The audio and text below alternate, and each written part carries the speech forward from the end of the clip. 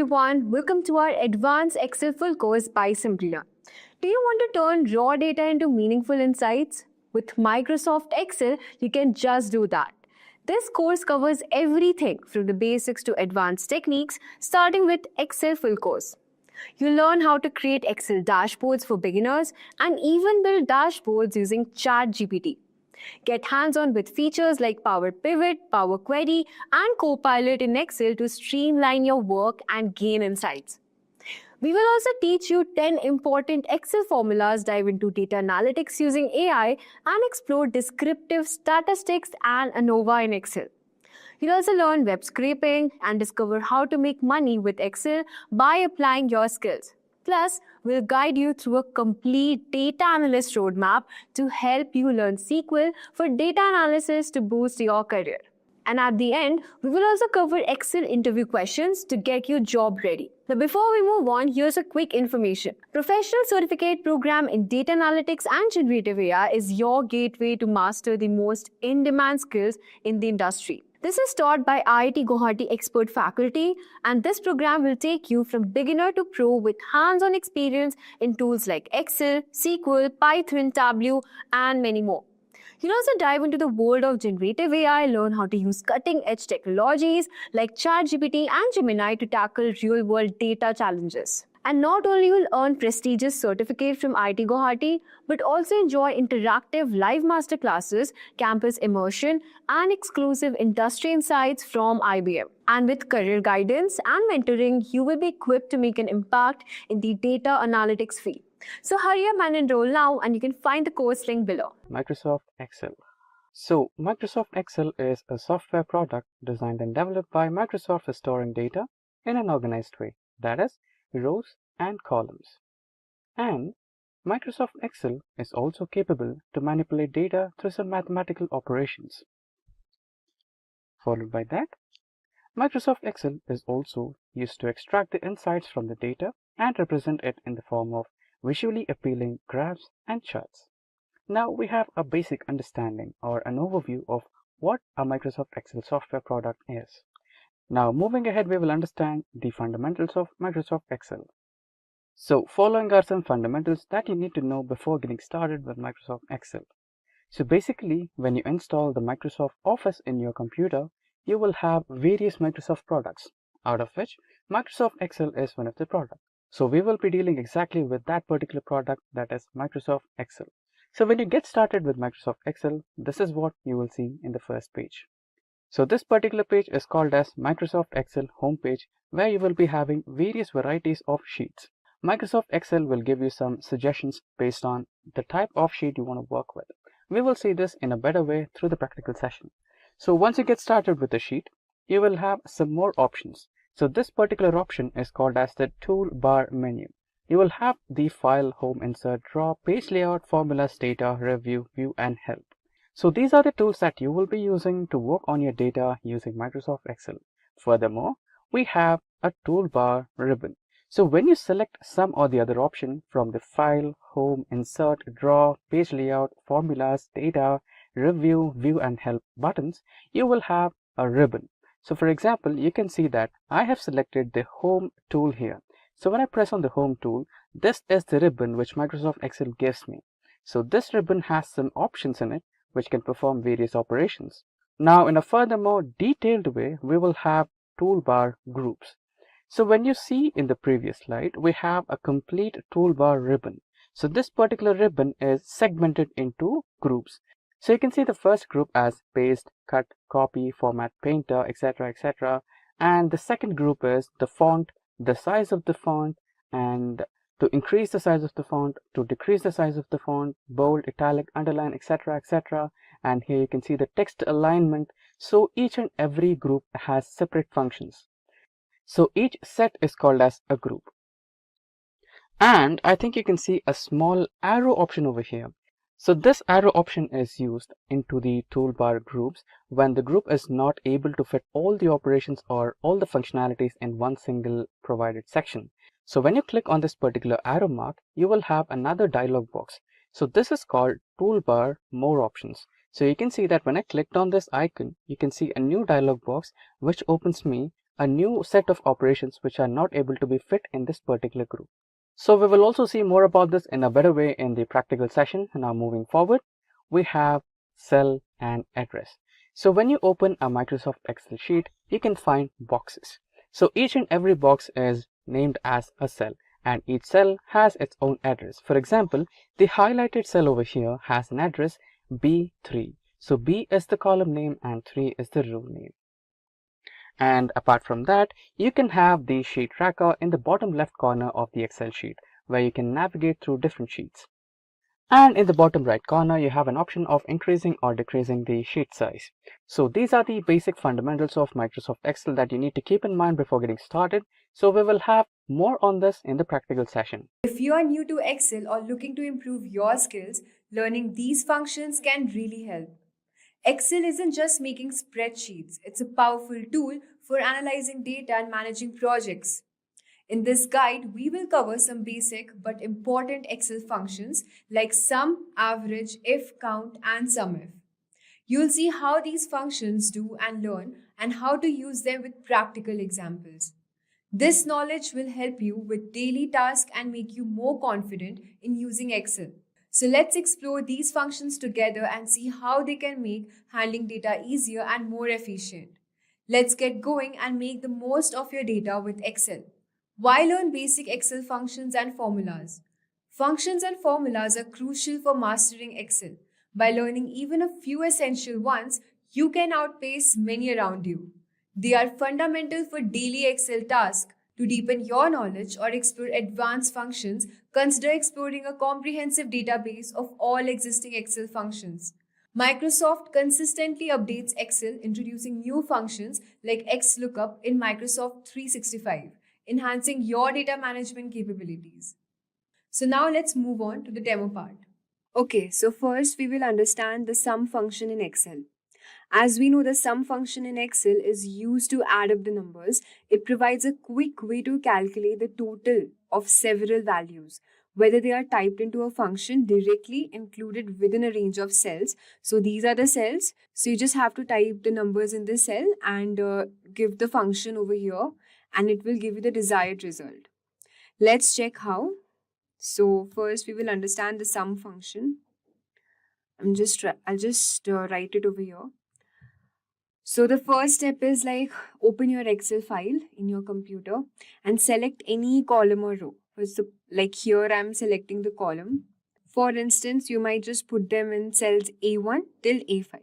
So in the A1 part I've mentioned sum for your understanding. So we'll start with A2. We'll type all the values over here. So just type any values, like I'm typing 40.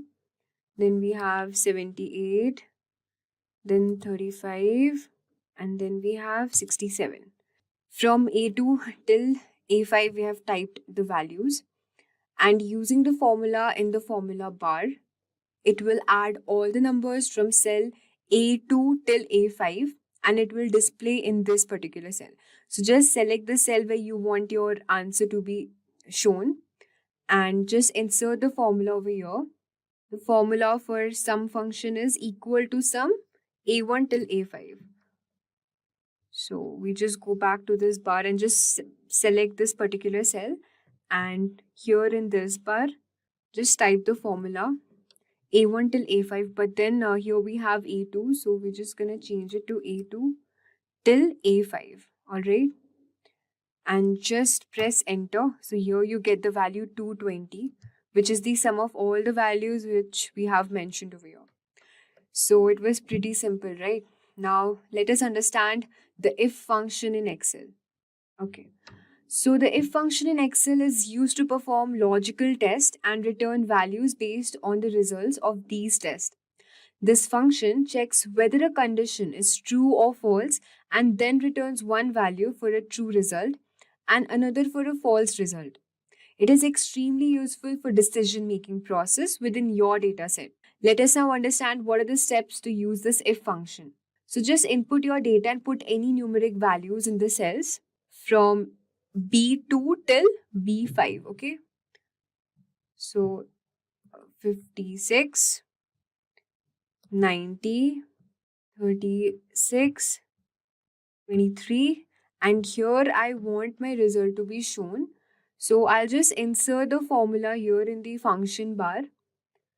So, okay, just check out the formula for if function, which is equal to if a1 if greater than 800, above 300, 300 or below. So let's see how it works. We're just gonna enter the formula. Okay. So this will tell Excel to check if the value of B2 is greater than 300. If true, it will display above 300. And if false, it will display 300 or below. Let's check it out. Okay. So there's a mistake. I'm gonna paste the formula here again. So in place of A1, we will mention B2. We'll just type B2 over here. If greater than 300, above 300 or 300 below. Just press enter.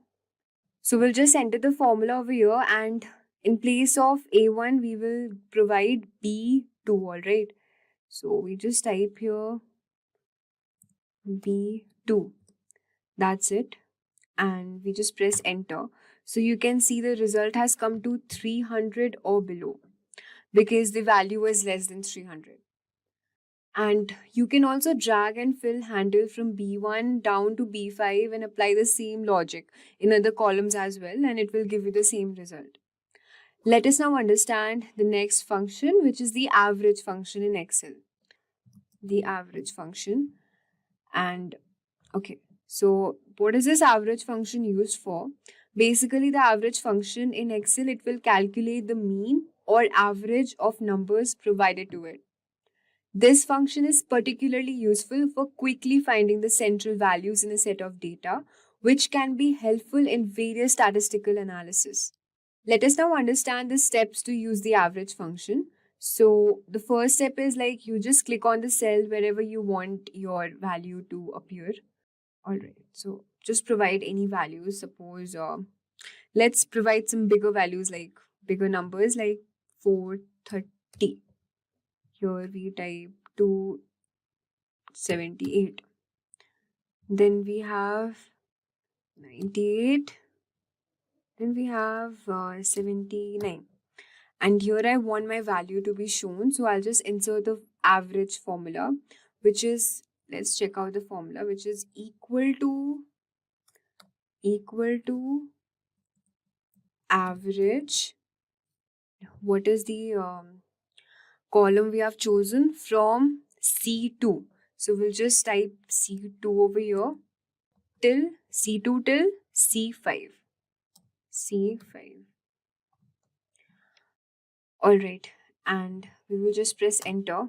So as you can see, the average function value is shown over here. So after pressing enter, the Excel will compute and display the average of all the cells in the selected cell. The next function is the minimum and maximum functions in Excel. It's very simple. Let's discuss what is the minimum and maximum function used for. The min and the max functions in Excel are used to find the minimum and maximum values within a given range of data. These functions are useful for quickly identifying the smallest and largest numbers in a data set, helping you to analyze different ranges efficiently. So let us now understand what are the steps to use this formula. It's very simple. Just type any values over here, 500. Next we have 389. Then we have 200, 190, 198. And here I want my value to be shown, the minimum value. So in the function bar, I'll just type the function, which is equal to min. And in the bracket, you just mention the column, which is starting from D2, right? So D2 till D5. So just type the formula over here And after pressing enter, you can see the minimum value shown over here is 198. And it's similar for the maximum function as well. So for the max, let's use some different values. And I want my function to be shown here. So same, you have to use the same formula. Just type the, in place of max, in place of minimum, we are using the max function. So just type max and then the column name, which is from, I think no. Yeah, E. So just type, so in place of, we will just write E. Okay, sorry. We just type E2 till, I think it's still E5, right? E5. That's it.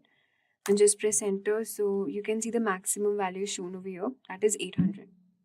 So it's very simple. The Excel will display the largest and the minimum value using min and max functions. The next is to understand the trim function in Excel. Let us now understand the trim function in Excel. So basically, this trim function in Excel is used to remove all the extra spaces from text except for a single space between words. This function is specially used for cleaning up the data that comes from other sources of data that has been entered inconsistently. Let us now understand the steps to use this trim functions. It is same as we have seen for all these functions. The only difference is that this trim function will exclude the spaces. So assume your text data with some extra spaces in cells. Suppose over here I type any sentence, any text, okay, like hello, and then I provide some extra space, everyone. And suppose I want my value to be inserted over here to remove all the extra space, or if you want some bigger text, you can do that. But let us now check how this trim functions work for this text. Just click on the cell where you want your clean text to appear. That is F6. And using the function over here, just write equal to trim. And then in place of, you just have to mention over here, which is F2. Which is F2. Just press enter. Now you can see that I've provided some extra spaces over here, but here using the trim function, it will remove all the extra space and just make it in a clean manner. So you can also drag the fill handle from B1, like from this F2 down to G2 and all of that, and then you can use the trim function in other column as well to clean up the text. The second function is the concatenate function. So let's discuss the concatenate function over here. Okay. So this concatenate function in Excel is used to join two or more text strings into one string. It helps in combining data from different cells, which can be useful for creating full names from first and last names, combining addresses, or any situation where text needs to be merged. So let us now look the steps how to use this concatenate function.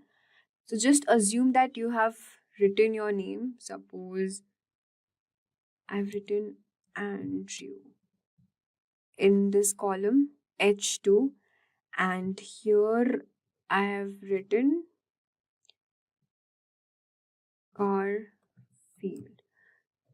Now what if I want to combine Andrew Garfield together? So just by using this concatenate function, I can make it happen. Alright, so if I want my result to be shown in this particular cell, I'll just click on this, and then in the function bar, I'll just enter the formula, which is equal to concatenate, and then I have to mention the cell name, which is H. This is H2, right? H2 till, and this one is I2. So I'll just mention the, yeah, and here after mentioning, okay, I have to provide some space over here. So I'll just put comma and then some space, then comma, and then here I'll just I2. Alright, and here I'll just press enter. So you can see in this particular row, Andrew Garfield, both name has been combined, concatenated together into a single name. So this is how we use the concatenate function. And the next function we have is the count function in Excel. Let us now understand how to use this count function. Okay, the count function in Excel is used to specifically count the number of cells that contain numbers in a range. It's a crucial function for quickly assessing the numbers density in a dataset, especially when dealing with mixed data types. We'll just assume that you have added transaction counts in column J, starting from column J2 till J5.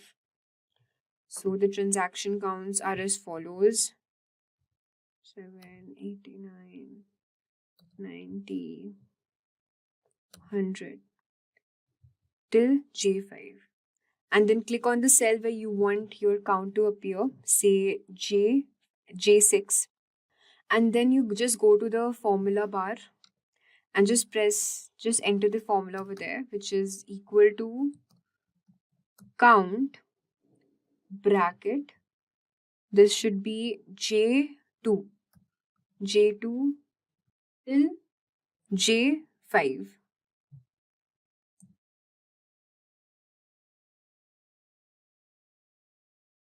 And just press enter. And you can see the Excel will display the number of cells that contain numbers in column J, which is 1, 2, 3, 4.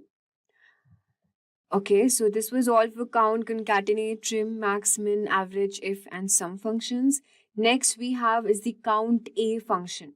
Let us now understand what is this count A function used for and how is it different from count function.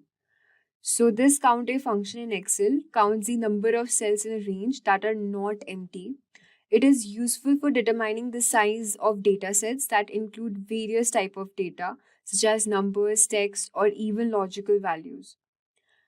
So it will just count the number of non-empty cells in a specific column. Just click on the cell where you want the count to appear. Okay, let me just tell you the difference between count and count function is that the count function generally used to count a range of cells containing numbers or dates, excluding blank. Whereas this count A function will count everything, including numbers, dates, text, or a range containing a mixture of these items, but does not count blank cells. So suppose if I enter 56 and I leave it blank, and then I enter 98, and then again I leave it, okay, and then just enter 56, and I want my formula to be shown over here. So I'll just go in this formula bar and just enter equal to count A, and then from K column, this is K column, right? K2 till K5. Okay, and I just press enter. So as you can see, it's showing 3. 1, 2, 3. It will not count the extra space or the empty cell we have left behind. And also one more thing, that we can also type text over here. It's not necessary to type only the numbers. You can also type the text. For example, I type apple. Here I type banana. Okay. Here is the function. Just press enter, it will count 3, which is 1, 2, and 3. So this count A function is used both for text as well as the dates as well as the numeric values, but the count function is only used for the numeric values and a date. It will not count the text over here. Now let us understand the count if function in Excel. We have now understood count and count A function and what is the difference between both of these functions. We will now understand the count if function over here. So let's understand the count if function. Okay, so this count if function is used to count the number of cells in a range that meet a specified criteria. This function is valuable for filtering and analyzing data based on specific conditions. To count the number of transactions that exceeds a certain amount of value, a threshold value, for example 5. Just click on the cell and suppose you want your values to appear in column L2. So suppose I type here 89, 7, 3 and 5. And here I will enter the formula which is equal to countif, and then from L2 till L5. Okay, just close the bracket.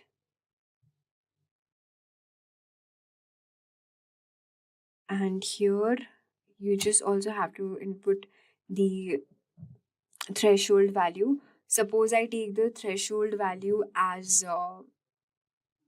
let's say 3 or let's say 5. Okay, let's take it 5. So this is my threshold value greater than 5. So it will display only the numbers which are greater than 5. And I just press enter. So you can see it's showing 2, okay? Because 7 and 89 are the only two values which are greater than 5. So you can see that using any threshold function, even if I could have written over here, let's say 3, so it will show 3 because the numbers greater than 3 are 5, 7 and 89. So this is how countif function works. We will now understand the last function, which is the SUMIF function in Excel. So what is the SUMIF function used for? Basically, the SUMIF function in Excel allows you to add up values in a range based on specified criteria. This function is extremely useful for performing conditional sums, where you can want to show the sum numbers that meet certain condition. So to calculate the sum of transactions where the number is greater than 5, click on the cell where you want your total number to appear.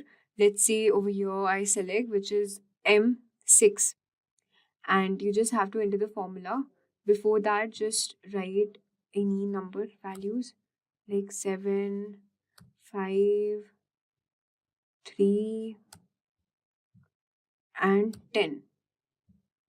And over here, just mention the formula which is equal to sum if, and the column name is starting from M2 till M5. Value should be greater than 5, comma, this is M2, right? M2 till M5. That's it. And we'll just press enter. So it's showing 17.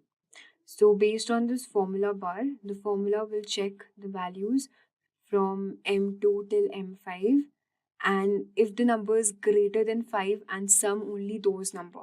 So as I've mentioned the value 5, so it will only calculate, it will only sum numbers which are greater than 5, which are 10 and 7, which is equal to 17.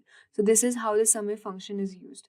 We have come to the end of our video, and this was all for the top 10 most important basic Excel functions. So now we enter the demo inventory in Microsoft Excel. So we will be using Microsoft Excel to create a sheet of the employees in a company.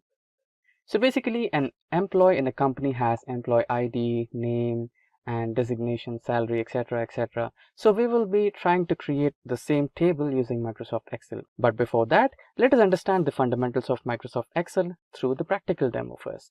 So I have started my Microsoft Excel, and this is how the home page of Microsoft Excel looks like. So you have a blank workbook over here. If you want to create a new workbook, you can select new option. So Excel will provide you with various variety of sheets. You can see money in Excel, adjustable meeting agenda, streaming show list, small business cash flow, and many more. If you're not able to find what you're looking for, then you always have an option of selecting the particular type of sheet what you're looking for. So you have various options. If it's business, if it's personal, if it's planners and trackers, lists, budgets, charts, etc, etc. So let's imagine that you wanted something from business.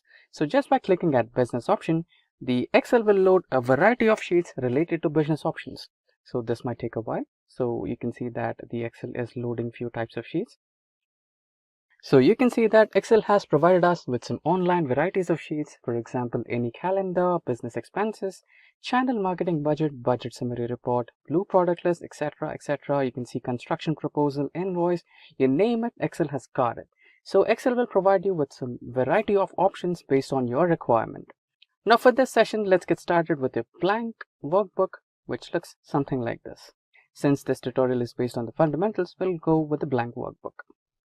Now over here you can see the toolbar that we discussed earlier that has the file, home, insert, draw, page layout, formulas, data, review, view and help.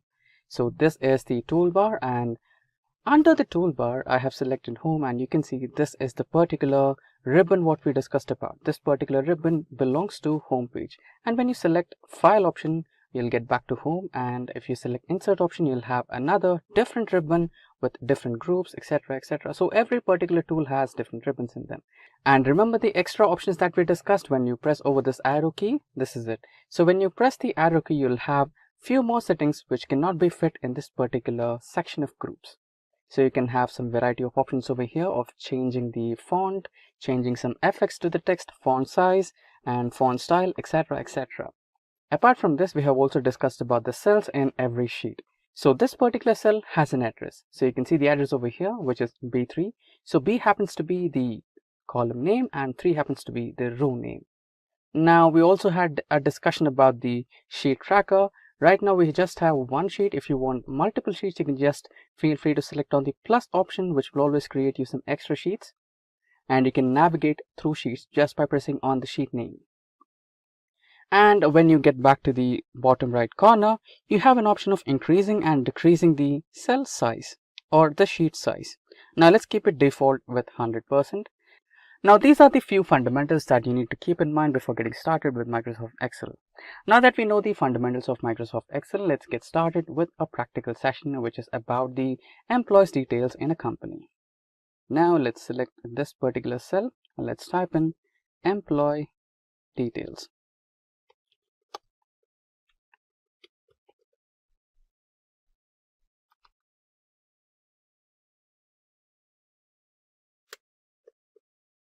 Yeah, we have the cell. Now an employee details table will have the information related to employees. So the information will be about name, it will be about employee number, it will be the designation, and maybe salary,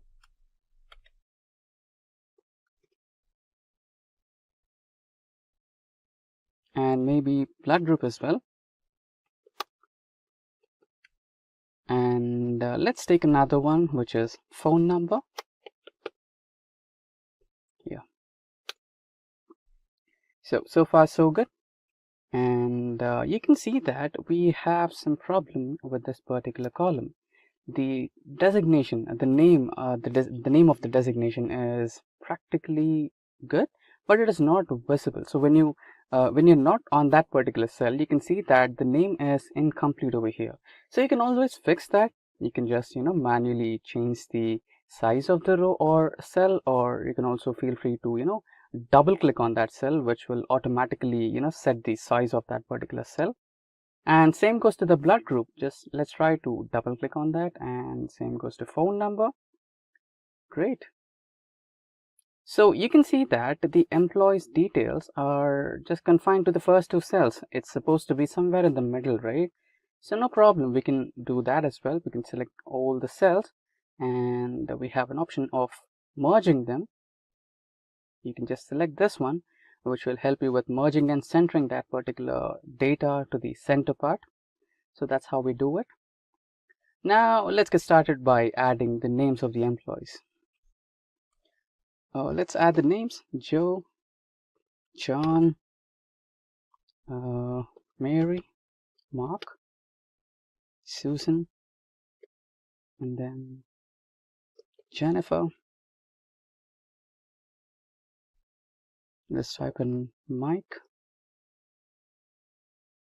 Let's type in Tim, Jeffrey. Yeah, we have a couple of employees. Now let's type in the employee numbers.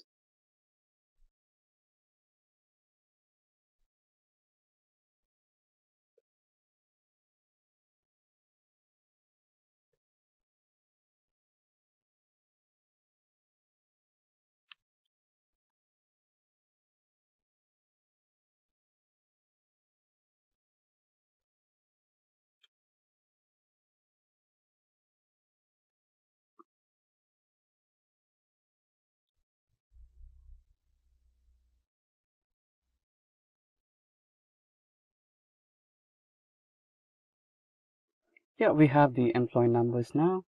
Let's type in the designation. Okay, let's choose Joe to be the CEO of the company and John as the software developer,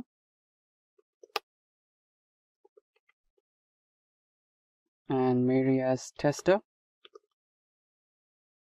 Mark in finance, Susan also in finance, and Jennifer in testing.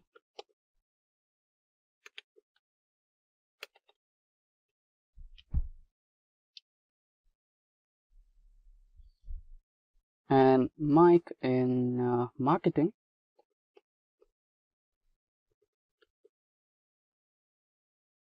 Same goes for Tim. And again, Jeffrey into software development.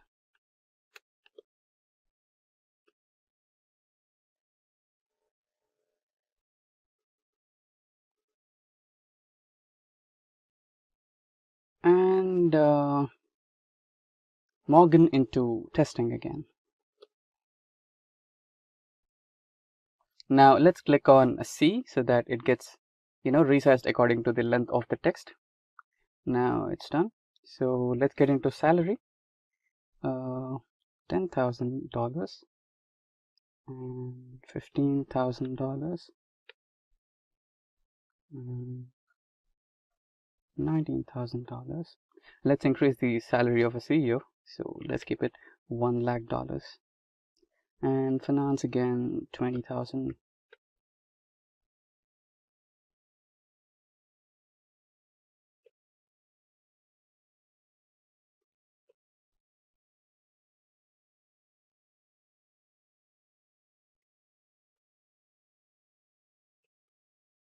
So yeah, the salaries are allocated. Again, the blood group.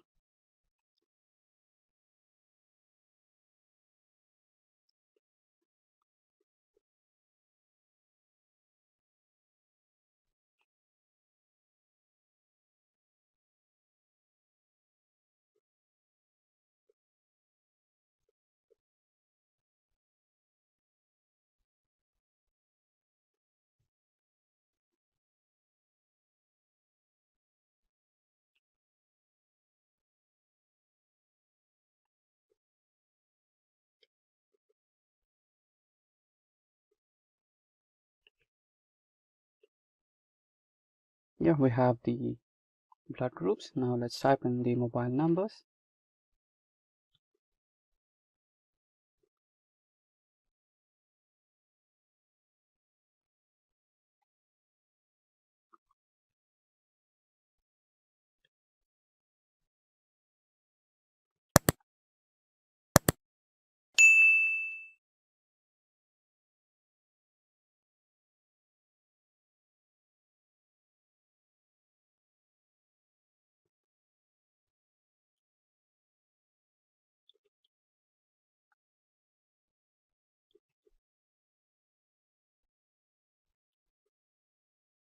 Yeah, now we have typed in some random mobile numbers as well.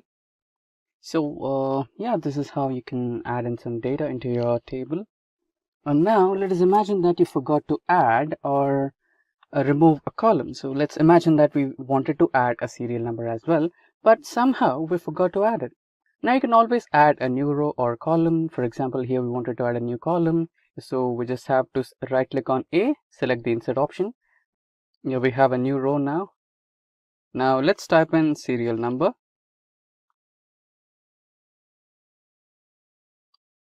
And let's type 1. Now, can you see the small box option over here? If you just drag it, you can, copy paste all those over here. And now let's right click and fill series. Now we have the employee number starting from 1 to 10. That's how you do it. And apart from this, you can also, change the font of the entire row. You can change the font to, say, Aroni, and you can always also change the font. And same goes to the employee table. You can select it, bold it, and you can also increase the size, and again select a color for the text, maybe a different color, green would be better. And you can also select the entire cells and align them to the center. Looks more good. And you can select or double click the row names, so you'll have the proper spacing between all the rows and columns. So we have double click on the column, right? Yeah, so basically that's how you make things happen. Now let's save this. So I'd like to go to the save option and AMP data.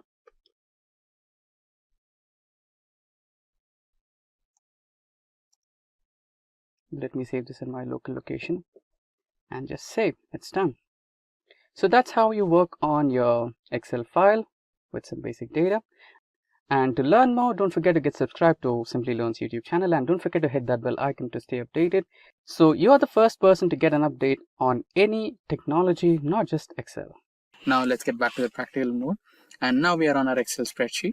So here we have some text boxes on the column A, and on column B we have lower and upper. Okay, so we have a mix of uppercase and lowercase in our text. So first we'll try to convert them to lowercase, and then we'll try to convert the entire text into uppercase. So for that you need to press on equal symbol and select the lower formula tab, and you selected the function. And now click on the cell A3, that's your cell address, and press on OK. Now all the letters are converted to lowercase. So we had J in the uppercase, which is converted to lowercase. Now all you can do is drag the formula to all the cells, and it will be applied to all the cells, right? Now let's similarly try to convert into uppercase and tap space, and there you go, you have selected the formula. Now the cell address, press enter, and drag the same drag the same formula to all the cell addresses, and there you go, all the cells are converted to uppercase. Now that's how you convert the cells or data in Excel to uppercase or lowercase in Excel. Now we are on the Excel spreadsheet. Now here we have some sales data based on a store. Now what we are going to do is we are going to add some multiple rows or a single row in this particular data. So here you can see the region wise, category wise, state wise, subcategory wise, and their sales and quantities, right? Now let us imagine that you must start to add a sale data here, right? So let us imagine that on the row 7th, you were supposed to add some detail. For example, some technology related sale happened on that day and you missed out to add it, right? So how do you create a new row now? So for example, if multiple sales happened on the same day, like 3 to 4, and you missed out them, so how do I add 3 to 4 rows in between the existing data, right? So don't worry about it, it's completely simple. All you have to do is select the row and right click and press on the option insert. Now this will insert one single row if you wanted to add one single row or tuple. And if you wanted to add multiple rows, for example, you wanted to add 3 rows altogether, then it's also simple. All you have to do is select 3 rows and right click and press on insert, and then you have 3 rows. So there you go. So that's how you add multiple rows in a Excel spreadsheet, or that's how you add one single row in an Excel spreadsheet. Now we have started our Excel worksheet, and here you can see we have employee details on our worksheet. Now all of a sudden you wanted to add employee second name as well, or a last name, right? So you're a beginner and you don't know how to add a column, or you might be a little ambiguous, right? So instead of using this simple step, you might end up creating a whole new sheet or maybe other approaches as well, which are time consuming. So let me give you this simple step. All you have to do is select the column. So here you wanted to add a last name, right? So B is your column with the first name, and here you wanted to add a second name or the last name, which is in between the columns B and C. So remember that Excel adds a column always towards the left side of a column. So here if you wanted to add a column next to B, then you want to select the column C and right click and select the insert option so that it can be added in between B and C, which is adjacent to B. So let's look at it, right? So you have added the next column or a new column right next to the column B, and it's in between the designation and employee name. Now you can add your second name. So that's how you create a new column in Excel. Now, in case if you wanted to, create multiple columns altogether. So here we have, or here we needed a second name. Also, here you have a designation and you wanted to add another column which, assigns managers to the employees, right? So let's delete it, delete the second column, and let me explain you what I want to do. So here you wanted to add the second name of the employee and also the manager of these employees, right? So here you wanted to add two columns altogether, right? And now you might be wondering, could I add two columns together, or will it work only for the one column thing, right? No, it works for two columns and also more than two columns altogether. So you wanted to add two columns here, right? So select the two columns. You can select, or you can click on the column C and hold that left key and drag it along the right side. Okay, so here I have selected two columns and here it's three, right? So you can see here it's 10485676R cross 3C. That means you have selected three columns. If I navigate out of the four, you can see we have selected four columns, right?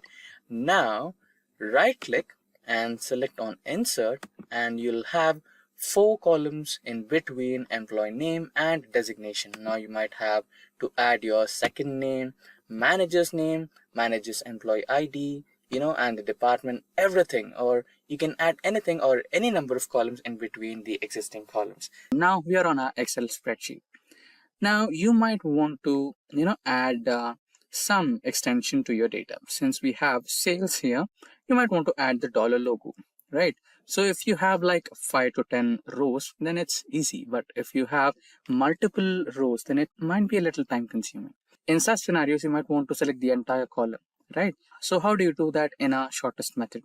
So there are multiple methods to do it. So the easiest one, the first and the easiest one is clicking on the column number or column name. So here we have the column name, that is E, and if you click on it, the entire column is selected. And here we have numbers. So let us imagine that you wanted to select the row number 2. Click on number 2 and you have all the rows, the entire row selected, all the cells are selected, right? So this is one way. And again, there is another way where you can just, click on the first table header and press Control Spacebar. So the combination key is Control Spacebar for columns, and if you want to select the entire row, it is Shift Spacebar. So this is the method 2. And another method, so you might have a doubt here, right? So when you click on the column name or when you click on the row number, the entire row or entire column gets selected, right? And you wanted to select only the cells which have data. So we have another way for that. So you can select the cell. Now hold the Control and Shift key and press the lower arrow key to select the entire column with cells having data. So there you go. You have selected all the cells in one single column with only data, and all the cells which do not have data are not selected. Same applies to rows as well. Control Shift, right arrow key or left arrow key based on your rows, and all the rows with data will be selected. All the cells in a row are selected, not the entire row. And coming back to the first question, that is adding the dollar symbol. So here we have general. So go to the data type and add currency.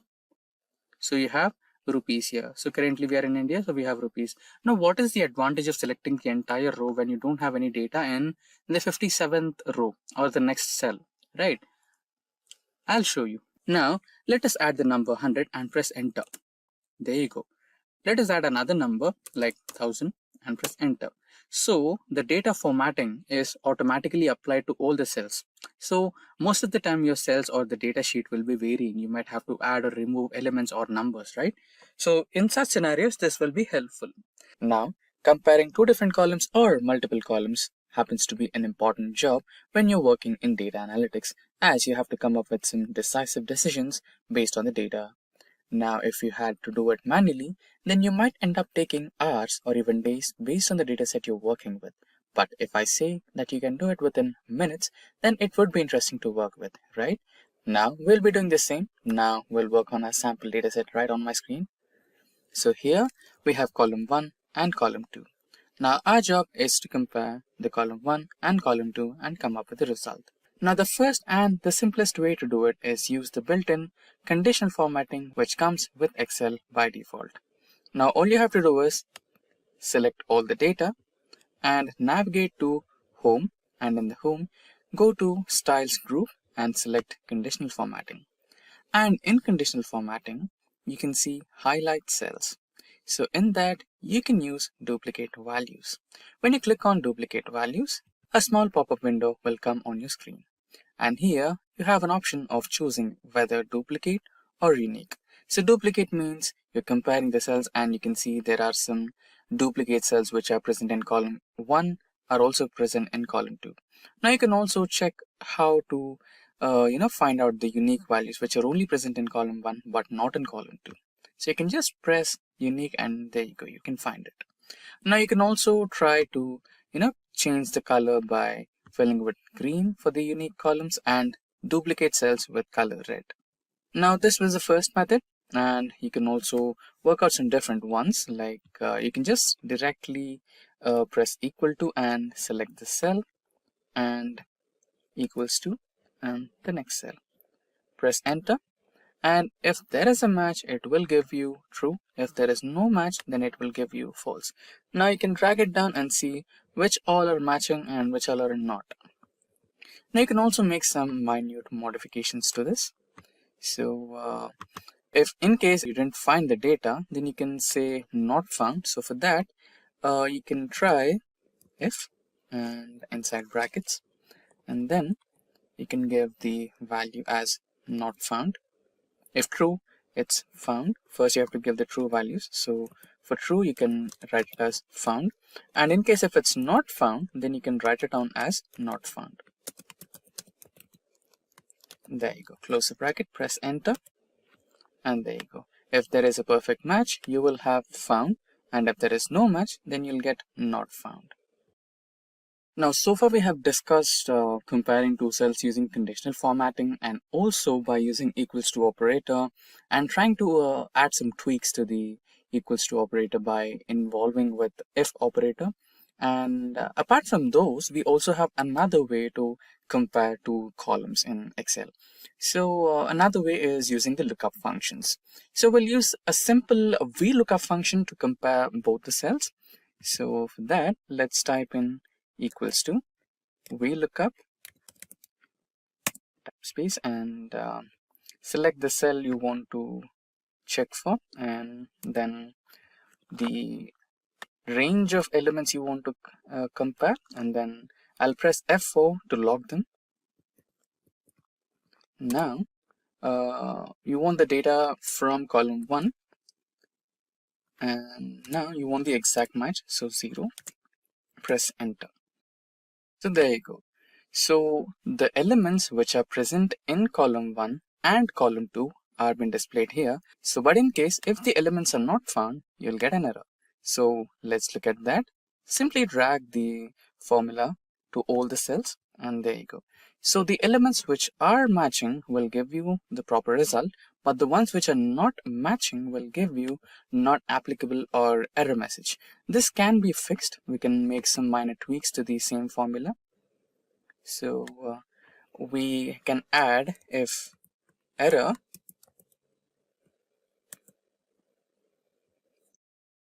comma simply written as not found.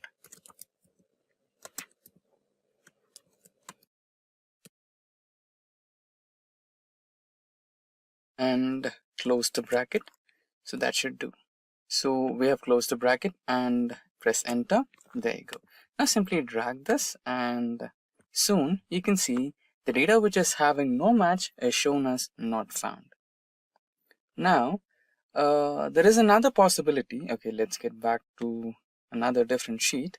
So this should work. So we already have the formula, so let's erase that first. I'll erase the whole data and even this one. Yeah, now we have the clear column 4. So here you can see we have Ford India, and here you can see we have just Ford. And similarly, here you have Mahindra and Mahindra, and here you have Mahindra, right? So in some situations, you might have to compare two different columns, but the names might be a little different, right? So for example, if you're working with Oracle, and if you're working with Oracle America, and you have in the first case is Oracle and in the second column is Oracle America, then those are one and the same, but you have some minor text changes, right? Just like here you have Ford India and here you have Ford.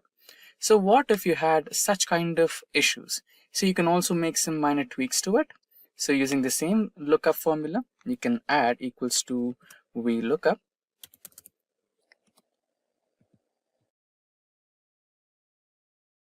And also the comparison cell, which is this one. And you're not stopping there. You're trying to add the wildcard here. So the wildcard is asterisk, which means if there is anything like if you get the comparison between the first cell and the second cell which matches, and if there is anything extra rather than the actual cell, please try to consider it. So that's what we're going to do. So after entering the wildcard symbol, you'll select the range of columns which you have to fetch the data from, and then try to fix them using function key F4. You're looking from the column number 1, and then you're finding the exact match. Now you can close it and enter. Now let's try to drag it. There you go. So you have the data, Mahindra and Mahindra, Hyundai India, Honda India. So that's how you try to use comparing cells in Excel. Now you can see I'm on my Excel worksheet, and I have one table on my worksheet right now. So you can, transposing or, converting rows to columns is a very simple task. I'll explain you in two different ways. So the first way, select all the cells that you have on your sheet and press on Control C, so it will give you the copy option, and then you can also paste in the same sheet, or if you want, you can go to a whole new sheet and select the paste option over here.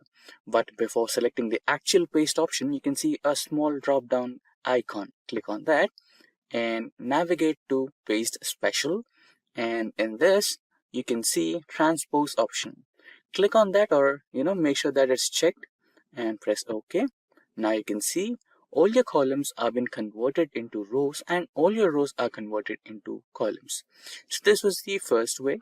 And what is the second way, you ask me? So it's really simple. Select one cell somewhere, and you can, or let's create a new sheet as well. So here you can write down the formula as transpose, and select the array which you want to transpose. So this is the array. So transpose is basically an array function in Excel.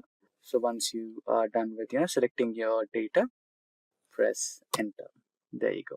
So all your rows are now columns, and all your columns are now the rows. Now on my spreadsheet, you can see some data, which is the sales data of quarterly basis in the 4 different zones, that is north, west, south, east. So you can make things look better by hiding these columns. And if you hide these columns, it's critical for the end user to identify which columns are exactly hidden, right? To make things a little easier for your end user, you can select the columns and then go to the data option, and in the data option, click on the group option. So this will group these columns, and you will have the symbol of minimization, which will help you hide these columns automatically and unhide these columns automatically. Now let's also try to group GHIJ columns. And there you go. Now similarly, let's also try to group the rows of north and rows of west. Then you have the rows of south and rows of east. Right? Now all these rows and columns are been grouped. Now all you can do is just click on the minimize button and those will be minimized. Similarly, the rows, right? And to unhide them, all you can do is click on the plus icon and they will be unhidden. You can also try to ungroup the columns and rows. All you have to do is select the columns and click on the ungroup option. Similarly, the rows as well.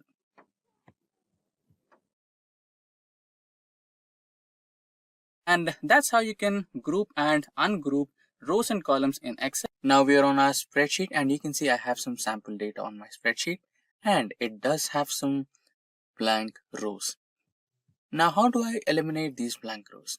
So one step is you can select the entire row and try to right click and delete it.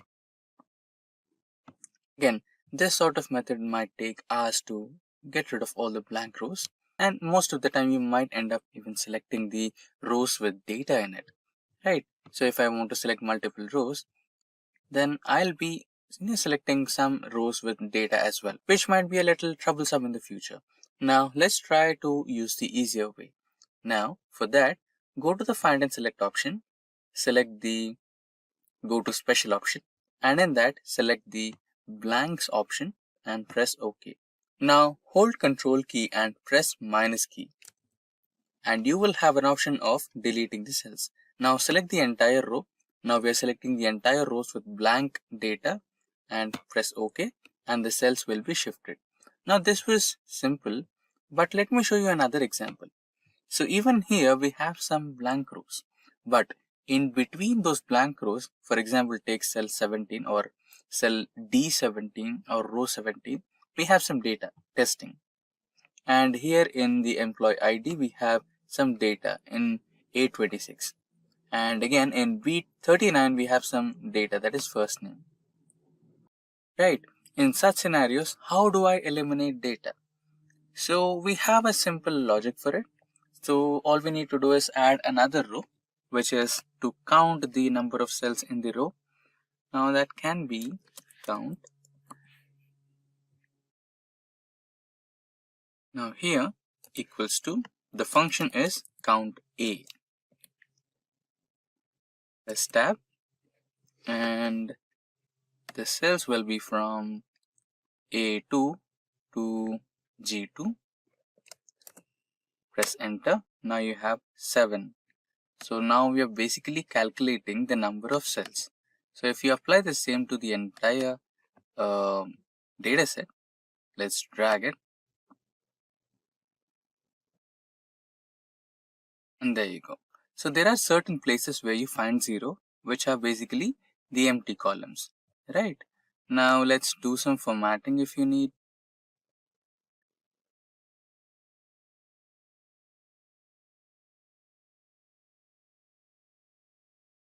Let's try to add filters. Control A, Control T, and now table will have filters and headers. Now here you can see the drop down icon, click on that. Now instead of select all, what you can do is select 0.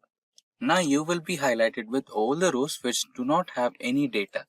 Select all those and press on delete, or what you can do is the same way, control minus, and there you go. Now clear the filter. Now all you have is the data without any kind of blank rows.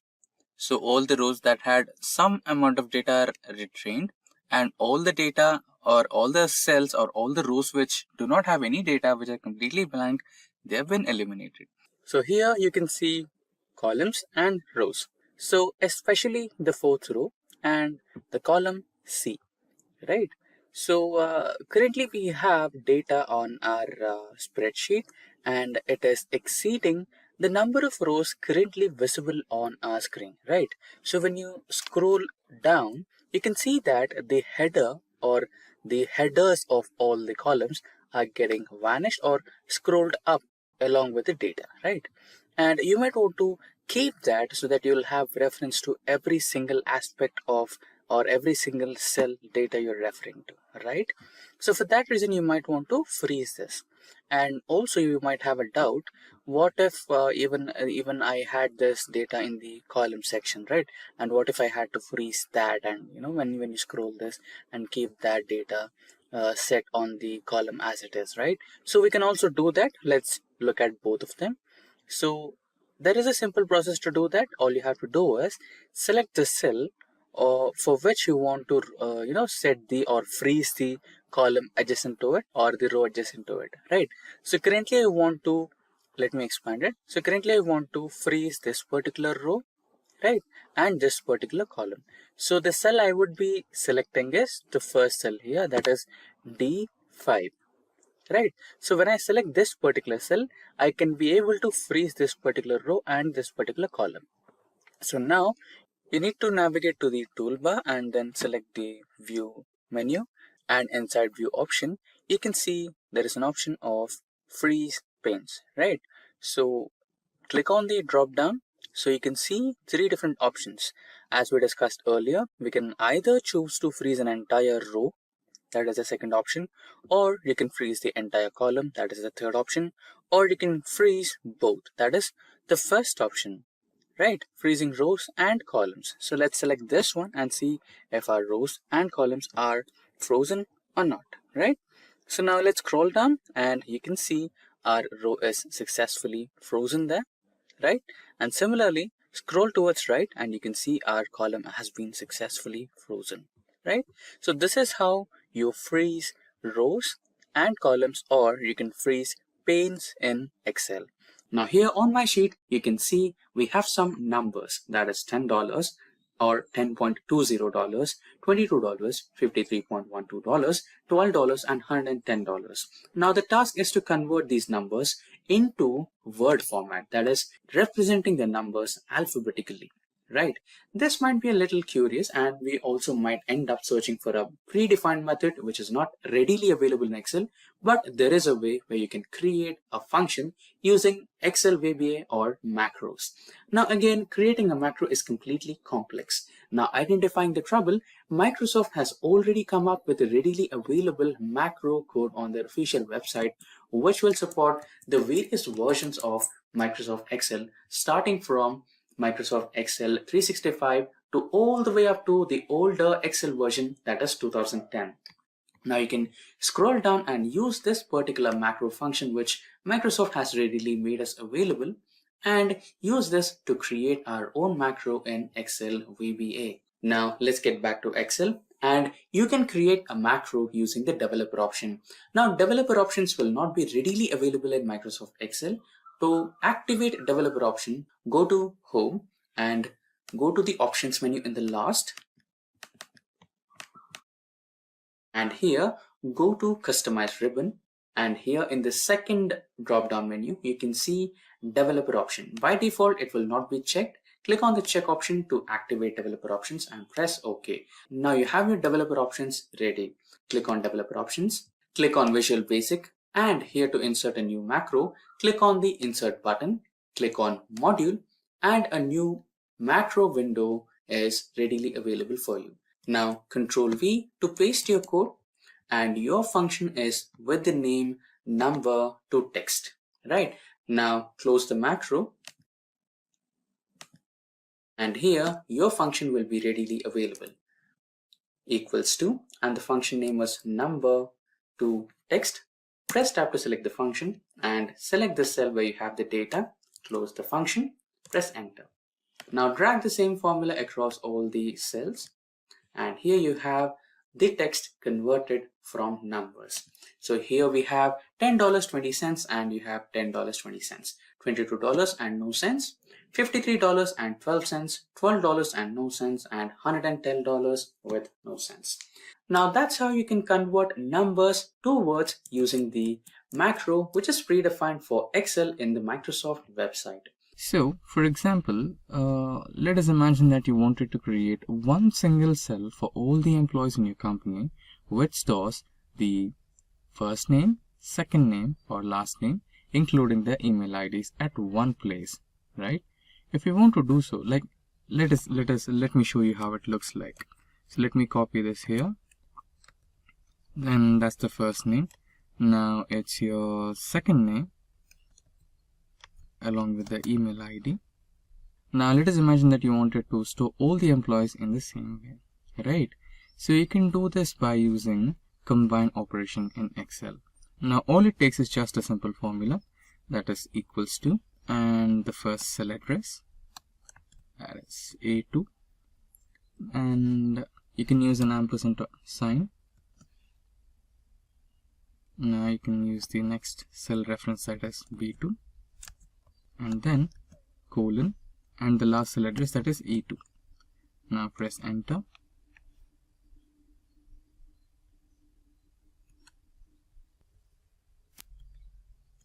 So when you press enter or tab, you will get this particular answer. But this data is completely in a state where you can't understand it, right? The first name, last name, and the email ID has got combined all together. So you want to use some spaces, right? So all you need to do is just make a little modification to this particular existing data. So you can press another ampersand and include spaces. And then you can separate the email ID and the name with some colon. So now we have separated the first two cells, that is the first name and the last name, with a space using the ampersands. And then again we have used an ampersand to include the colon, and see that we have also included a space between the colon marks so that it gets separated cleanly. And now let's try to press tab and see the result. So there you go. The first name and the second name is separated by space, and the email ID and the complete name is separated by a colon. Now you can use this to all the cells, and there you go. All the first name, last name, and the email IDs have been printed here. So that's how you use the combine operation in Excel. And you can see on my screen we have the sales data of one single employee in the month of January. Okay, so this is the sales data of John in January sales. Now let us imagine that we have the same person's or same John's data of sales of all the 3 months. Okay, so here we have the sales data of John for January, February, and March. And you wanted to club all these 3 months and write it down as quarter 1, right? So let us try doing it. Now you can see that only January is replaced as quarter 1, and February and March are still remaining the same. So let us try to delete them. So we have deleted them, and I think now it looks like this is the sales data of one single quarter, that is quarter 1.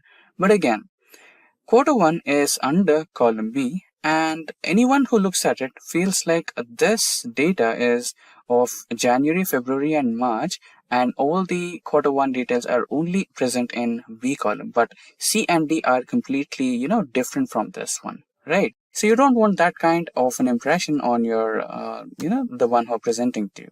So in those situations, you want to merge all these 3 columns and make sure that the quarter 1 is present somewhere in between the cells so that all the data looks relevant, and it defines that these data elements belong to quarter 1, right? So there is an option in Excel to do that. So select all the cells that you want to merge and go into Home button, and in Home button, get into the alignment group and select Merge and Center. So you can do it directly. Also, you have a couple of more options. There is Merge and Center, Merge Across, Merge Cells, and Unmerge. So we'll go through it one by one. So first we'll go through Merge and Center. So there you go. The cells got merged and it has been aligned into center.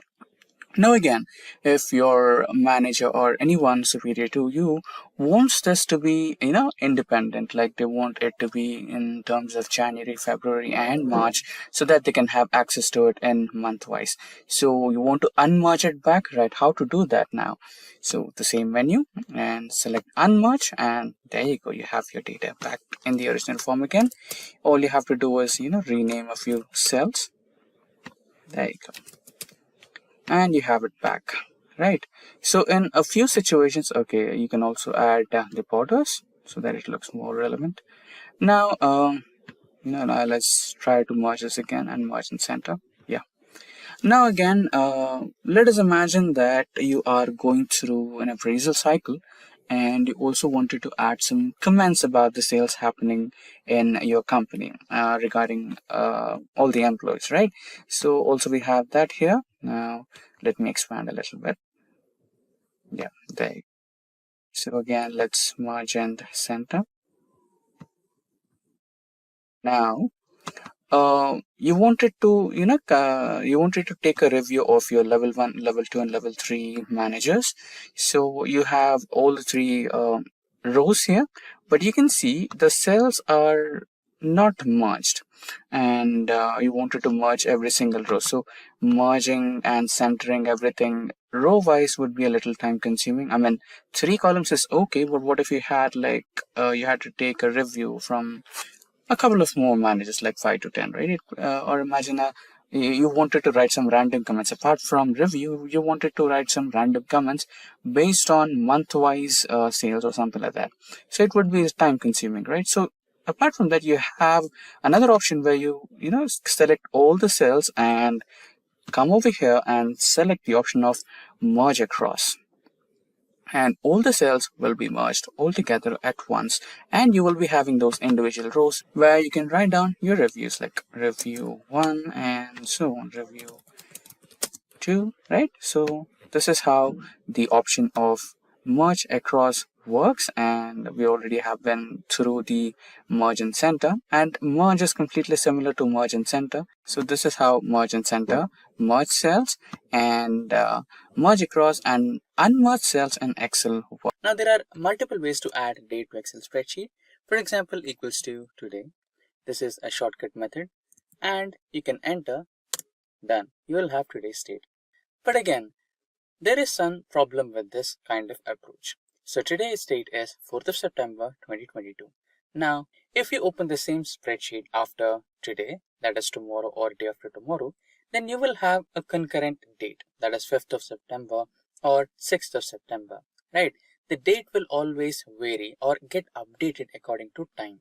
Now, you don't want to change that, or you don't want that to be happening with employee's date of joining, right? It should be stagnant. It should not vary, right? So there is another shortcut way apart from using the datetime functions. There is a keyboard shortcut where you can add date to Excel. That is Control semicolon.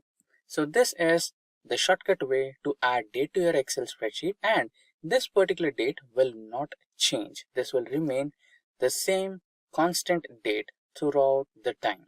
Now, there is a chance where you might also have to add time to your spreadsheet, that is date of joining and time of joining, right? So there is another simple shortcut where you can add time by just pressing 3 keys, that is holding Control, holding Shift, and pressing semicolon. Then you'll have the time.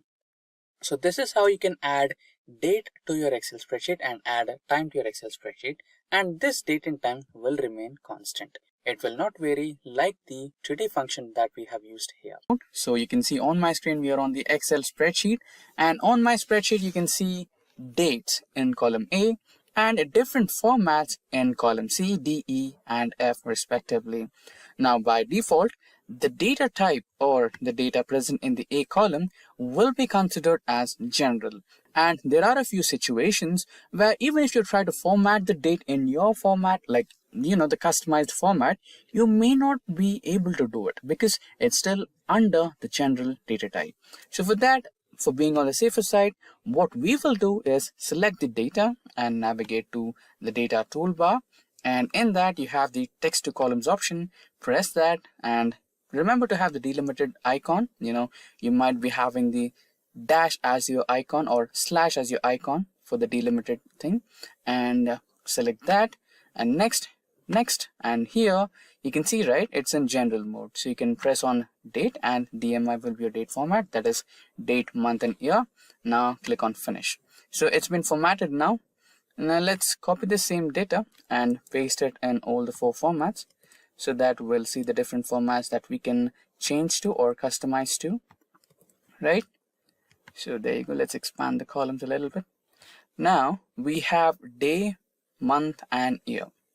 So now you might want to change a couple of things, right? For example, you wanted to change, okay, let's see the menu. So the way is to select the cells and right click and select the format cells option. And in here you can see the date function, and in here you can see different types of modifications that you can do to your data, right? So you might want to also change your dates based on the location. So right now we are in India, and imagine if you wanted to, change something based on US, or if you are having your client in US and he wants the dates in US format, you can also change that. So here you can see English United States, and press on that, press OK, and you can see it's been changed to US format, where you have years in the first place, months in the second place, and dates in the last place, right? And now let us imagine that your client does not want the dates. All he needs is just months, right? You can also do that. Get back to the format cells option, go to custom, and here instead of month, date and year, all you can do is just write down month and year and select OK. So you'll have only month and year, not the dates. Now your client is being a little more, he wants a little more detail, and he wants you to add a lot of granularity to your data, which includes day, time, etc., everything, right? So you can also do that.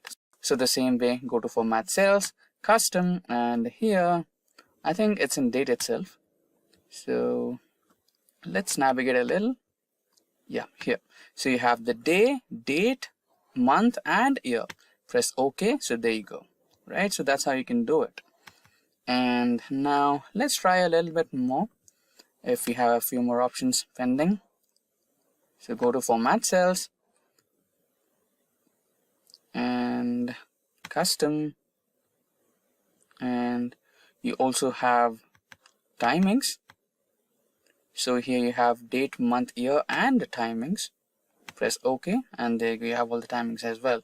So since these dates are, I created them just a few moments ago to keep it simple, so I did not have to add the timings here. So if you are keen about adding the timings, you can also do that. For example, if you wanted to add the timings of the employees logged in and logged out, you can also do that using the same format. And you can see now we are on our Excel spreadsheet, and you can see we have a column of dates, and on the column B we have age.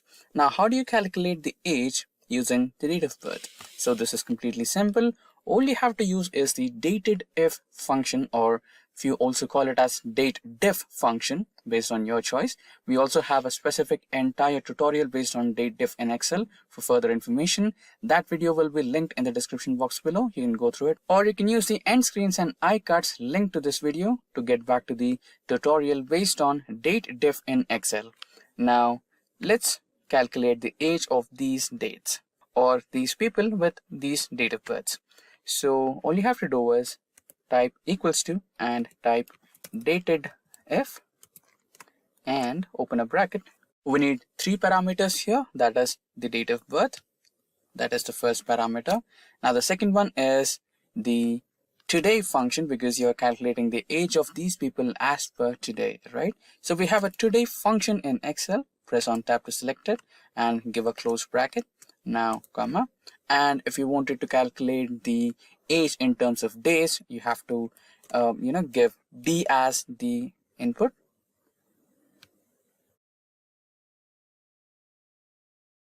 Yep, here it should be D as the input, and don't forget to use the double quotes here. And if you use the single quotes, there might be an error, so use double quotes. If you want it in the days part, you can give days, and if you want it in months, you can give months. For now we want in years, so we will be giving Y as the third parameter, and press enter. There you go, you have the age here in 26 years. You can drag the same function and you have the ages here. as you wanted, right? So this is how you calculate age in Excel. And on my Excel spreadsheet, let me expand it. We have two different timings, that is in and out. So here we are considering a scenario where we are calculating the total number of hours worked by an employee in an organization. So the in time will be the time where the employee logged in, and the out time will be the time when the employee logged out. So here we have made some minor cell formatting. So when you right click on any of the cell, you can get back to the formatting cells option. And in that option, we have selected the AM PM. So there is also another option of choosing the 24-hour timing, that is 1320, 1330. So this represents the 24-hour format. But since we are, working on office timings, let's keep it as AM PM.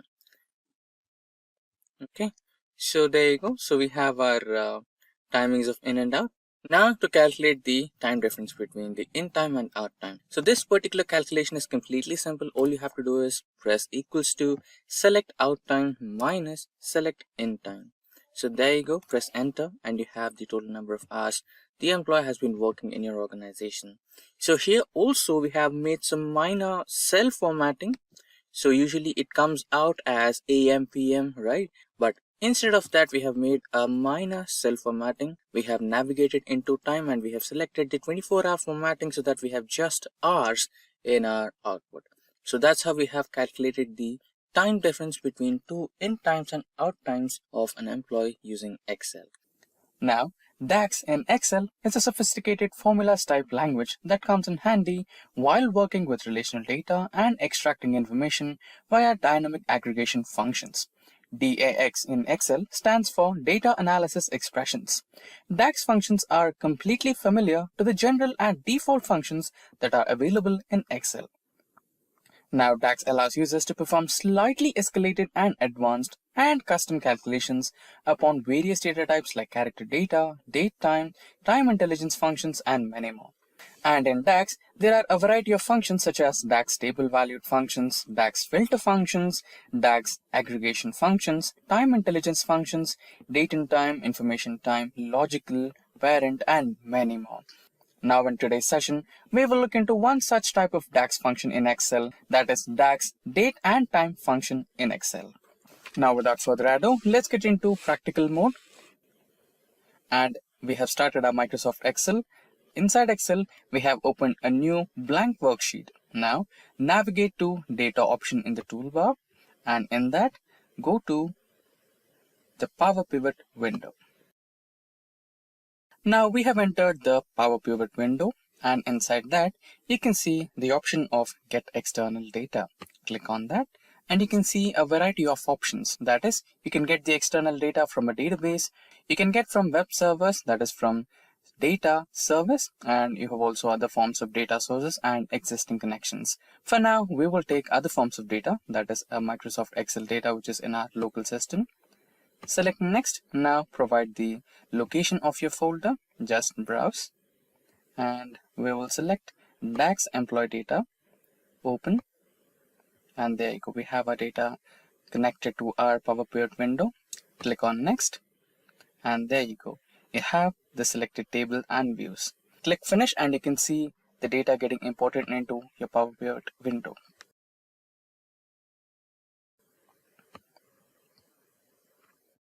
There you go. By default, if you want to add any DAX related functions into your Power Pivot window, you'll have an external added column over here, which looks something like this. If there is not an external column, you can also add the column. It's not a big trouble. Now we have some data here. That is the employee ID, employee name, designation of the employee, department of the employee, salary, and joining date, etc. Right, let's expand this view and see what's more in it. So this column is the date of birth and this column is the employee joining date, right? Now we have so much of data. Now let us imagine that we want to calculate the retirement age of all the employees. So now let's rename the column to retirement date.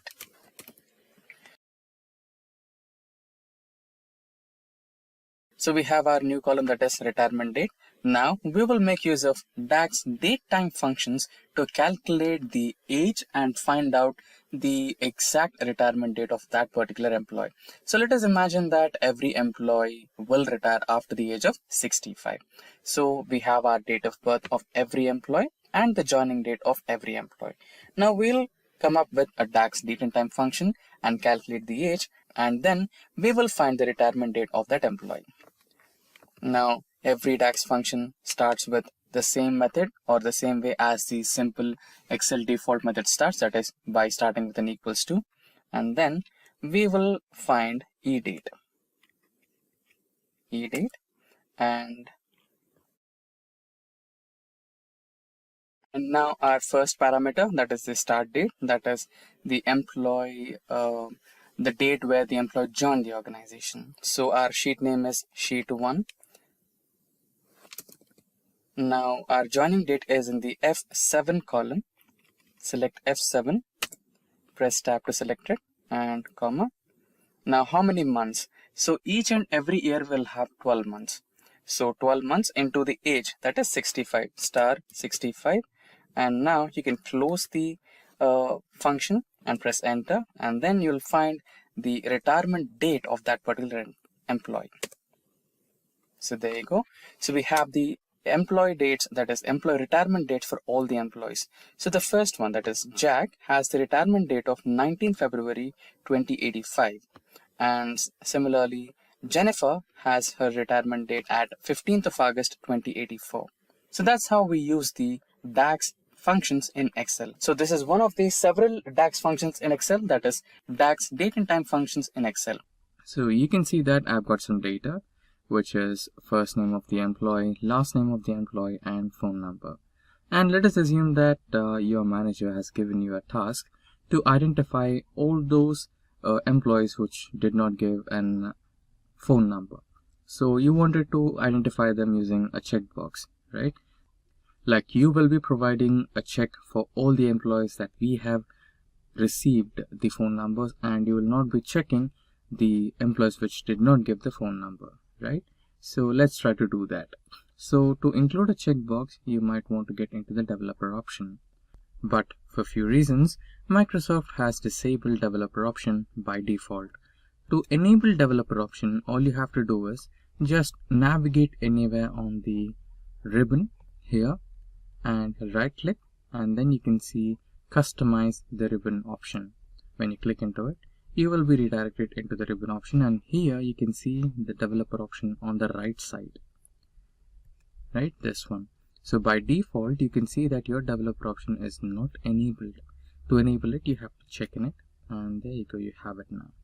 So press OK and you'll have the developer option.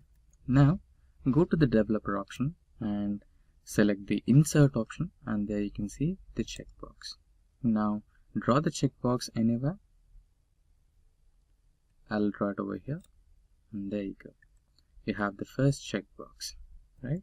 Now if you want, you can even customize this. So carefully click it.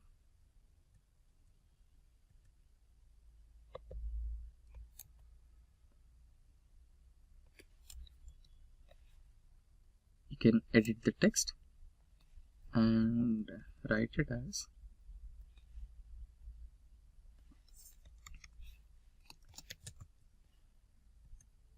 done. Okay. Now you can even copy this to all the cells. Just select and drag, and there you go.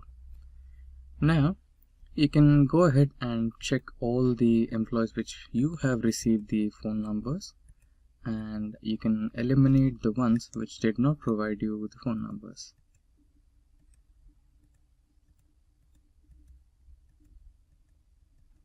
That's how you can do it.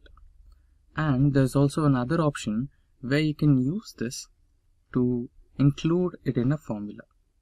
Since this data is only of 25 rows, you can manually check in the data and you can leave the data which is you have not received. But what if you had 2500, right? Then you might need formula.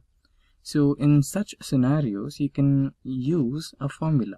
So how do you use that? So for example, if this particular box is checked, then you will get a true value here, and if it's not checked, you will have a false value. Then you can use that boolean value to include in your formula, right? Sounds interesting. Now let's try to implement that. You can right click the cell and you can find format control. Then you can see here you have an option called cell link. Here select the cell link and press OK. So here you can see if you have checked this, the value is true, and if you uncheck this, you can see the value turned false. Now you can use this particular cell reference for including this in a formula. Now let us also check how to include checkboxes on Google Sheets. In Google Sheet, it's really simple. All you have to do is get into the insert option and you can see a readily available checkbox. You don't have to use any developer options over here. And there you go, you can just check. Now let us assume that you're giving an important presentation and you're also requested by your manager to add the Excel document that you have used to create that particular report, which would be something like this. When you click on it, it will open a new Excel document or Excel window with all the data in it, right? So how do we do that? Let's look at the demo. Now let's have a blank slide and let's get back to the source where our Excel file is located, that is in My Documents. So we are currently in My Documents and we have the Excel file which we used for creating that particular report. Now if we copy and try to paste it on our Excel document, it would look something like this. And clearly it's not visible and it's not accessible, right? So instead of this, there is another way where you can directly add the Excel document in the form of logo, which is a rather simple idea. All you have to do is just click on the insert option in the toolbar, then navigate to the text group, and here you will find the option called object.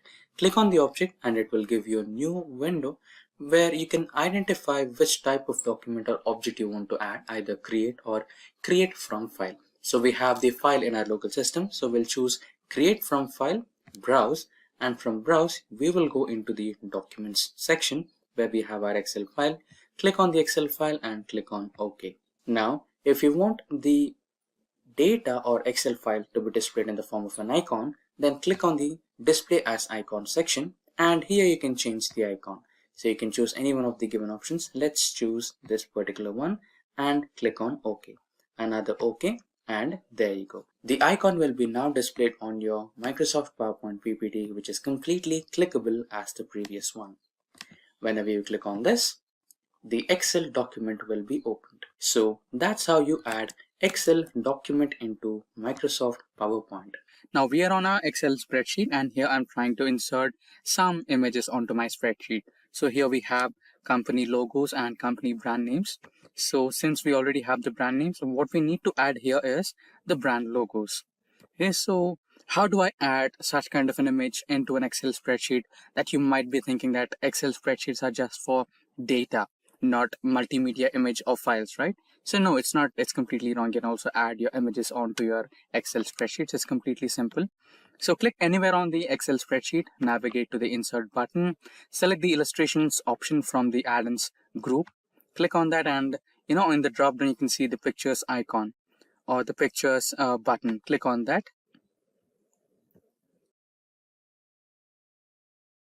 and select from this device, or if you have an online stock image you can take that, or you can also check out from online pictures. For now I'll select the device, this device, and here I have some images. The images what we need are Simplilearn and Simplicode logos. Press OK or insert. So here you have them. Now you can also adjust the size of the image using the small buttons here. Press it over here and done. So you might be wondering, is it all done? Is there anything more to do, or just adding an image is done? No. Most of the times when you create or you work with Excel spreadsheet, you will not just add some data and add a relevant image to it. Most of the time you add some graphs, or most of the time you'll add some charts to showcase the data dashboard, right? So it will be something like this. So this is how you add the image or graph onto your dashboard, and sometimes you might not have enough place to display your entire dashboard. During those situations, what you do is you try to hide the row or column. So now let's try to hide this particular row. Let us imagine that you wanted to show only two charts, and there is no space for your third chart. In such scenarios, you might want to hide or remove that third chart. Okay, so let's try to hide it and see if it gets hidden or not. When you try to hide it, you can see the column A has no data, and the row number 4 has been hidden. So we have 3 and 5. But what about the image? It is still present, right? So if you want to make sure that the row also hides the image, then you might have to do a little formatting with it. So select the image, go to picture format.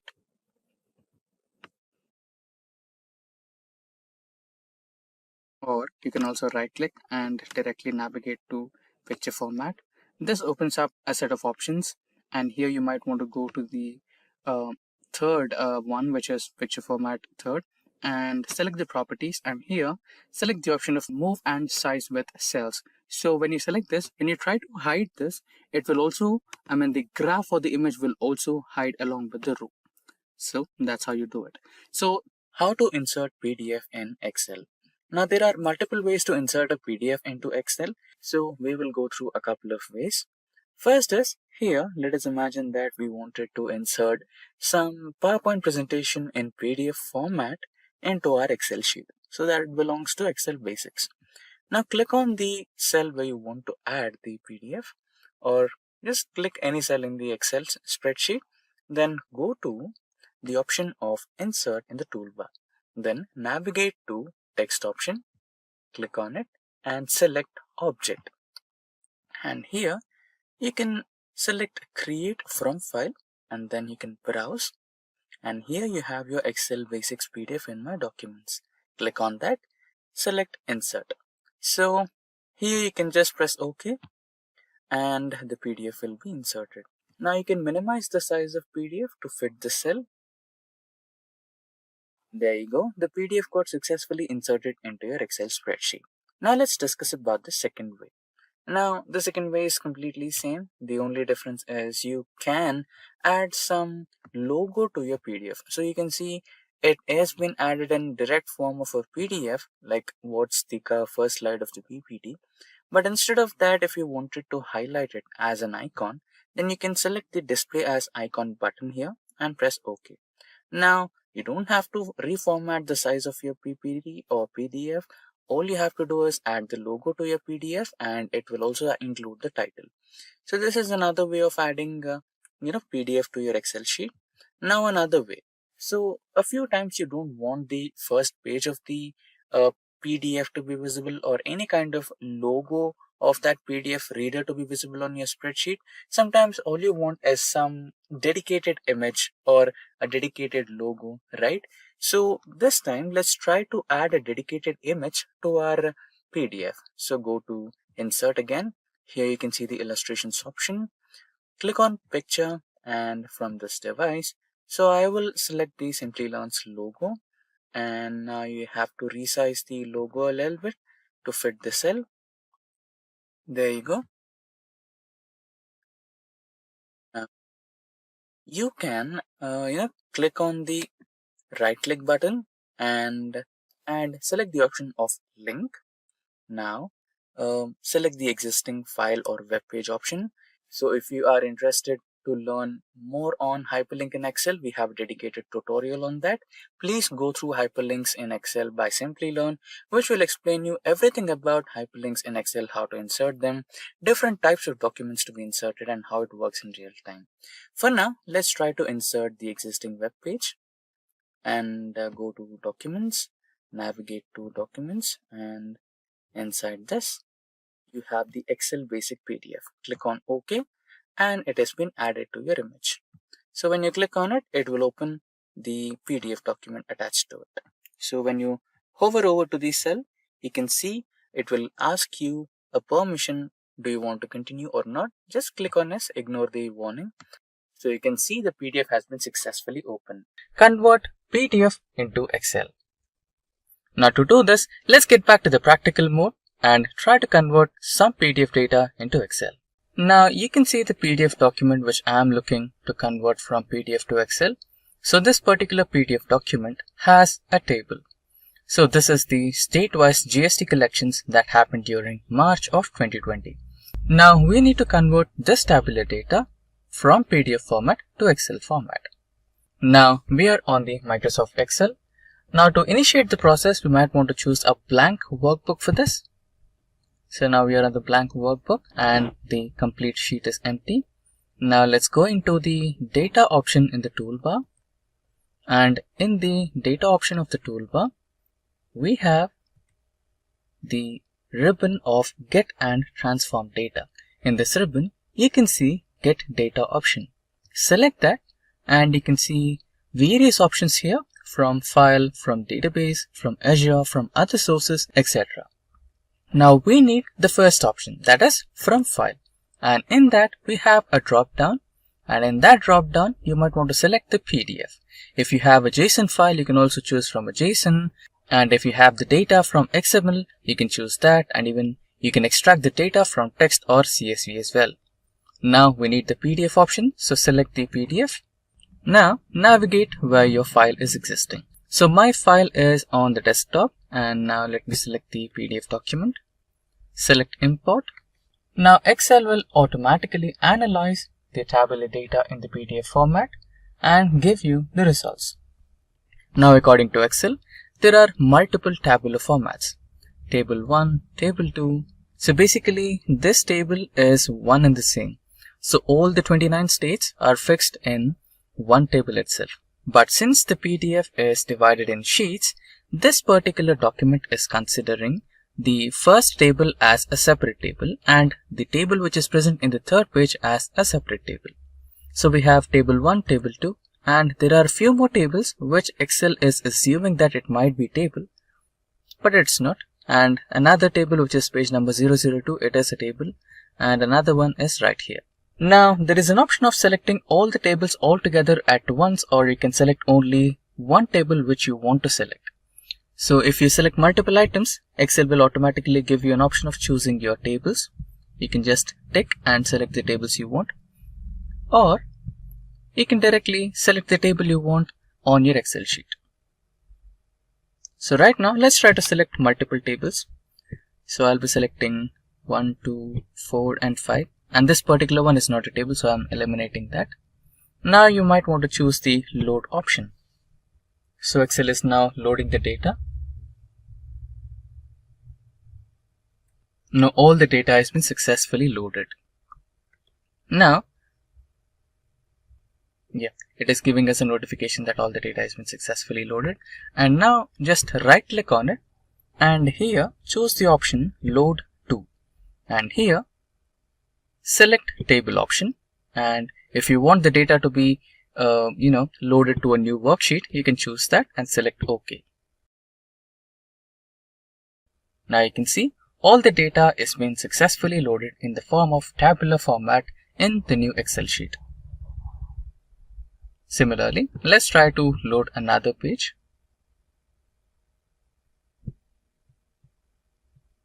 In the table format, new worksheet, select OK.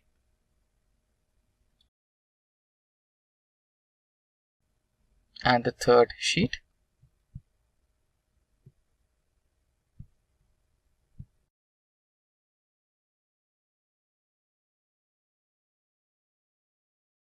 Now get ready to impress your boss by converting all the PDF data into Excel sheet just in a matter of few seconds with few steps. And there you go. All the 4 tables have been loaded successfully in the form of Excel in just a few steps. Now this is how you convert PDF to Excel. That is how to add tick mark in Excel. Now on my spreadsheet, you can see some employee data. So they've been assigned a task and they want to update the task status as done and not done using symbolic statements. That is tick mark and into marks. Now how to do that? It is really simple. We'll discuss two different ways. The first way is to do it by conditional formatting. So click a cell on the task status, go to conditional formatting, click on the new rule. Yes, of course we can use the icon settings, but we want to automate it. So click on the new rule, right? So here, instead of to color scale, select icon sets. Now go to the settings. Here we don't want the third symbol, so select no cell icon. And here instead of percentage number formula, let's add just a simple number. And the second one as well, just a simple number. Now in the icon settings, select tick mark. You have various types of them. You know, the circular tick mark. Let's select the generic tick mark without any outer circles, and into here generic X mark. And now let's set the values. When the value is greater than 0, it will be green, and when the value is less than or equal to 0, it will be X. And the reference value is 0, and here also the reference value is 0. Everything is okay. Click on OK and done. And here you cannot see the logos yet. We need to add some formula here, which is equals to if, click on tab to select the symbol, and if cell address C2 is equals to done, then the value should be 1, else the value should be 0. Close the bracket, enter. Right, now you can see this particular logo here. Now drag the same formula, it's done. Now you can see we do have numbers. You can eliminate those numbers as well. Just edit the rules. And here you can see show icon only. Click OK and the numbers will be removed. Also edit the second one, and there you go. The numbers are gone and only the symbols remain. Now what is the second technique? The second technique is available in the developer options. You can activate it by going into the options here, go to file, and here go to options, and here go to advanced, customized ribbon, and in here on the right hand side you will get developer options. Click on the tick box and it will be enabled. Now go into developer options and click into insert menu. Click on the form controls or active X controls, select the checkbox, and now just place it over here. You can edit this particular checkbox, delete everything, drag it as checkbox as well. Now you can drag the same cell across all the functions and you will have the checkbox as well. Now you can click on it and say if it's done or not. That is how to add watermark to Excel.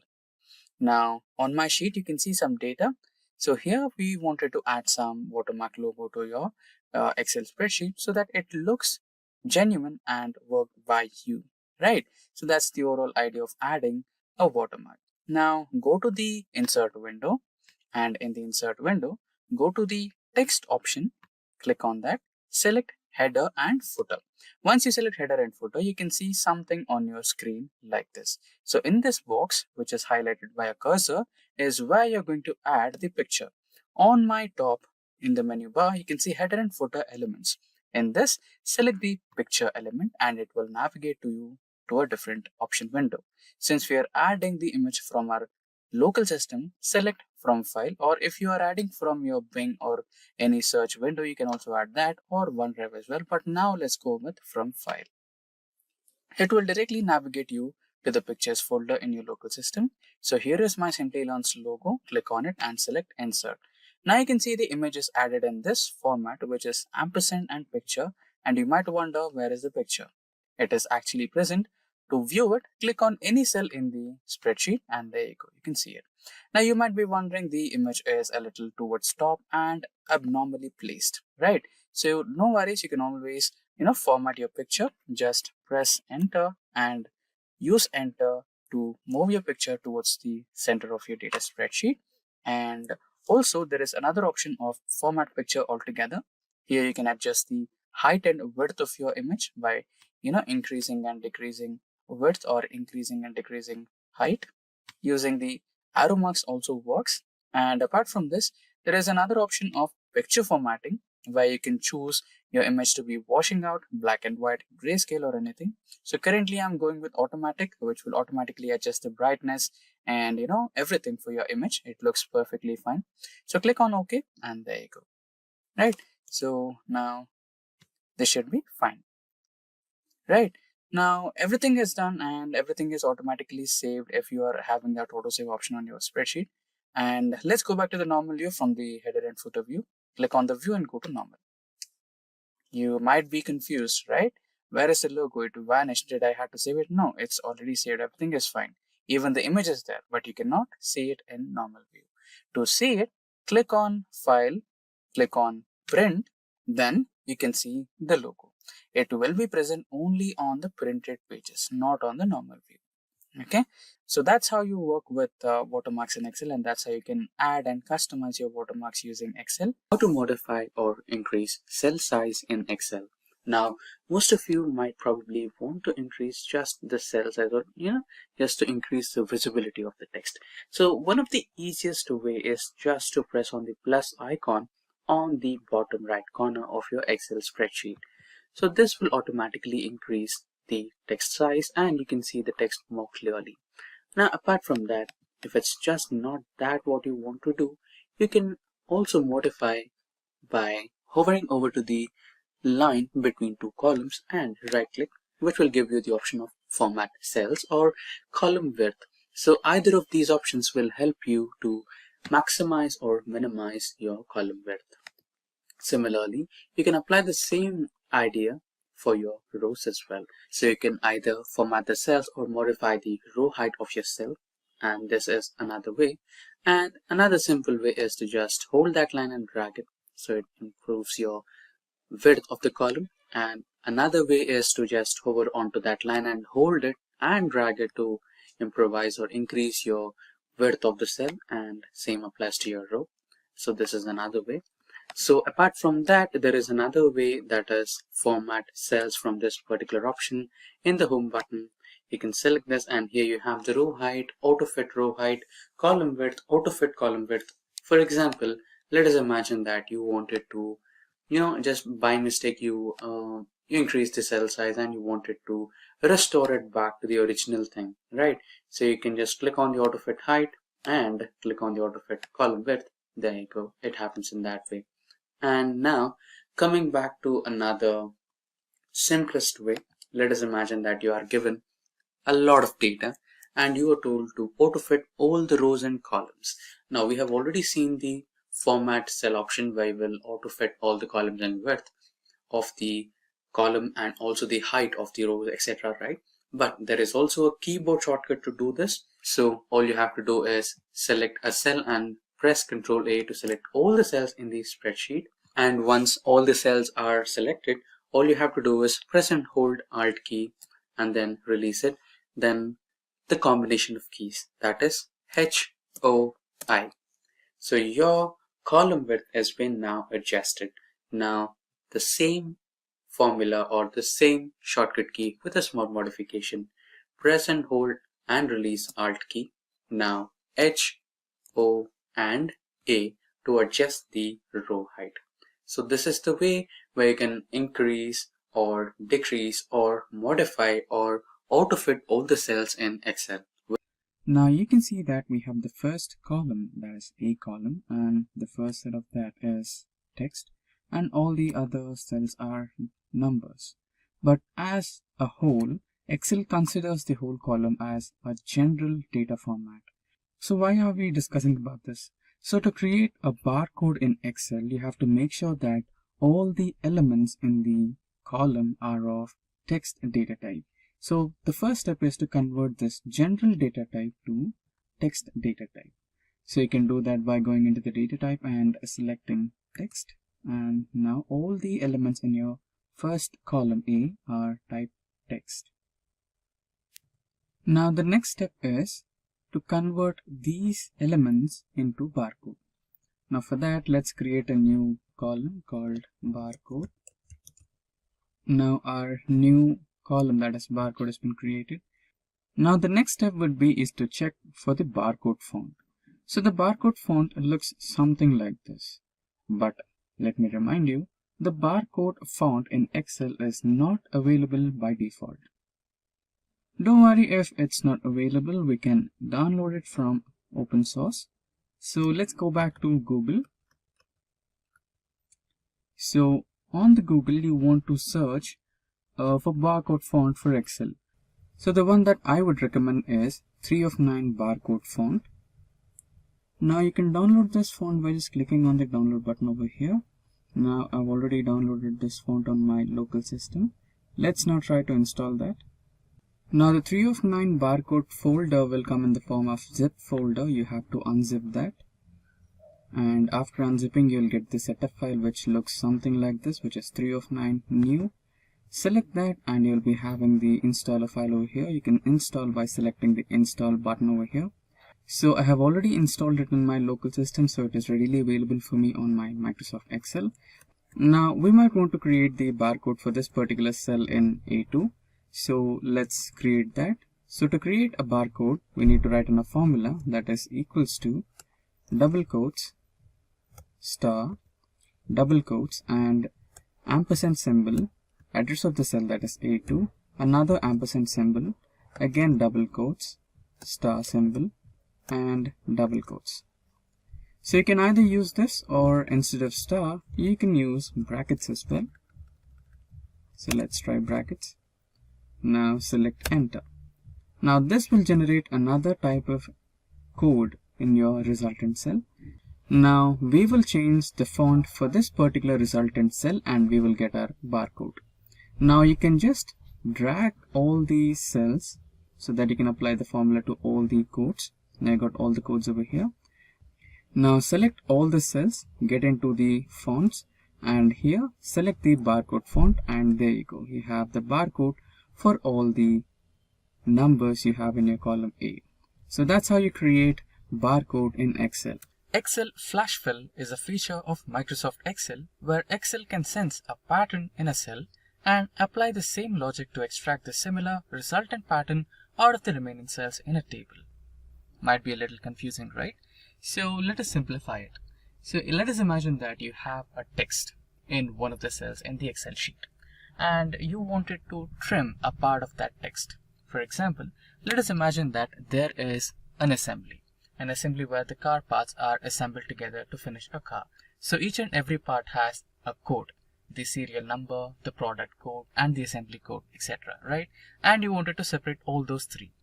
If you wanted to do that, you might want to use the trim function, which might be a little tedious to apply to all the cells. But what if I say there is a simple key format using which you can fill all the columns in the Excel sheet within a fraction of a second? Sounds interesting, right? So that's exactly the flash fill function in Excel does. Now, before we get started, let me tell you guys that we have daily updates on multiple technologies. If you're a tech geek in a continuous hunt for latest technological trends, then consider getting subscribed to our YouTube channel and don't forget to hit that bell icon to never miss an update from Simplilearn. Now, without further ado, let's get started with the flash fill in Excel. For that, we might want to start the Excel to get in the practical mode. Now, we are on the Microsoft Excel. And remember the example we discussed? So this is a similar example. Now the first column in the sheet is the product detail. So this product detail consists of the product code, that is 112. Next we have the product serial number, that is 1002567. And lastly the assembly code, that is A, S and X. Now we want to separate this product detail into 3 columns where we have the first column to be storing the product code, second one to be storing the product serial number, and the last one to be storing the assembly code. So now if you want to do that using trim function, you might want to apply the trim function here and trim out the left part. And again for the product serial number, you might want to use the trim function again, which might go into a little complicated pattern. So to avoid the complications and decrease the time spent, we might want to use the flash fill in Excel. Now let us help Excel about the pattern that we might want to generate. So the pattern is 112. And the next one is 322. So now you can see that the text was highlighted. That was the intimation from the Excel that it understood the pattern. Now going into the next cell and holding the control key and pressing the E button will help us to fill the remaining cells in the column B. So that's how it is done. And similarly, let's try out for the serial number. For that, the serial number is 1002 5637. Now in the next cell we have 1003 6582. Now we can go to the third cell and press Ctrl E for Windows, and if you're using a Mac operating system, then you have to press Command E and all these serial numbers will be filled. So this will reduce the time in separating the pattern and filling the columns. Now let's try the last column, that is ASX, which happens to the assembly code. Next we have F, G and V. Now the shortcut method, that is Ctrl E, and there you go. Now you might be wondering, will it work only for numbers, etc., etc., or the text which is properly aligned or separated using a hyphen? No, it can also be used for some random text which is like this. So let us imagine that we have a text which is of length like 20 or 30, and you wanted to print only a part of it. So here I'm going to print the alphabets from position 4th to position 8th. So I've already tried the first one, that is taking out the alphabets from 4th location to the 8th location, or the pattern of the text, that is I, F, E, R from Jennifer Lopez. And in the next cell we have the numbers starting from the location 4 to 8, so that is 7767. And similarly we have the other cells consisting of the names of few cars, that is Alfa Romeo, Bugatti Veyron, and next we have Superman Returns text. So now let's press the shortcut key, that is Ctrl E, and make sure that all the remaining cells are filled. So that's how the flash fill works. So the flash fill in Excel will reduce the time consumed to fill all the columns by separating the text in your main cell, that is the column A, which we have here in this example. And it also reduces the complexity of using a trim function in Excel. There's hyperlinks in Excel. Now hyperlink is something which is clickable, and when you click on it, it will redirect you to a different web page, to a different worksheet, or a different location in your local system. So there are a variety of options, and we will explore all of them using Excel. Now creating a hyperlink is really simple. We have multiple ways. Now let's write some text on the Excel worksheet. I'll write Simplilearn. Now, creating a hyperlink is really simple. You have multiple ways. The first simplest shortcut is clicking on the cell where you want to place the hyperlink and holding Ctrl key and pressing K. Now, this will enable the hyperlink menu box or the dialog box. This is the first way. And let me close it. Now, again, we have selected the cell. There is another option where you have to click on the insert menu on the toolbar and navigate to links group. Click on the link option and you will again have the dialog box of the hyperlink in Excel. And the third way is right click on the cell and you can see the link option in the last, and this will enable the hyperlink option in Excel. Now let's create a hyperlink. The simplest way again, Ctrl K. Now we have a variety of options, that is existing file or web page, place in this document, create a new document, and an email address. So we will address all of these one at each time. So first one, existing file or a web page. Now you can select an existing PDF file or any file in your local system and hyperlink or create a hyperlink to the text, or you can select a website link and place it over here and create it as a hyperlink. Let's explore both the options. First, let's try to explore the web page option. So since I've written as Simplilearn, let's use the website link of Simplilearn and create a hyperlink. Let me open Google, new tab, and let me type simplilearn.com. Let me copy the hyperlink, and now let's get back to the Excel workbook. Now here, let's place the hyperlink. Now you can press OK, and there you go. The hyperlink has been successfully created. Now this link is clickable. When you click on it, it will redirect you to a new Simplilearn's home web page, right? So this is how you create a hyperlink to a website. Now we shall explore another option, that is using an existing file, right? Let's create a new text box here. Let's name it as existing file, and okay, existing file should be good. Again, the same, you can either click right click and select hyperlink or Control K. Now let's select existing file or web page option. Now here you can see navigate key, press on that, and let's navigate our files. Let's select all files here. Remember to select all files. Okay, by default it shows as office files. Now let's explore our file option. So let's select fundamentals of computer programming option, which is a PDF file. Press OK, and there you go. We have created a hyperlink. So when I click on this, you can directly navigate to an existing PDF file in your local system, and it will be open as a web page. Click on it and you can see the PDF file. Now close. Now another thing, when you navigate onto this, you'll see the lengthier HTTP address, and same happens here, right? So if you're a little uncomfortable watching this lengthier link, you can also edit it. You can choose the option of edit hyperlink and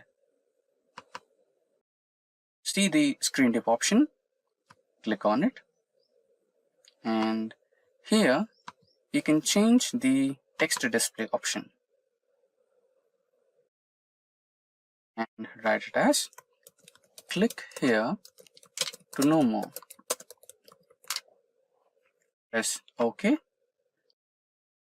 Again, press OK, and now if you navigate onto it, instead of seeing a lengthier hyperlink, what you can see is click here to know more. Okay, I think I made a spelling mistake. So I think I forgot an E somewhere over here. Yes. Click here to know more and press OK. Right. So here you can see click here to know more. Let's try this again over here. So edit hyperlink, screen tip option, and instead of the lengthier text box or hyperlink, you can write as click to open notes.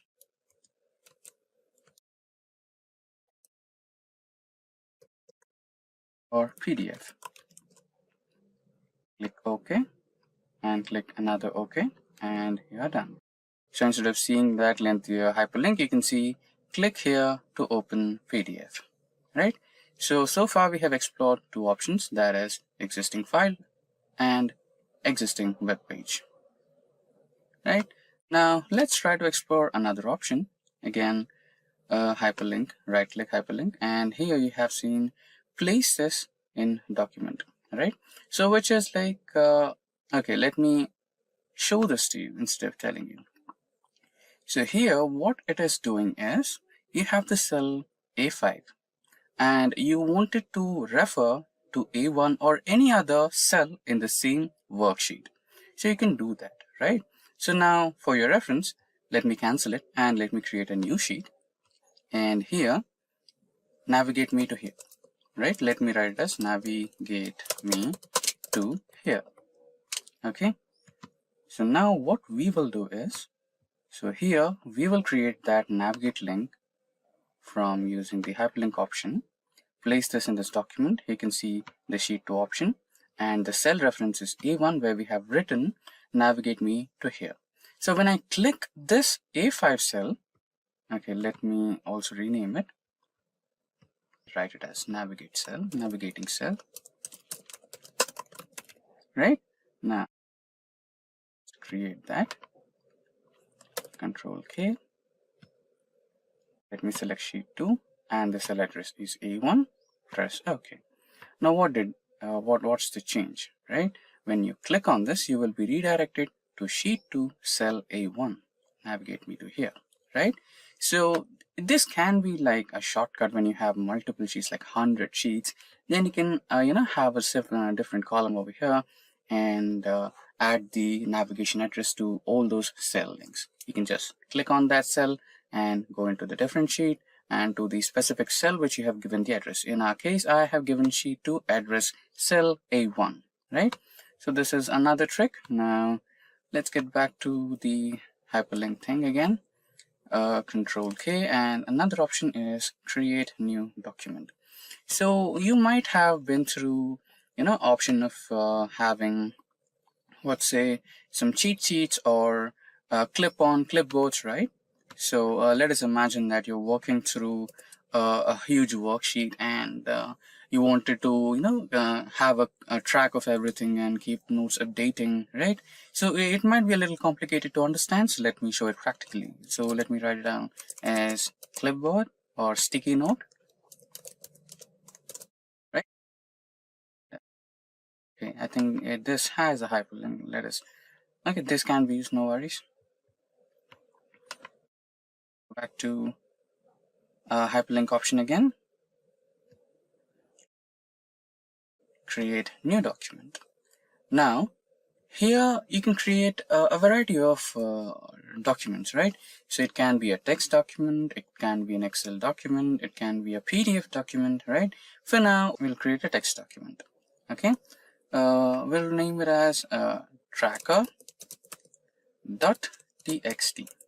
So this should create as a text document, and the location can be anything.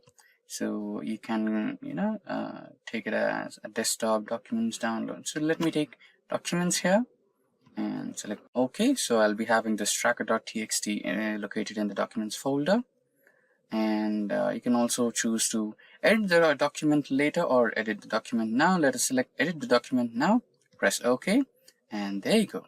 So you have your text tracker here. So let us imagine that we have worked on the Excel sheet and we wanted to write down as a sticky note so that we can remember what we have done on the Excel sheet. So update 1 and update 2. Now you can close it. So it'll ask for a save option, save it, and done. And let us imagine that you did something else and you also updated something else on the sticky note, Excel sheet, and you wanted to update that on your sticky note. So click on it and you'll see a minor notice over here from Microsoft Excel based on potential security concerns. You can select yes, and you'll be having access to your text document again, and write down your update again here, update 3, what you have written, right? The latest update, what you have. And you can save it and close. So that's how you keep track of your sticky note, and you'll have all your updates, right?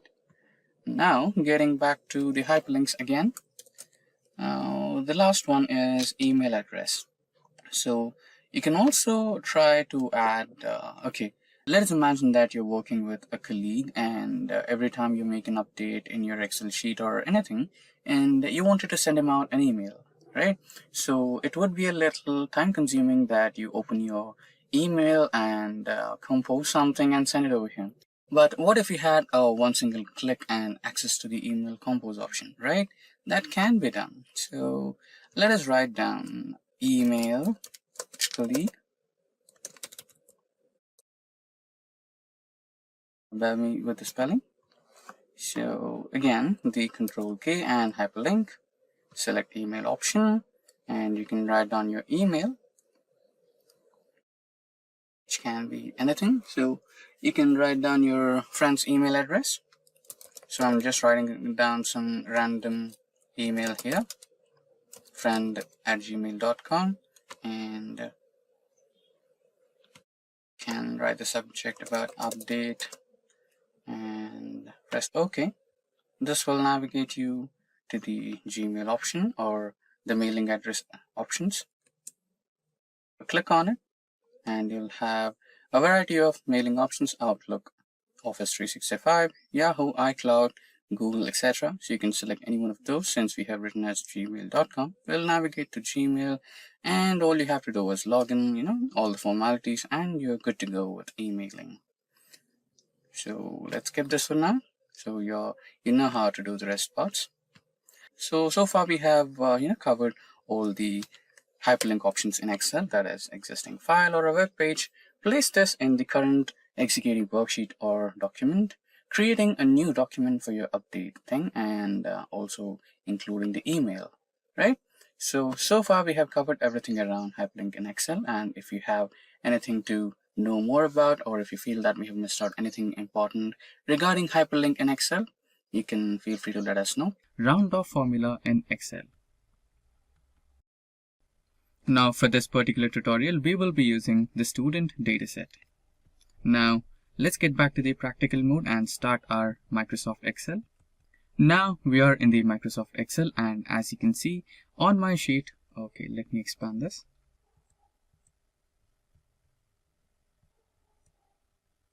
So as you can see on my screen, we have the data set belonging to students. So we have 10 students and every one of them has name, roll number, class, blood group and marks, etc. And at the end we have the percentage. And as you can see, we have the percentage in terms of float values, and we have a lot of decimal values like 8 and above.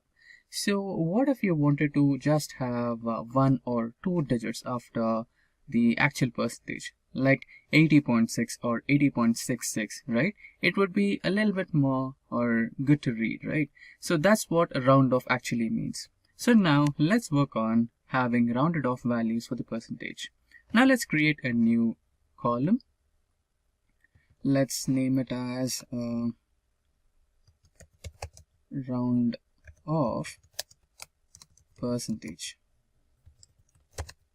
Great. So to actually perform the round off formula, we do have a predefined method for that. For that, you just have to type in equals to round, and there you go. We have round up and a round down. So both of them perform the same operation. Let's select a round up, and this is the M column and the row number is 3. So we'll have to press M3 and the number of values after the decimal point. For now, let's select 1. And there you go. Press enter and the value should be rounded off. Now 80.66 is being rounded off to 80.7. Now when you drag the cell to all the rows, then you can see all the values will be rounded off. Here you can see 75.16 has been rounded off to 75.2 and 82.33 has been rounded off to 82.4. So we end up with having rounded off. So first we will understand what exactly is standard deviation. So standard deviation is a calculated square of variance. Now what is variance? Okay, nothing to worry. Let us also understand what is variance. Now the next part, variance. So what is variance? Variance is a measure of variability. It is calculated by taking the average of squared deviations from the mean. Now what are deviations? So slowly you can understand that we are getting into the topic of statistics and graphs. So before getting deep into it, let's understand what is deviation. So the deviation is a measure that is used to find the difference between the observed value and the expected value of a variable. In simple terms, deviation is the distance from the center point. So for example, when you are going through a graph, so you will be expecting some value, right? And if you get some difference that is above or below the expected point, that is called the deviation. What is the difference between the expected point and the obtained point? So that is the deviation. Now, next is the observed value. So the observed value is the value that you get in real time, unlike the predicted value. So now you might be thinking, to calculate standard deviation, we might need a few more parameters, and you're exactly right. So to calculate standard deviation in Excel, you need variance, and then you need deviation, and then you need mean, right? So all these parameters are supposed to be calculated first, and then you will be having the final formula to calculate standard deviation. Now that we understood the theoretical and formula-based explanation about standard deviation, it's time we calculate the standard deviation using one of the most popular business intelligence tool, that is Microsoft Excel. So let's get back to the practical mode. So now we are on the practical mode and we have some sample data on my screen right now. Let me expand it a little bit. Yeah, there you go. So as discussed before, to calculate standard deviation, we might require the mean, variance, deviation, and deviation squared, and then we can calculate the standard deviation. So let's go step by step. So the first one is calculating sum, right?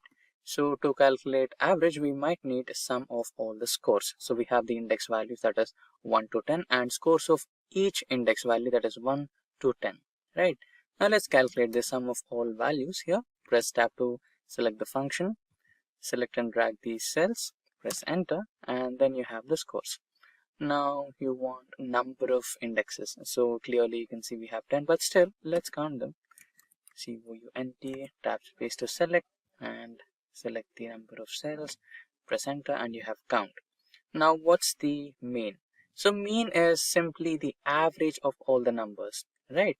So you can either divide the sum by count, or you can simply use the average function. So let's try to use the average function so that we also have an idea of how the average function works. Press tab to select it and select all the cells, press enter. Now you have the average or mean value. Now we have the mean value, and now after finding the mean value, we are supposed to find out the deviation. So remember the deviation, that is the difference between the obtained value and the predicted value, right? So the obtained value is this one, which is here in C2, and the predicted value is this one, that is 82.6. That's our mean, right? According to formula, we are supposed to eliminate the value of obtained minus the mean, right? So select the cell equals to C2 minus the obtained value, that is mean. Now press F4 to freeze the value, and now press enter so that you can freeze the value and drag the formula across all the cells. Now you have the deviation, right? Now the next step is to find the sum of all the deviation numbers. So either you can apply the sum formula to all these numbers, or you can just drag the cell over here and the formula will be automatically copied. Now similarly, the count function to count all the values, that is, drag it and you'll have it over here, right? Now the next step is to find out the square deviations, or the square of the deviations, which is really simple. All you have to do is equals to select the cell and see that small hat kind of logo on the number 6, use that. Now into 2, press enter, you have the square. Similarly, drag the same formula across all the cells and you'll have your square numbers. Similarly, drag this summation function over here, so you'll have the sum of this and the count number as well. Now comes the final formula. Now we have the mean value, that is over here. Let's color it. And we have the variation square. Now that is, which is this one. Let's color it in a different shade. And we have deviation as well. Let's color it in a different shade. Now we need to find the variance, and after we find the variance, the last step is to count the standard deviation, or to calculate the standard deviation. So what is the formula to calculate the variance? So for variance, you need the sum of deviation square divided by total number of values minus 1. Press enter, and that's your variance. Now the standard deviation. So the standard deviation is really simple. You need to calculate the variance to the power of 0.5, and that's your standard deviation. So that's how you calculate standard deviation in Excel. I hope all the formulas and the explanation was clear. So you can see that we have got started with Microsoft Excel, and on the left hand side we have a simple table with all the teams in an IT industry, starting from IT admin, testing, development to client consultant support. We have got everything in this particular table. Now our main idea is to find out the index of these particular elements. For example, if you wanted to find the index of the element marketing, then how could you do it? So here, let's try to use the match function in Excel. For that, we want lookup value and position. So on the right hand side, you can see that I've created two separate columns as lookup value and positions. So in the lookup value column, we will be inserting the value of which you want to find the index. Now, for example, let us consider that we want to find the index value of team marketing. So I'll be writing marketing in this particular lookup value.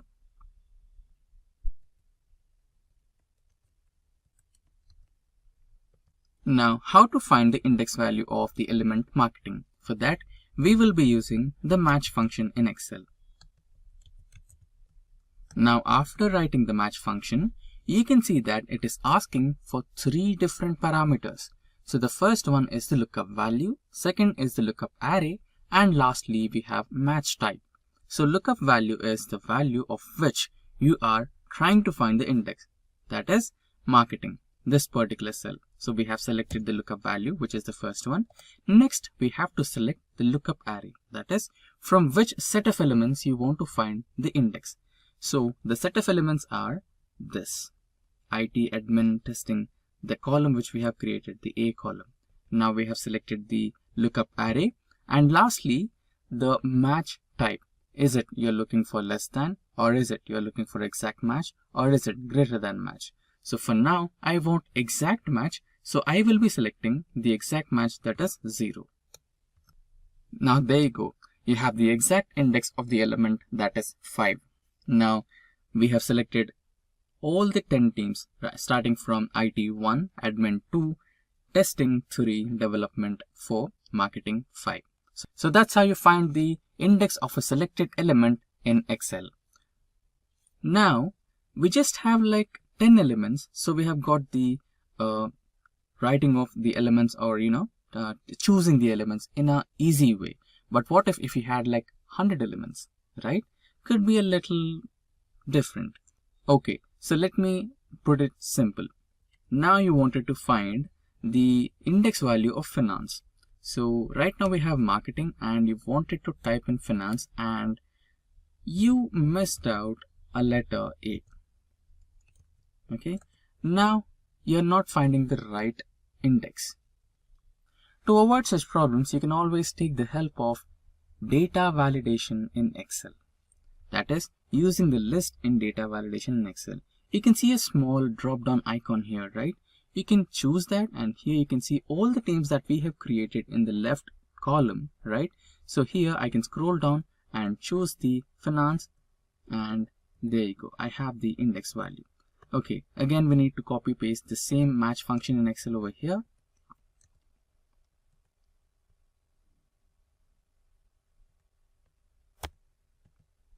Equals to match, lookup value, lookup array, and exact match. So there you go. That's how you make use of data validation in Excel, and using the list you can comprehend all the list elements in this particular column into the list of data validation, and you can choose the team whichever you want to find the index for. So this is how you can make use of match function in Excel or index match function in Excel. To sort data in Excel. So on my spreadsheet, you can see some employee data, and on the column F and G, you can see employee date of birth and employee date of joining.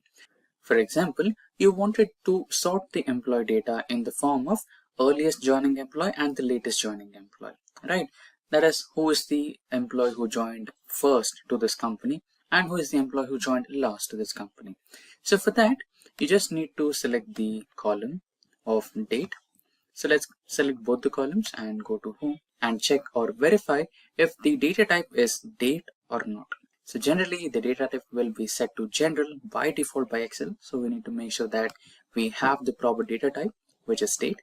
Now that we have the proper data type, select the entire column and go to the data option, and here select the sort option, and in the sort option select the expand selection. Click on sort, and here sort by employee date of joining and oldest to newest. That's what we wanted, the oldest employee, or you can also set it to the newest employee to oldest according to your requirement, but we'll go to oldest to newest according to the case study right now. Just click on OK and that should be done. So Emily, who's a manager, is the oldest employee who joined the company, and Chris, who's a trainee in IT support, is the latest employee who joined the company. Now that's how you sort date in Excel. Now on my screen, you can see the sales of 4 quarters from different regions, that is East, West, South, North, and Central. Now you might want to calculate the sum of sales happened from all the regions in Q1, or you might want to calculate the sum of sales happened in one region of all the 4 quarters. That is, either you want to calculate the sum of all the regions from quarter 1, or you might want to calculate the sum of all the quarters in one region, right? So to do this, you have some simple functions in Excel. So you might say me you have some function, etc., right? For that, you might want to go into the, equals to mode and fetch sum option and subtotal or sum. You have to select the function from here. But what if I tell you that there is one simple, easy shortcut where you just have to make one single click and you'll have all the sum, right? So that seems interesting. So on the top in the home bar, select home, and on the top right corner, you have the editing group. In editing group, you have aggregation function, that is summation. So you have different aggregations here, sum, average, count numbers, maximum, minimum, more functions. Here, you might want to select the sum and you can get all the summation numbers here. So I'll select one cell. So the second query where we wanted to calculate the sum of all the sales happened in each region with all the quarters included, that is this one, C2 to F2, right? So let us select G2 and select the auto sum option, and here it will automatically select the range for you, that is C2 to F2. If you want to change it, can also change it, like minimize the number. If you just wanted to calculate the sum of 3 quarters, you can do that. So now we want 4 quarters, so select enter, and there you go, you have all the sales of all the 4 quarters of East region. Now if you simply drag it, you will have the sum of all the 4 quarters of all different regions. Now let us calculate the summation of Q1 of all the regions, that is this one. Select auto sum and it will automatically select all the cells for you, that is from C2 to C6, right? Press enter and you'll have the summation. Similarly, you can drag it and you have the numbers here of all the Q2 sales of all the regions, Q3 sales of all region, and Q4 sales of all region. Now let us try to change the color so that you can have a reference, that is it's different, it's this total sum, or right, you just have a reference to identify it. Now similarly to this one as well.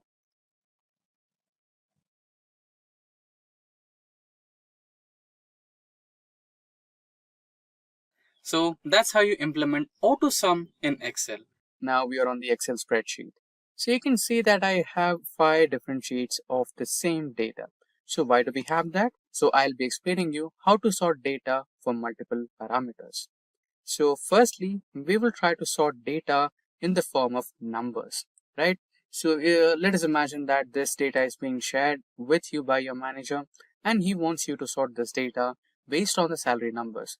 So he wants you to arrange the data in the form of ascending order or descending order maybe, which will help him find the employee with the highest salary, right? So how could you do that? So it's really simple. You could sort the entire data just within a few clicks.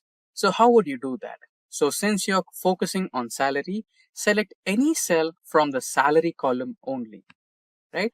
Select this particular column and select any cell in the salary column. Get into the sort and filter options, and here select this sort of arrangement you need, that is largest to smallest or the smallest to largest. Since the problem statement was to find the highest salary, click on largest to smallest, and there you go. So you have Tony, and the designation is senior, and he works in IT support, and he draws the highest salary of 80,000, right? And there's also another one, which is Pepper, and she works for the analytics team. And now the next sheet. Let's get into the sheet 2, and this time let us imagine that you wanted to arrange or sort the data based on the employee date of joining or date of birth, right? Again, if you wanted to arrange the data in which you find the youngest employee or the oldest employee of the organization, you can do that. Click on any cell in the date of birth column and go back to the sort and filter, and here you will be seeing the options sort oldest to the newest, or the sort the data from newest to the oldest. So since we want the oldest employee, select oldest to newest, and there you go. So the oldest employee is Alfred, who is an associate designation employee, and he works in the admin department. and he's drawing the salary of 25,000. So that's how you can sort the data when you are trying to sort the data based on date wise. So first we try to sort the data on the number wise. So you can apply the same for your employee ID, salary, and if there is any possibility, you can do that as well. And if you want to apply the same sorting based on dates, you can do that as well using the sorting function in the same way. Now let's get back onto the third sheet. And here, now, single column wise is perfectly fine. There is no issues with that. Now you wanted to, let us imagine that you have two columns. Okay, let's eliminate a few columns here. Maybe we can eliminate the employee ID and okay, let's keep a few columns. So we'll just keep employee name and employee salary. Okay, so here we are trying to demonstrate if you are trying to sort the data using one cell in the column B, will it maintain its relationship with the cell A? Okay, that's our query, right? So let's see, I'll go a little detail. So let us imagine that you wanted to sort this data based on highest salary. Okay, so when you do that, will it also impact the cells in the column A? So it will basically impact, but just it's a query, right? Any of you viewers might have that query. Will I, if in case if I try to sort the data based on this, will it affect the cells on the rest of the data set? Okay, so in basically it will impact. So I'll try to sort the data based on ascending order. So this is the smallest to largest, and you can see the Tony and Pepper. So since I selected the cell in the column B, it also impacted the change on the cells of column A. So that's how the sorting works. Now we'll get to a little advanced sorting techniques. So here we try to, already we try to sort the data based on numbers, based on alphabets, based on, date of birth, right? So I think we forgot the ascending or or sorting based on alphabets. Let's do that as well. Select any cell in the column A and go to sort and filter. Try selecting A to Z, or okay, let's try to Z to A. Okay, so here you can see the names have been sorted based on the descending order from Z to A, right? So far we tried on alphabets, so far we tried on numbers, date of birth, and a couple of more things. So let's dig a little deeper and try to sort based on colors, right?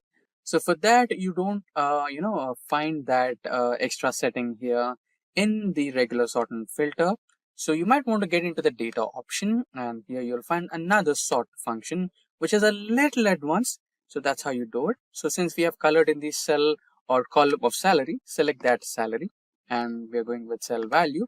So in the cell values section, select the cell color, and here on the cell color options, you'll have green, blue, and yellow. That's what we have used in our cells. So let's keep green in the first position, which is on top, and press OK. Now you'll see green's been sorted to the first position. Now yellow and blue are left out. So why is that? So because you didn't provide it, right? So you can do that as well. You can always add the setting to it. Right, select any cell, go to sort and add a level, and then again select the salary and cell values to cell colors, and now the cell color in the second position would be blue, and that will be on bottom, and you can add another level, the same salary,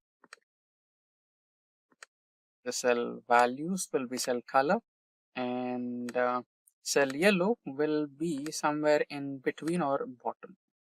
Okay, so based on hierarchy, it will be selecting. Press OK, and there you go.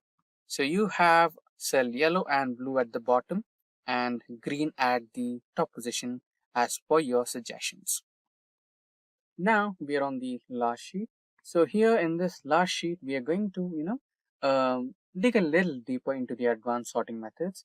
So previously we tried to apply the advanced sorting methods for colors. Now we'll try to apply the advanced sorting methods based on the data set we have here.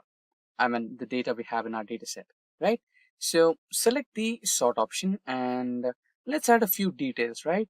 So Firstly, let's sort the column employee ID.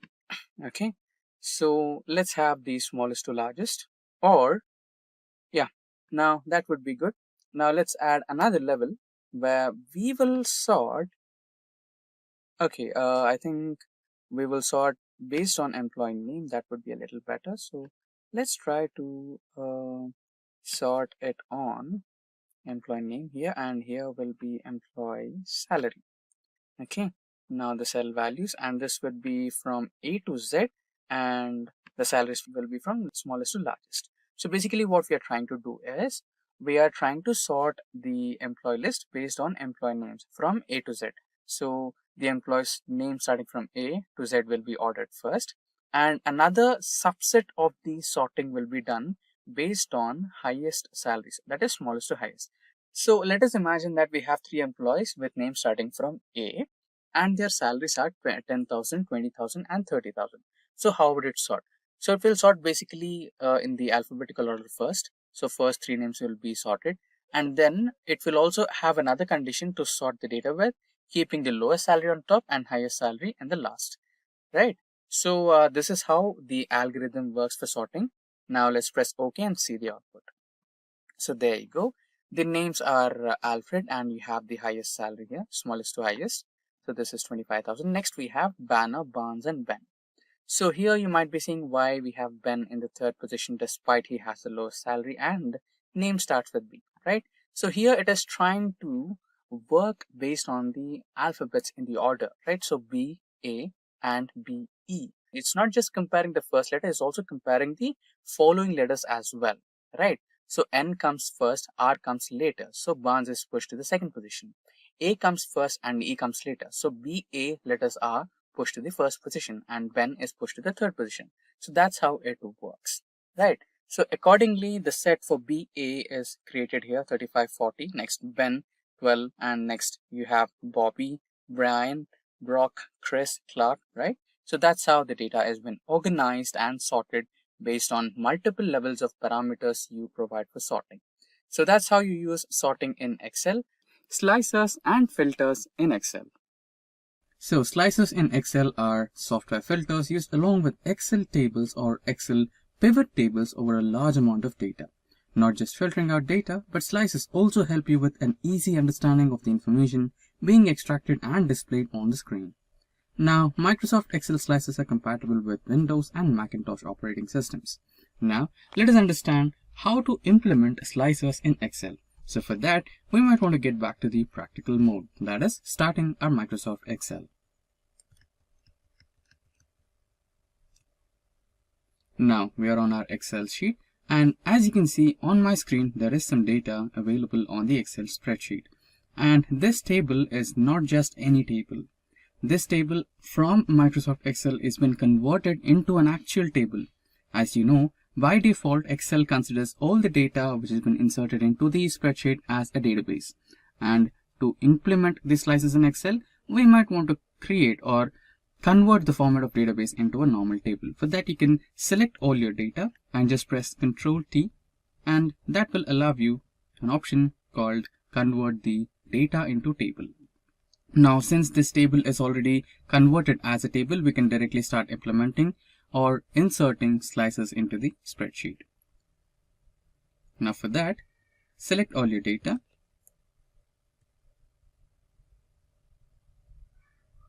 Then go into the Insert option. And in the Insert ribbon, you can see the Filters group. And in the Filters group, select the option called Slicer. Now you will be provided with multiple options. Since we have the columns Employee ID, Employee Name, Zone, Designation, Department, Salary, Employee's Date of Birth, and Employee's Date of Joining. So we can choose any of the options available according to our columns and create the slices. Now let me select the first one, that is Zone, next Designation, Department, and let's also select Employee Name. Now press OK, and there you go, we have our slices. Now let us try to rearrange these slices. All you can do is just select and drag them up.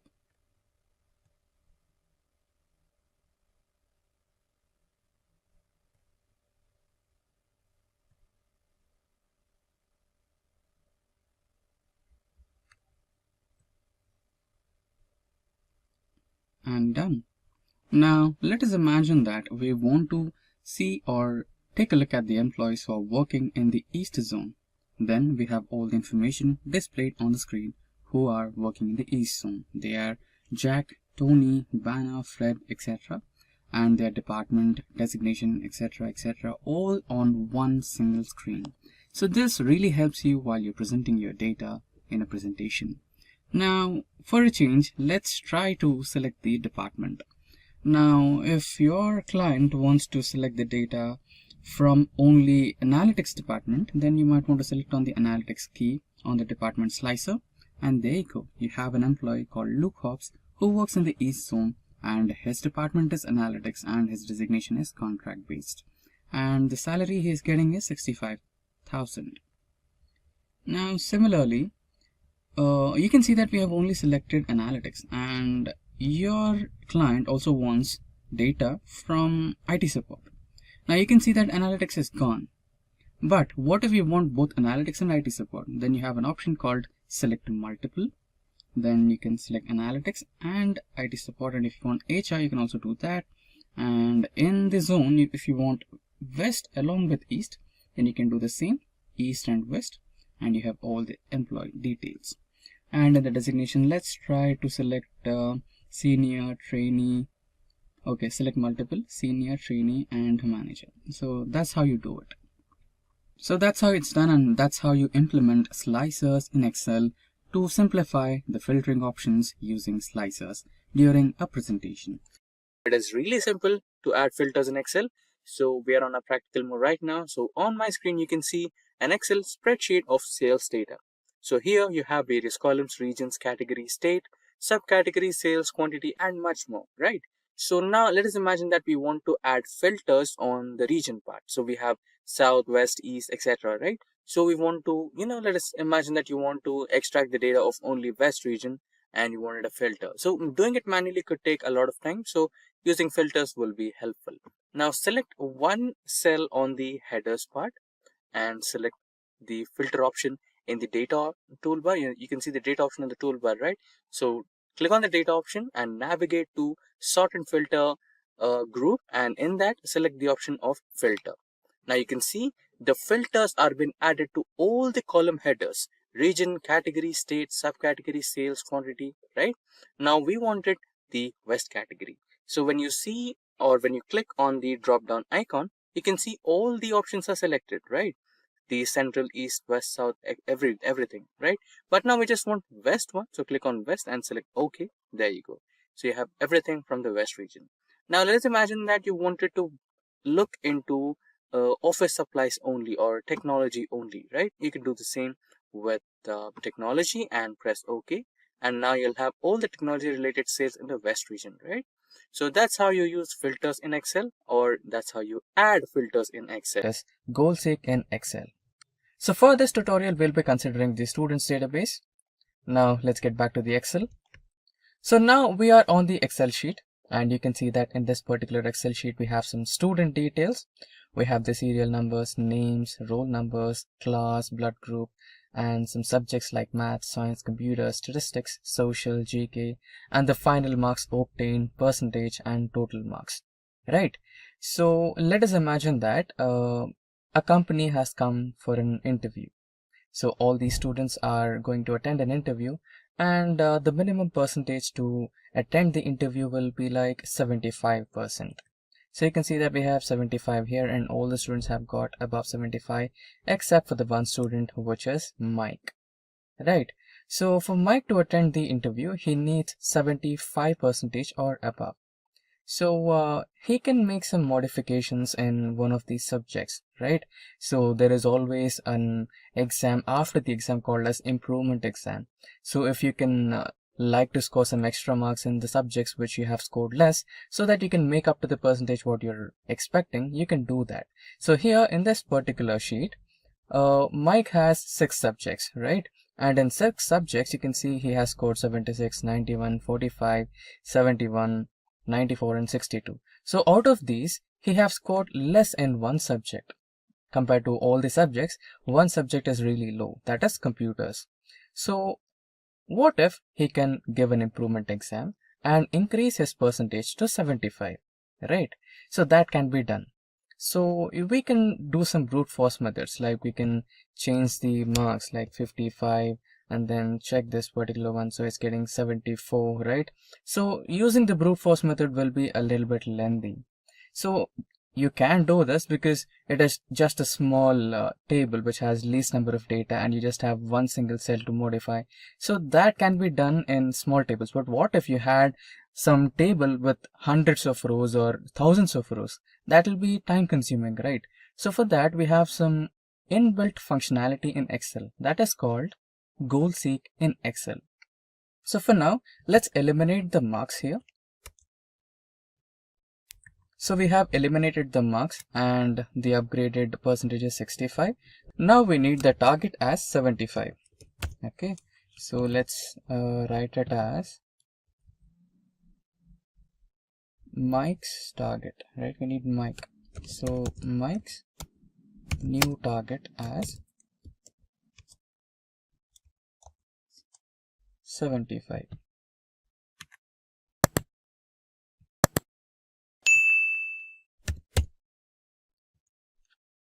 Okay, now to make sure that we need a mark here which can get Mike to 75%, we will use the data operation. So here on the toolbar, which has file, home, insert, etc., we have one other option called as data. So when you click on data from toolbar, you'll have this ribbon, and in this ribbon we have various options. So when you come into forecast group, we have an option called what if analysis. When you click on what if analysis, you'll have a set of options, out of which we have goal seek. Now for goal seek, we need to select a table cell, that is this particular table cell, that is M9. So we need the value 75 here, right? So what is the cell that you need to change here? For that, you need to select this one and select this particular cell here, right? And now you can select OK. Now you can see that Excel has automatically run all the permutations and combinations and has come up with a number, so that the overall percentage of Mike will be 75%, right? So the expected marks that Mike should be getting in his computer's improvement exam should be equal to 56 or greater than 56 to get the final target as 75, so that he can attend the company's interview. So this is how we use goal set or goal seek in Excel. We are on our Excel spreadsheet, and here you can see I'm trying to create an calendar for the employees in the company, where you might have to, write down the day and month and year or week of your birth date, or maybe your joining date, or maybe also your last working day, right? This might be useful for all the employees to, avoid them from writing it down manually. So how do I create it? So it takes a few simple steps. All it takes is some data validation methods, and also there is an exclusive video specifically made on data validation in Excel, link to which is in the description box below, or you can search it on our official YouTube channel. Now you can see that the word calendar is on the first cell, that is A1, but we have 4 cells below it, that is A3, B3, C3 and D3. So you might want to add this to all the cells, right? Like maybe in the middle. So for that, you can do the option of merge and center. Also, there is a tutorial on merge and center about all the options available in this particular thing. So you can go through that also. And yeah, we have done the first step. Now all we need is day, month, year and week. So in a calendar or in a month, you'll have days from 28, 29, 30 or 31 days, right? So let's create a list or the drop down menu for that, so that whenever you click it, right? So whenever you click on that particular cell, you will have the list of all the days available, right? So let's get started with that. Let's create a new sheet. So why are we creating a new sheet? You won't want that all the numbers in your calendar sheet right over here, right? So for that, so we are creating a new sheet and all the data will be available here. So here, let's write down the days first, and here the second number. Also, you can use the option of flash fill so that you can, reduce the effort here. So you can see the flash fill option over here. all you need to do is select the cells and drag them down until you get your required dates, right? So let's keep it to 31 days. There you go, you have the days. So these will be your days. And here, now the next option was month, right? Yeah, month and year. Now using the same flash fill option, you will add the months into your sheet. So this will be Sunday.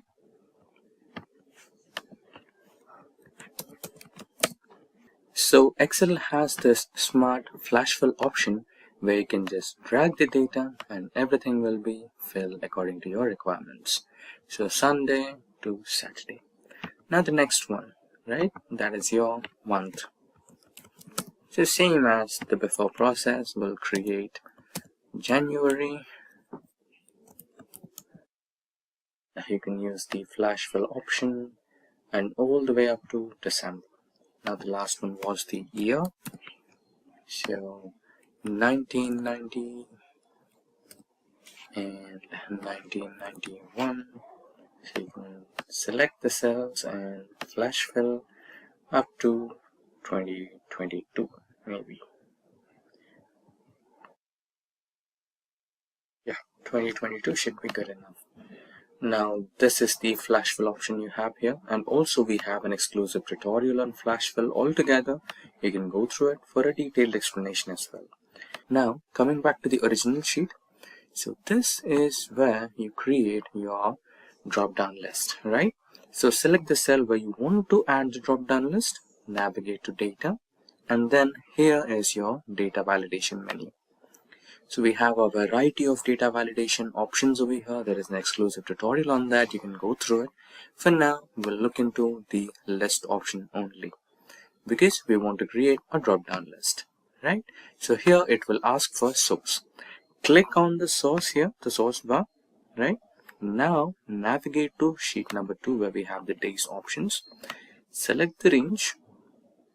So this will be your range and select OK. Also, you can add some message here, right? What you can do is, in case if there is an error or something, right? You don't want that to be happening. So all you need to do is write down, select from drop down.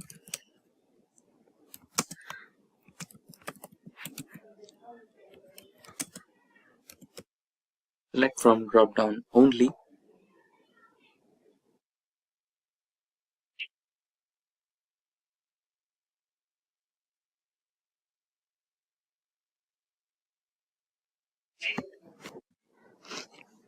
So this could be a message, select from drop down only. The title is select options or just options.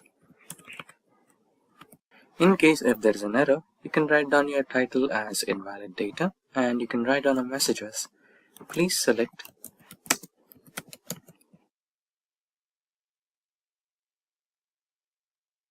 from drop down only.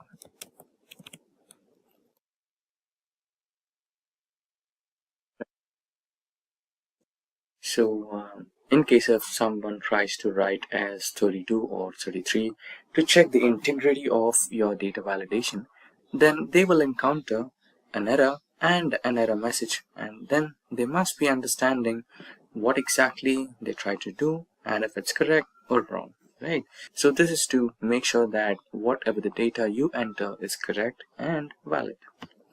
So okay, and here you can see select from the drop down list only, options with option list as title, and let's try to enter 32, right? And when you press enter, you will see an error. So the error message is invalid data. Please try to select from drop down only. So you can go for a retry and select the drop down, right? So let's eliminate that and now select something from the drop down. So let's take it as maybe 10, right? So this is how you cleared the day one. Now let's try to do with the month. Same data validation option. Settings will be list and source will be this one.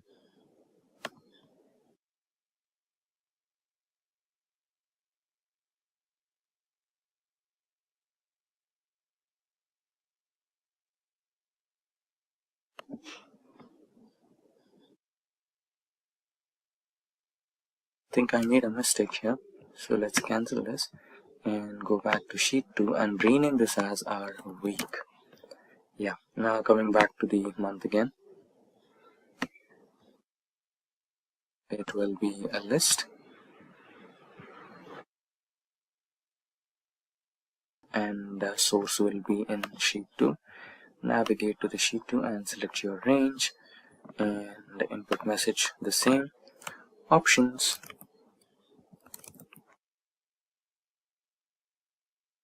select from drop down only.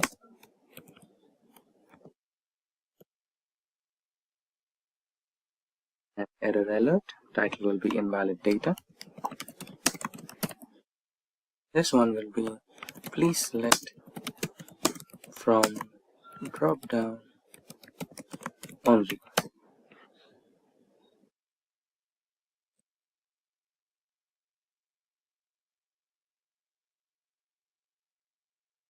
Okay, and that's done. Now let's continue with year as well. Let's quickly do the same.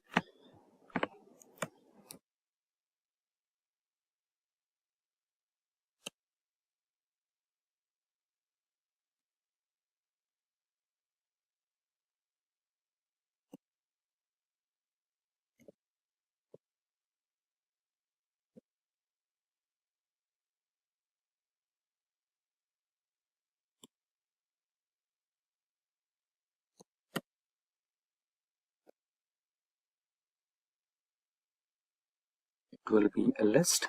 Source will be in sheet 2.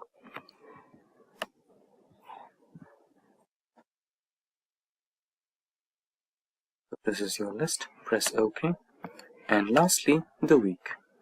Same process. It will be a list. Source will be in your sheet 2. The input message, options,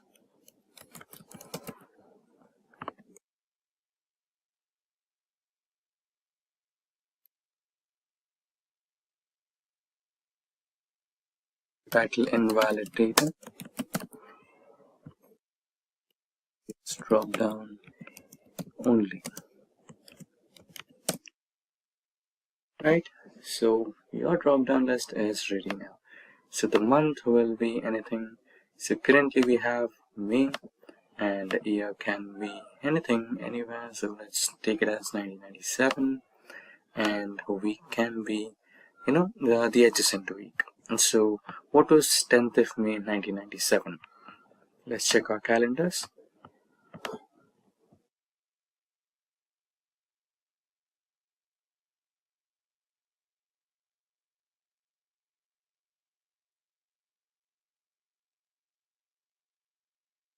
So it was a Saturday.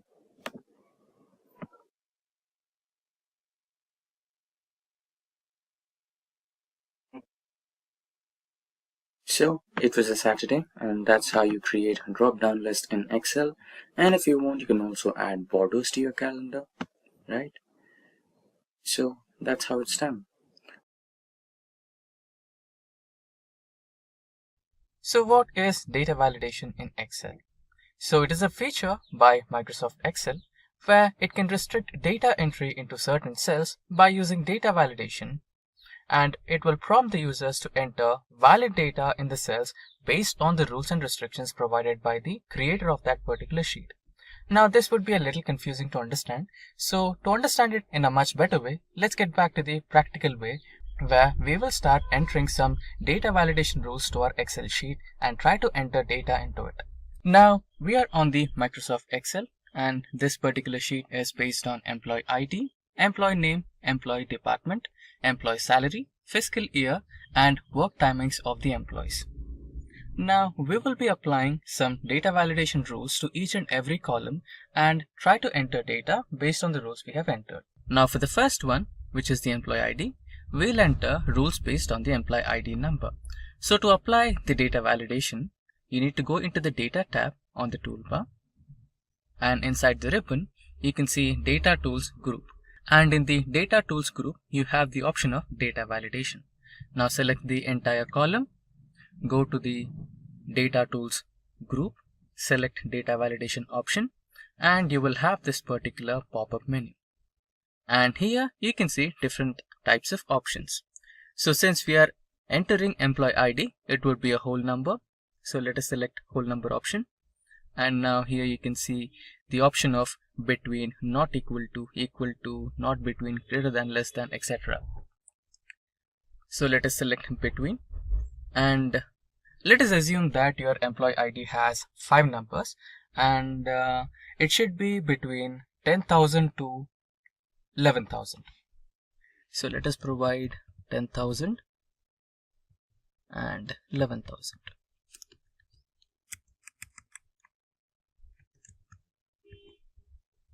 Now select OK, and now the new rule has been applied.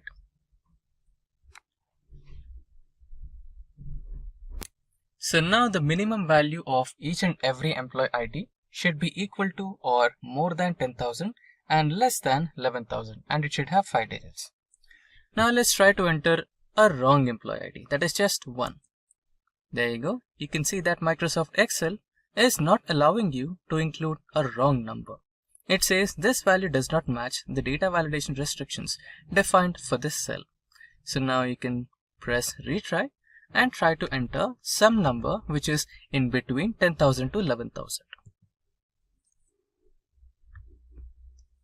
Now it is 10,901, and this will take the entry.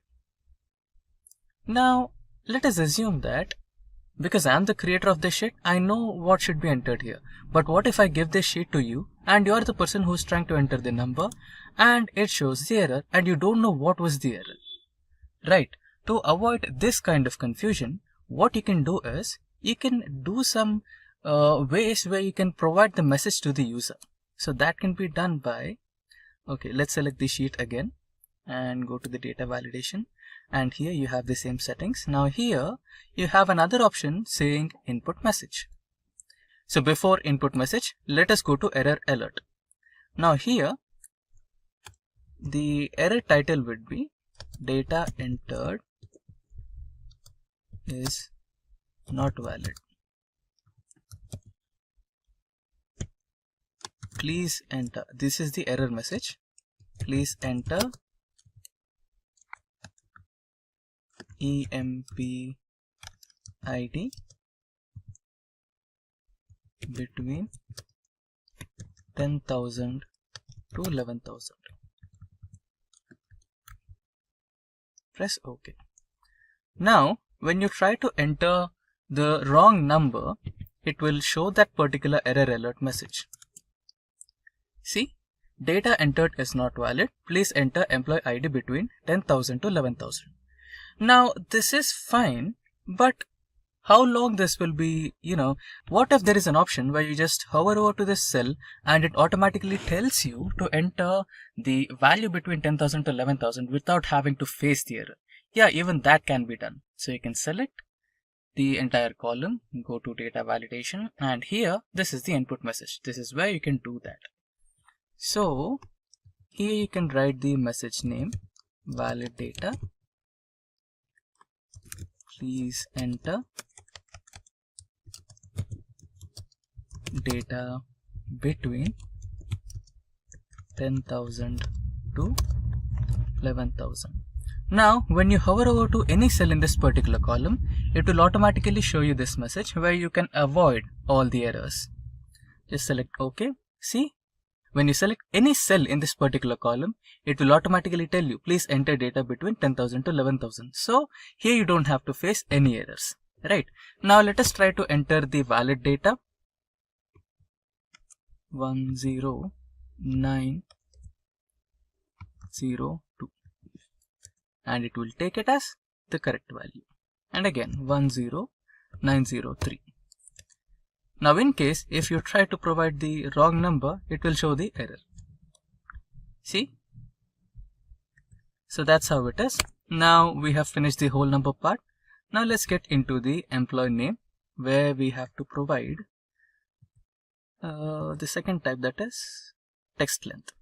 Now let us imagine that in your company you're trying to provide ID cards to your employees, and you know that ID card is really small and inside that ID card you need to include the employee photograph and your company name, employee ID, blood group, phone number, address, everything. And also you need to include the name of the employee. So what if there is an employee with very lengthy name, like 30 characters, 40 characters? Yeah, in India it is really possible that you might have a lengthy name. So what you can do is you can provide the text length where the text is limited to like 15 or 20 characters. So you can include that name in the ID card. So you can do that by allowing the data validation criteria with text length. Minimum can be anything, so minimum can be 1, and maximum here you can provide 15, and press OK. Okay, minimum will change it to at least 2, and yeah, let it be 1. So minimum is 1 and maximum is 15 characters, and press OK. And let us also provide the input message. Enter character type, character data. Please enter valid name.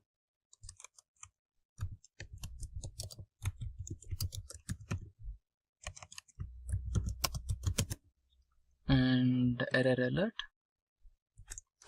invalid data.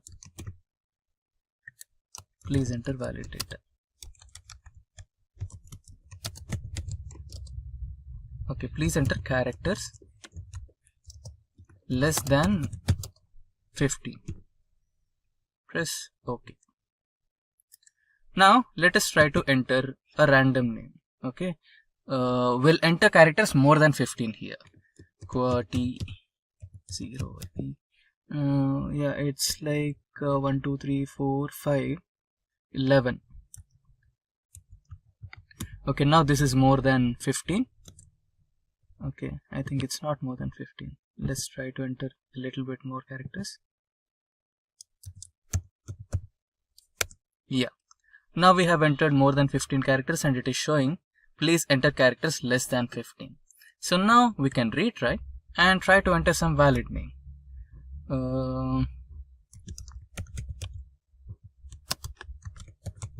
Now we have characters less than 50, so it will take as the proper name. Now let us try to enter another name.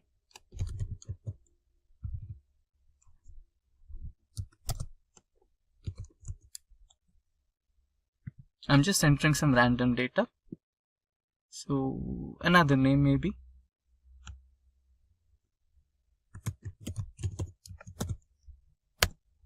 Great. Now the next type of data validation is also done. Now let us get into employee department.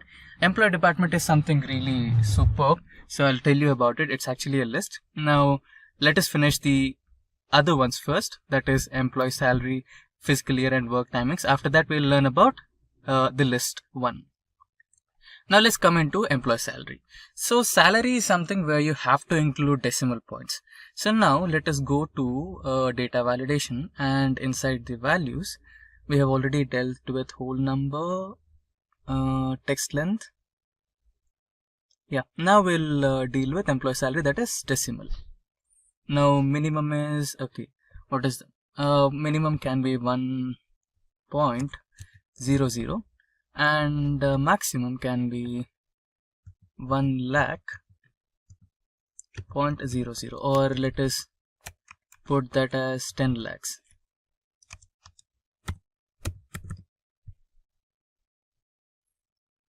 Press OK. Okay, not just then. Enter valid salary. Okay, now let's change it to minimum as 10,000. So the employee minimum salary will be 10,000, and input enter valid salary. Enter salary between 10,000 to 10 lakhs. Let us include a comma here too. Now error alert, invalid salary. please enter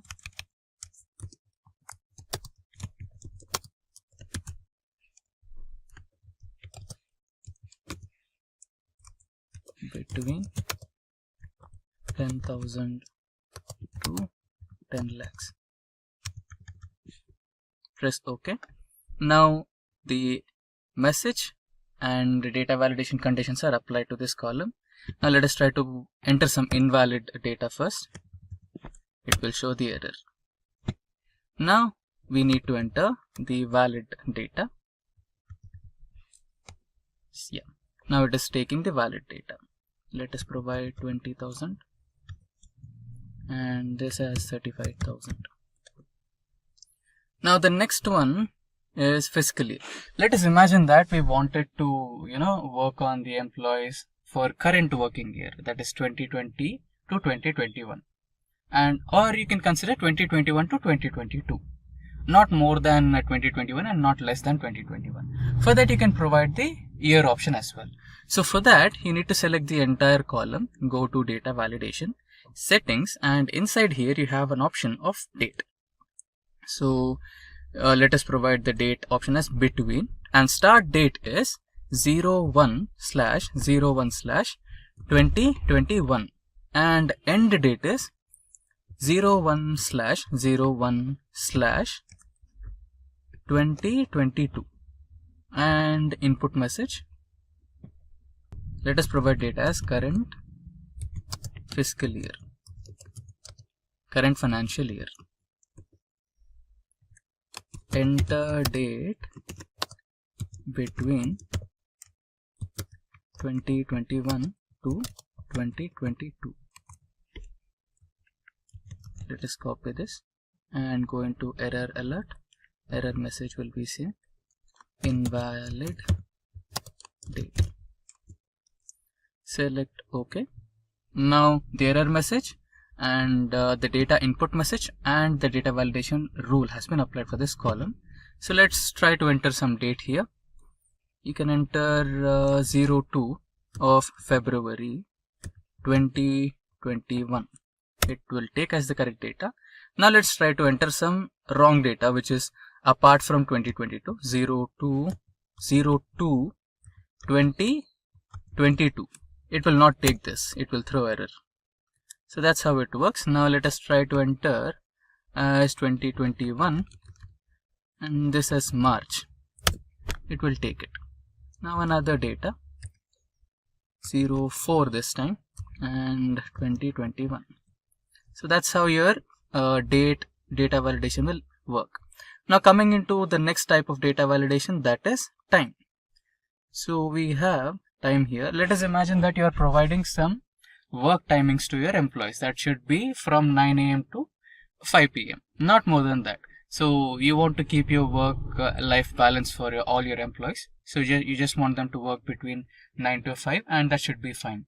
And anything apart from that time should be invalid. So you can do that by selecting time option between. It should be in between and the start time will be 0900 and this should be 17. That is 5 p.m. in the evening. And input message, please enter time between 9 a.m. to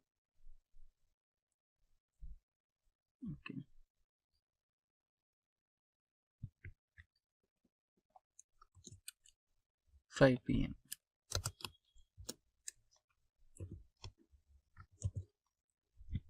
This should be the input message.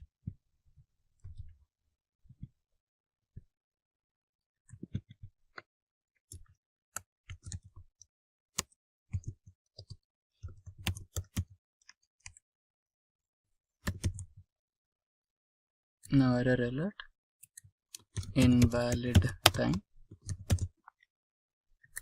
error message. Okay. Now, work timings. Now this should be okay. We can do this as 2 columns actually. Let us cancel.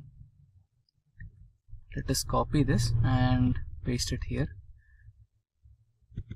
You can do it as login timing, and this should be okay. This should be as log out. So this should be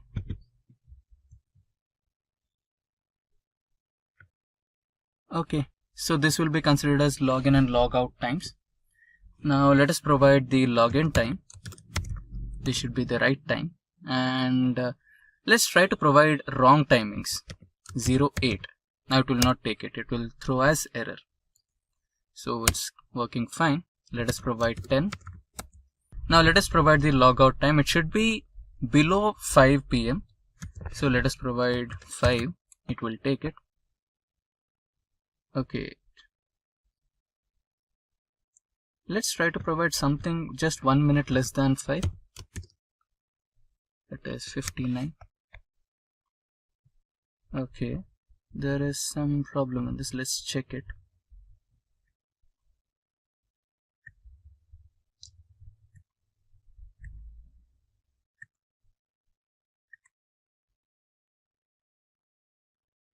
Okay, it is taking 3, that is including seconds. Okay, let's provide seconds as well.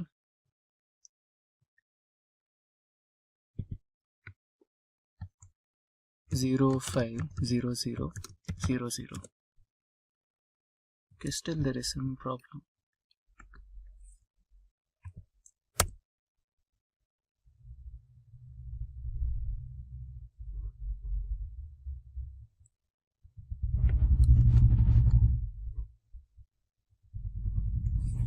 Okay, we have entered 4. We are supposed to enter 24-hour timing, right?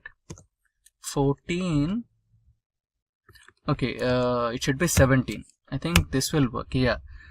Now we are following 24-hour timing here.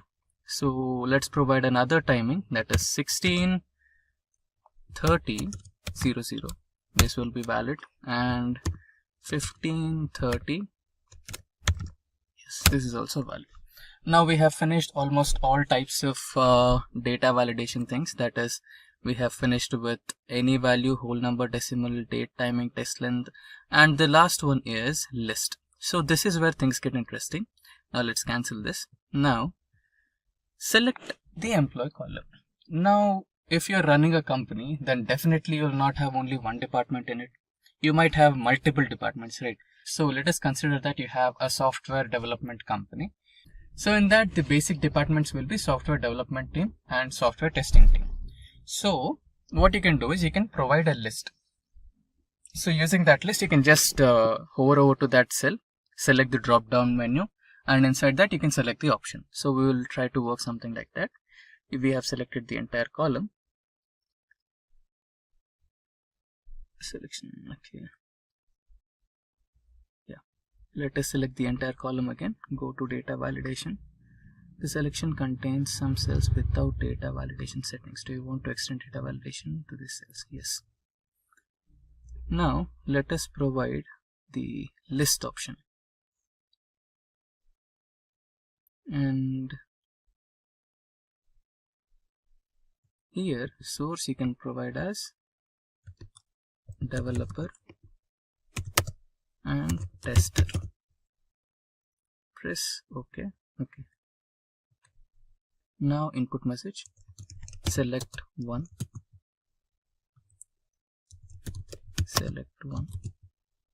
error alert, invalid data, select from drop down only. Press OK. Now when you select the cell, you can see small drop down icon, right? So when you press it, you will have developer and tester option. So you can select developer for first one, and for second one you can select tester, right? Okay, this is good for 1 or 2 options, maybe 3 or even maybe like 5. But what if you have more departments? Okay, let's go to this second sheet where we have the department data. So here we have like 15 departments, or 15 employee type names. So the first one is CEO, second is developer, tester, quality analyst, system analyst, finance, human resource. So many options are there. So you cannot keep on typing all of them, right? So here it is 15. What if you have like 25, like 50 departments, right? It will be tough. So for this, you have another option. So let me select all this data and copy this from this sheet to our employee sheet. Let us paste it somewhere here. Let's expand this. Okay, now we have our list over here. Now let us remove the data validation from this column. Clear all. Okay, now everything is cleared. Let's select OK. Now let us erase this data as well. Now let us apply the list data validation again from scratch. Go to list. Now here we can select the source. Select this particular cell and drag it until here, and it has been loaded. Now go to input message, data options, select one from the menu or the drop down, copy, error alert,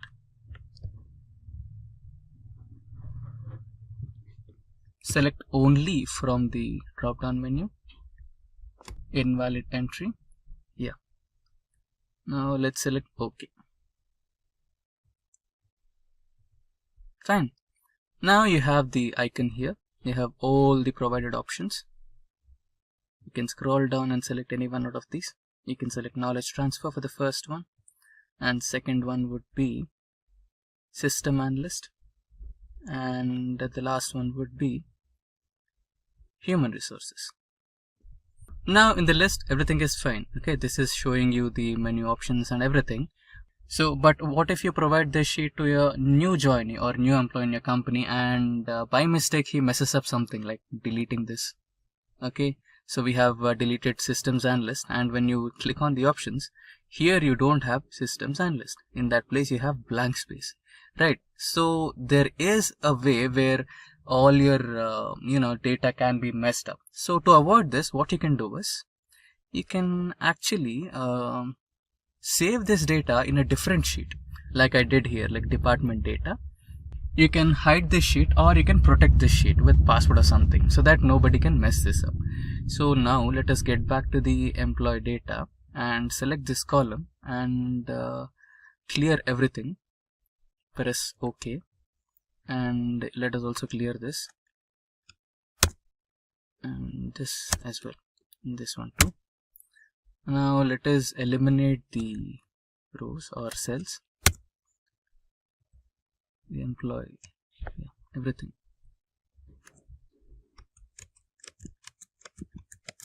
Okay, now we have basically removed this data from here. Now let us try to apply the data validation once again. Now here let us select as list, and here let us provide the option. Let us go to next sheet. Let us select all these options and press OK. Okay, let's provide input message, data options, or department options.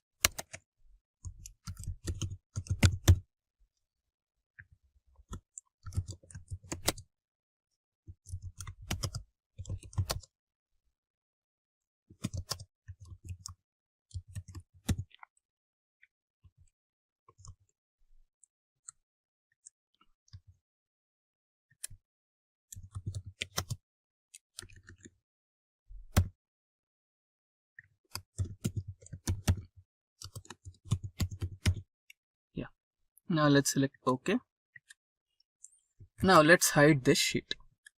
Now the sheet has been hidden and you still have the options. Developer, or let us provide CEO. Then we have developer. Then we have tester.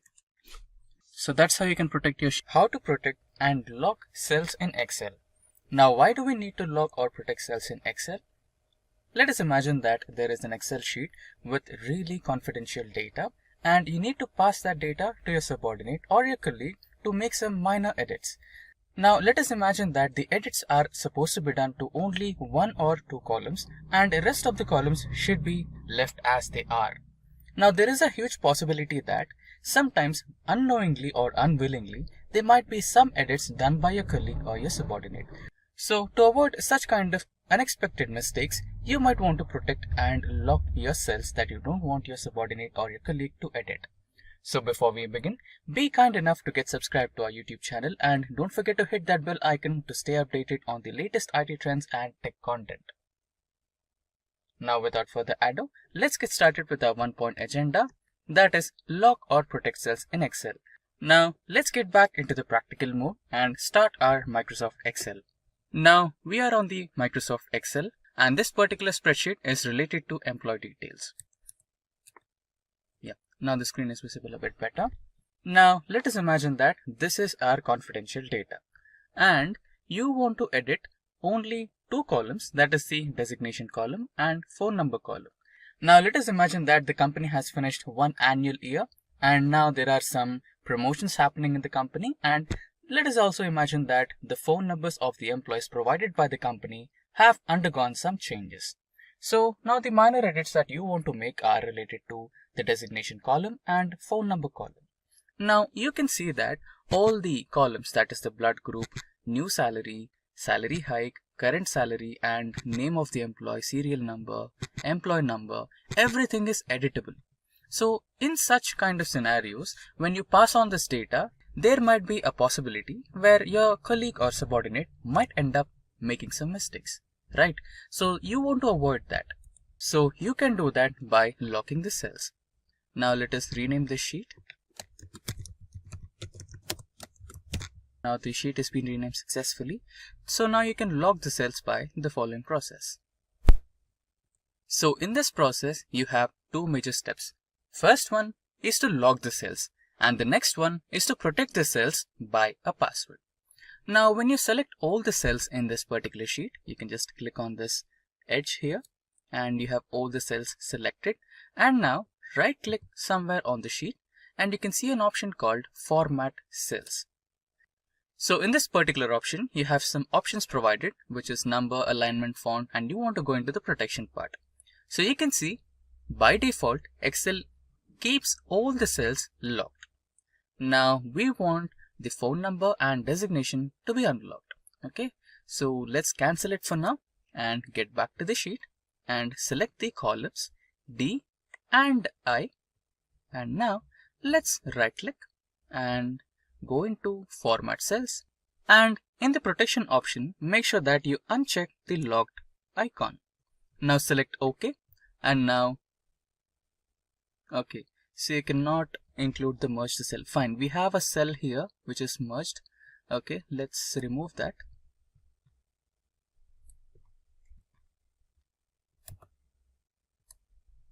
Okay, now again select the entire column, right click, get into Format Cells and uncheck the lock option, select OK.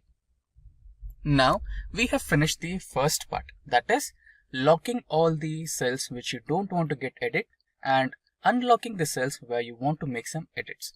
Now the second stage is protecting the sheet. Now right click on the sheet name and you can see an option called Protect Sheet. Click that, and now here you can see select locked cells and also select unlocked cells. So let us provide a password here.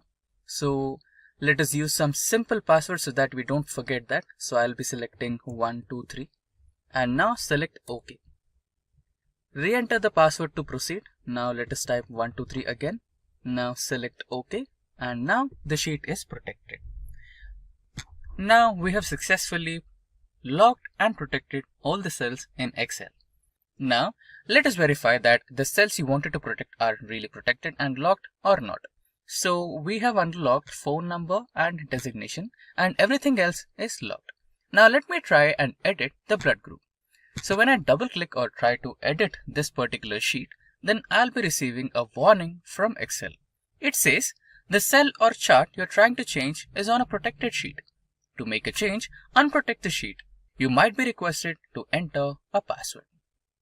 So it says that this particular cell is locked and you cannot edit it. Now let us try to edit the phone numbers which we kept as unlocked. So you can see I can really edit the unlocked cell here. Now let me try to change this phone number. Let me enter some random phone number. So you can see the cell is editable. Now let us go through the designation column and try to edit this particular column. Now, since I said that there's a promotion happening in the company, so the deputy CEO is now the current CEO of the company. And software developer happens to become the senior software developer, and the tester as well. Let us imagine that he will become the senior, and so on. Okay, so this proves that this particular sheet is editable. Not the entire sheet, but only the cells that we kept in the unlock mode.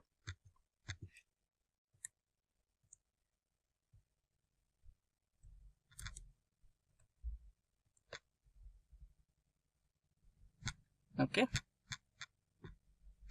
Now, this is how you lock and protect your cells in Excel. Now, you can see that I have sales data on my worksheet. So, let us imagine that your manager asked you to find the average of sales happening in your company, right? So, let's navigate to the bottommost cell and, write it down as average here. Okay, average sales.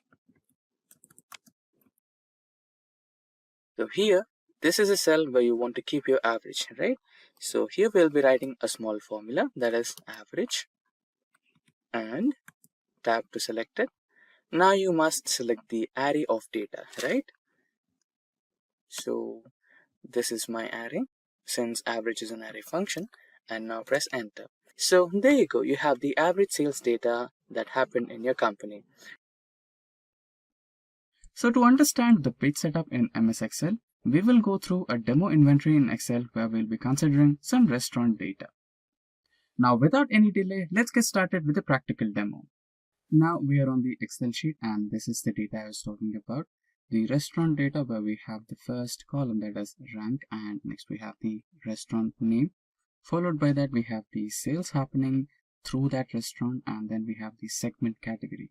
That is what kind of service does that particular restaurant offers. Now this is the list what we made, and what if we wanted to represent this data in the form of a printed paper, right? So I guess you can see all the columns and rows here. So you can see that we have almost like 250 rows. So there is no chance, or there is no way to print all those 250 rows in one page. Of course it is practically possible, but when you try to read the content, it will be so tough to read because all the rows will be clubbed together so closely so that you cannot read it.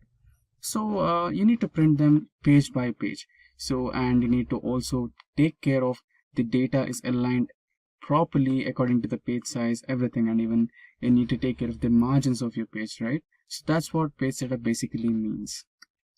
So we have three methods. You can see all the page setup options right over here. And you can also go to print menu by pressing a shortcut method, that is Control P. So you'll directly end up on the page setup options. Now let's look at the second method. So the second method is, you can see the toolbar over here, right? Which has file, home, insert, draw, page layout, formulas, data, review, view, and help. So the second method, we can use page layout option from the toolbar. And you can see when you click on the page option from the toolbar, you have a new ribbon over here. So this ribbon is all about page setup options. So it will offer you margins, it will offer you orientation, size, print area, breaks, background, print tiles, etc., etc., right? So all these options or menus in this ribbon belong to page setup. Now let us look at the third method. So the third method is something similar. You have view option on the toolbar. So just select view, and you can see we have few page setup options over here as well. The normal, page break, page layout, custom views, and we have grid lines, formula bar, heading, zoom in, zoom out, select to zoom, freeze certain panes, right? So all these are also the page setup options. So we have the three methods to enter the page setup options. Now we are familiar with those. Now let's get started with the practical mode on page setup. For that, let me use the simplest method, that is holding the control key and pressing P, which navigates me to the print option. Now we have various set of options here. We have no scaling, normal margins, letter, portrait orientation, collated, print active sheets, and note 1 for Windows. You can see this option is the printer's option. For example, if you're connected to a printer, which is the hardware printer, then your MS Excel will show the printer's name here. So other than printer, you can also make some other arrangements where you can just directly print your complete data in the form of PDF, and then you can export your PDF to your recipient. That's also possible. Okay, now let's get started with the first option, that is print active pages. Okay, to understand this better, we need to create a new sheet. Not a problem. So you can see that we just have one sheet over here. So let us kind of select all the items and create a new sheet and try to paste it over here. Or let's try to paste it over here. Okay, now let's try to extend these.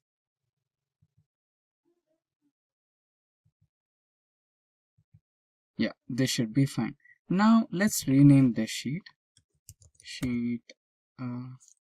Or let's rename it as restaurant sheet 2 for our reference. Now let us get back to the print sheet option. So I'll use the shortest method, that is holding the control key and press P. Now you can see that here we have 6 pages in total from the active sheets. So the current active sheet is the top 250 sheet. So this particular sheet is the current active sheet. So if we print the entire data in this particular sheet, then we will end up printing 6 pages. Now let us select the other option where you have to print the entire workbook. Right. So now you can see that there is a change in the number, that is 12 pages. So what is a workbook? So basically workbook is the collection of entire sheets in your Excel homepage. So in this particular Excel homepage, you have the first sheet, that is top 250, and the second sheet, that is the restaurant sheet 2, right? So the combination of these two sheets make up a workbook. So when you select the entire workbook option, you'll have 12 pages. So that's how we use this setting where you select the active sheets, the entire workbook, and there is another option where you can only print a selected item. So if you want to do this, then let's get back here. Now, what if your customer or what if your client wanted the top 10 restaurants only? So you can select the top 10 restaurants by doing this. Now you have the top 10 restaurants. Let's go to print. So you can see Excel has automatically selected the selection only, print the selected content only. So you can see we have only the top 10 restaurants or top 11 restaurants that we have selected in our sheet, and it is ready to get printed. So this is how we use the first option. Now let's get back. Let's not select that and let's make the pages normal. Now get back to the print option again. Now you can see the next option, that is collated. Right. So in collated you have different options, that is 1, 2, 3, 1, 2, 3 and 1, 2, 3. And the next one, which is uncollated, 1, 1, 1, 2, 2, 2, 3, 3, 3. So why are these numbers present here, and what does collated mean anyway? So this is your question, right? Now the answer for this question will be a little similar to your examination hall. Okay, let us imagine that you are in examination hall and you are the invigilator and you have 10 students in your room. So you wanted to provide question papers to all the 10 students. Okay, so you have your question paper distributed into 3 sheets. That is, you have marked questions and your questions are fit into 3 papers. Right. In this scenario, we have 250 rows and all the data is split into 6 sheets. That is sheet 1 or page 1, page 2, page 3, page 4. Right. Now, if we wanted to print 10 copies, then the arrangement of papers will be page 1, page 2, page 3, page 4, page 5, page 6 in continuous order, right? That is collated.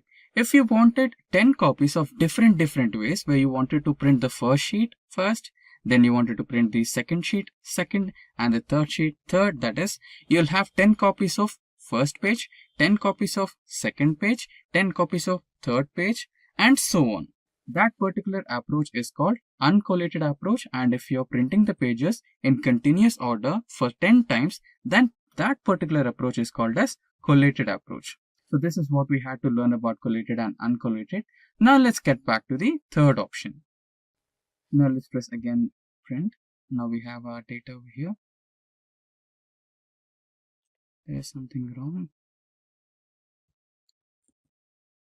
Select all the elements, Control P. Yeah, now we have our data back. Now we have the third option, that is the portrait orientation. Okay, so when we click that, we have 2 options, that is portrait and landscape. So you might be having a good idea, like when you try to click a picture in your phone, we have 2 modes as well, that is portrait mode and the landscape mode. So when you click on the portrait mode, this is how your data will be looking. Now, to understand the difference, let's click the landscape mode. So when you click the landscape mode, this is how your data representation will change. You'll have a wider page to print. So this is why we use the page orientation. For now, let's keep the page orientation as portrait orientation. And we have now the fourth option. So what is the fourth option? We have various sets of options in here, that is letter and A4 size. There are also some more page options over here where you can select the page types you want to print.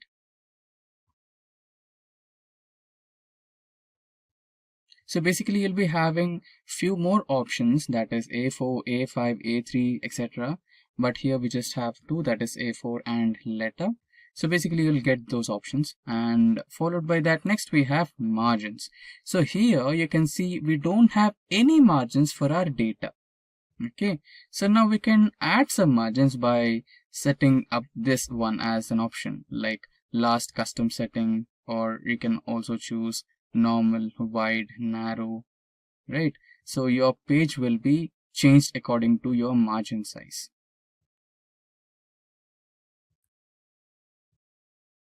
Right, so this is how you can change the margins. Now let's keep it as default. Let's set the normal one.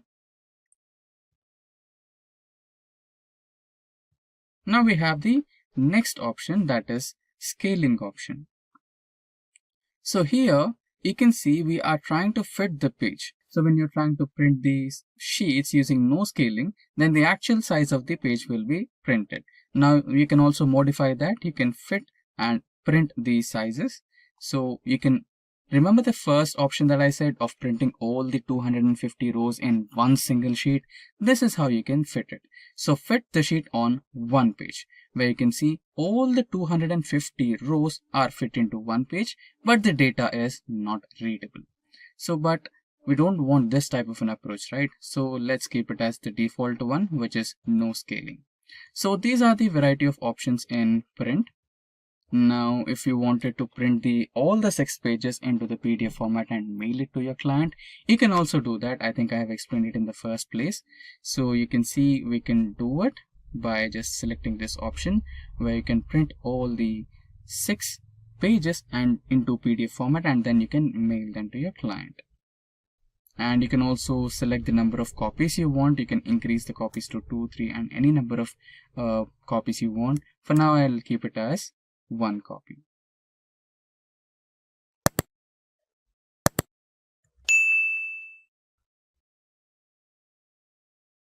Now let's print this.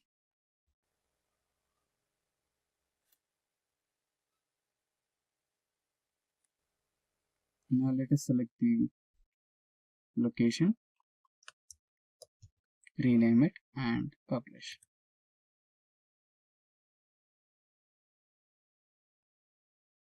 Now let's get back to documents and see if the page is printed or not. Here you go. Here we have the restaurant data in the form of PDF.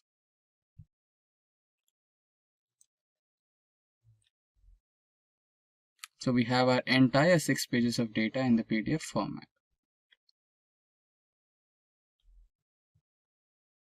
Now we are back on the home page. Now we had some limited functions in the print function over here. We had tried to export the data. So you can also export the data or try to print it from the print option over here. You can just select that as well. Make a new file. PDF. Yes, the pages are printed now. There you go, we have the restaurant 2 PDF data. So that's how you can print all your data. You can either choose the export option or you can either choose the print option. Now when you see into the print option, we have limited number of page setup options over here. Now let's check out what we missed. So we are in the page layout here.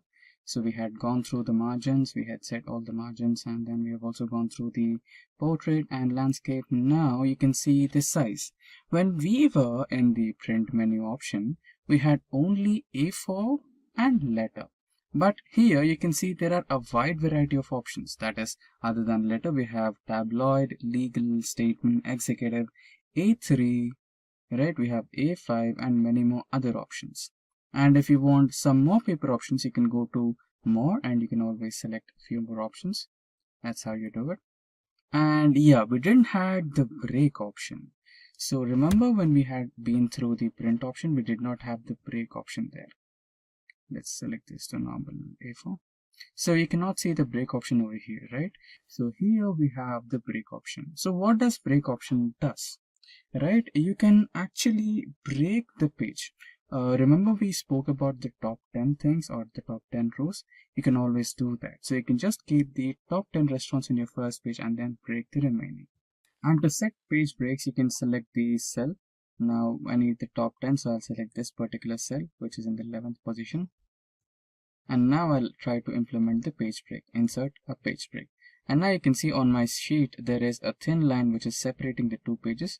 That's how you can see the indication of a page break implemented onto your page. Now how do you see it? You can see it by selecting Ctrl P, where you can see the first top 10 restaurants being printed on your sheet. So there you go, we have the first top 10 restaurants printed on our sheets. So that's how you use the page break. Now let's try to eliminate all the page breaks. So you can select breaks and reset all page breaks. So the page break has been eliminated. Now you can always choose a background for your data as well. You just, if you want, you can add a picture to your background. I think that's not available for now. Okay, you can work offline as well. Let us select this one. So you can see that we have added a background to our data. We can select all the text files and then you can change the color so that the text becomes a little visible. Yeah, that's how you do it. Now if you don't want the image to be added on your file, you can also remove that, delete page background, and there you go, all the images are gone. Now the next important part, that is the print titles. Now why do we need print titles? For that, let's try to print this. So now you can see the first page. In the first page we have the title, rank, restaurant, sales, segment, category. But if you go to the second page, you don't have that title, right? You don't have the title, rank, name of the restaurant, sales, and their service category. So if we want that, then we need to add titles. Now for that, let's select the print titles option. Now let's select the rows to repeat on top. Now for that, we need the first row. Select the first row and this particular row will be repeating into all the pages. Now let's try to print it. So yeah, now you can see the titles are being added to all the sheets. You can see the page 2, page 3, page 4, page 5 and page 6. So you can see the titles added to all the sheets. Now we are on the spreadsheet. So here, what exactly are page breaks? So page breaks are something which help you during you're trying to print your data or present your data in the form of a web page, right? In those times, you cannot fit your entire Excel data in one spreadsheet or one paper or one web page, right? So in those scenarios, Excel will try to eliminate a few parts of your spreadsheet, or it will try to split the spreadsheet. So how exactly it looks like? So go to the view option and click on the view and click on page break preview. Here you can see the dotted lines, right? So these are the things which separate your data in form of pages so that it can be printable on one single page. So some of the times the user or the ex-user manually inserts a page break, right? So how do you insert it? Just go to the page layout and here you can see the page breaks, insert a page break, and you have successfully inserted a page break. Again, go to the view, go to page break view, and here you can see the solid line. So these solid ones are the ones which are inserted by the users or anyone who had the access to the data. Now how do we eliminate them, right? So we can eliminate them and we can try to get the sheet back to the normal way. So all you have to do is click on the cell which has the page break, which is right under the page break. Go to the insert page break, page layout menu, go to the breaks option, click on remove page break, and there you go, you have successfully eliminated the page break. And page break preview to make sure that the page break has been successfully removed, so you cannot see that anymore. So that's how you try to insert or eliminate a page break in Excel. So conditional formatting is a method to visualize your worksheet. We already have the charts in Excel to visualize our Excel sheets in graphical form, but what if you had to see or visualize the data in your worksheet as it is? So that is where the conditional formatting comes handy. Now let's get back to the Microsoft Excel and try to implement some conditional formatting. Now we are on the Excel worksheet. This particular dataset is based on a store. Now we have various columns in this particular dataset. We have row ID, order ID, customer name, etc. And finally we have quantity, discount and profits. Now let's go to profits. Let us imagine that we have provided this particular store with a target of minimum 15% profits. Now let us find out the stores that have hit the 15% target and the ones which did not. So for that, let us select the entire column.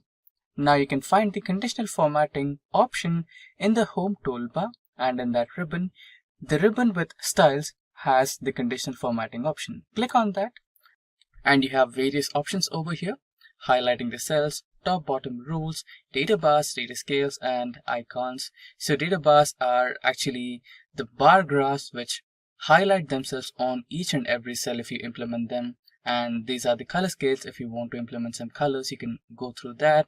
And if you want to represent your cells with icons, you can also do that. For now, let's highlight the cells.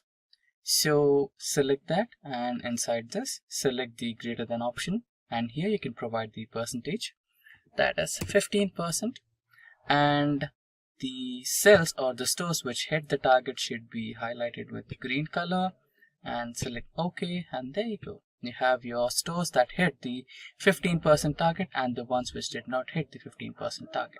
Now if we want to highlight the ones which did not hit the 15% target, you can highlight them with the color red. So conditional formatting, highlight the cells less than 15% with color red and text dark. And there you go, it's done. Now let us consider another example. So this particular example is based on train dataset, and here we have the passenger ID, survived, passenger class, name, etc. Now we have a train accident incident over here. Now 1 is indicated that they are alive and 0 is indicated that they are not alive. Now let us use this column and conditional formatting.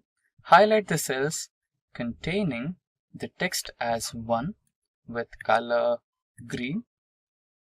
Okay. and highlight the cells that contain text 0 as red, that indicates they are not alive. And let us select the icons.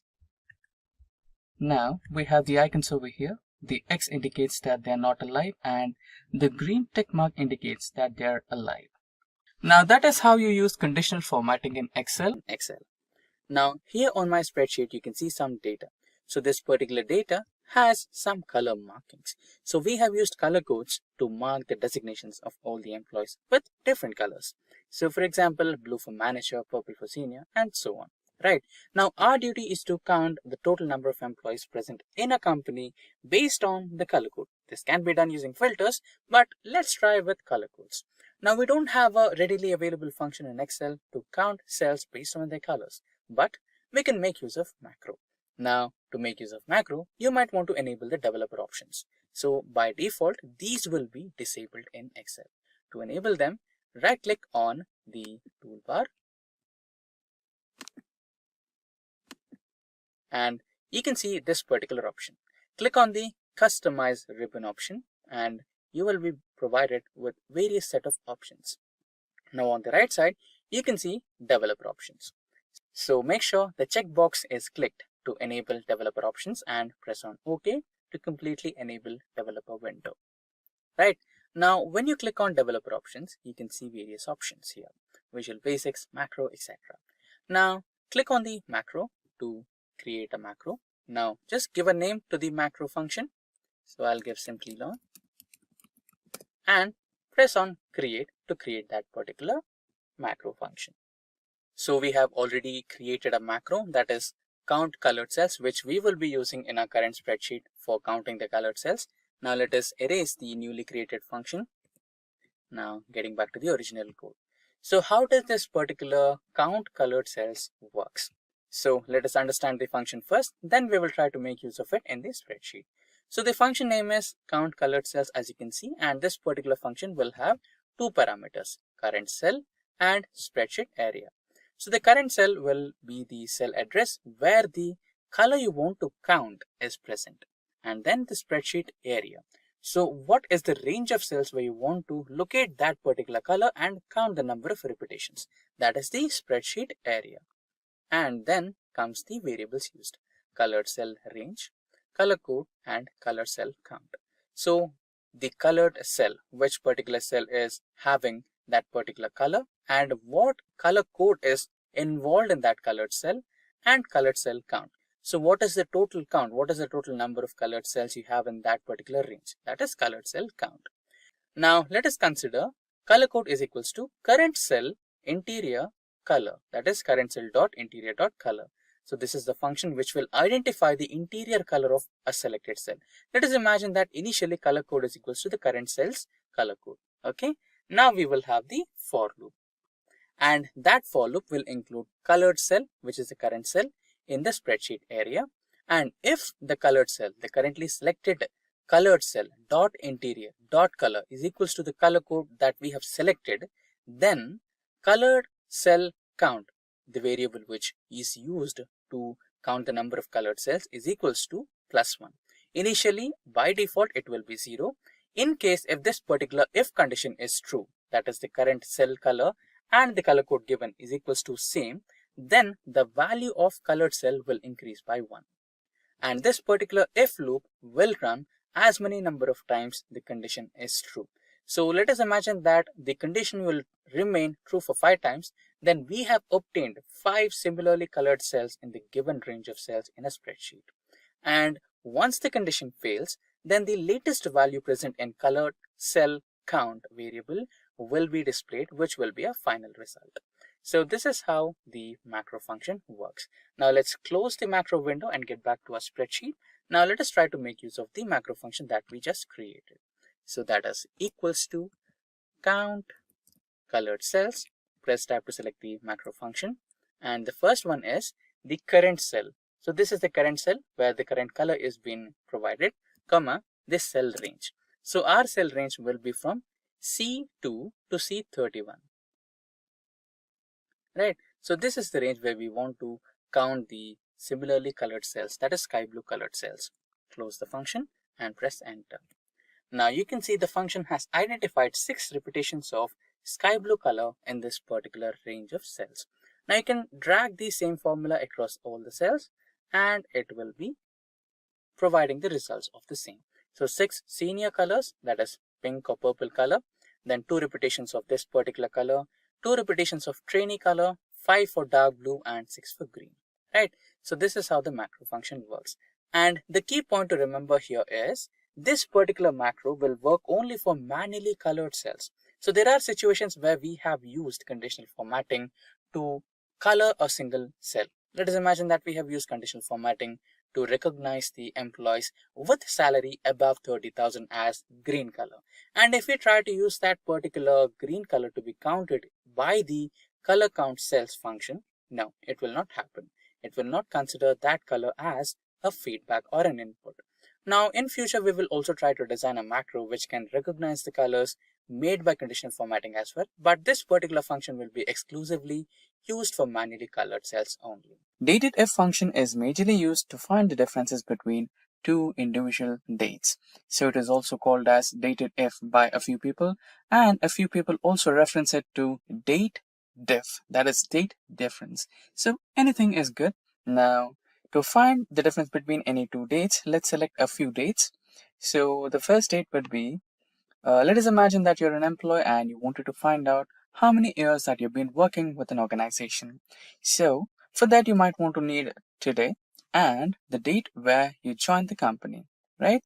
So it might be date of joining and today. So what's the difference, right? So let us imagine that you joined the organization somewhere around 2010, 0105, 2010, and today.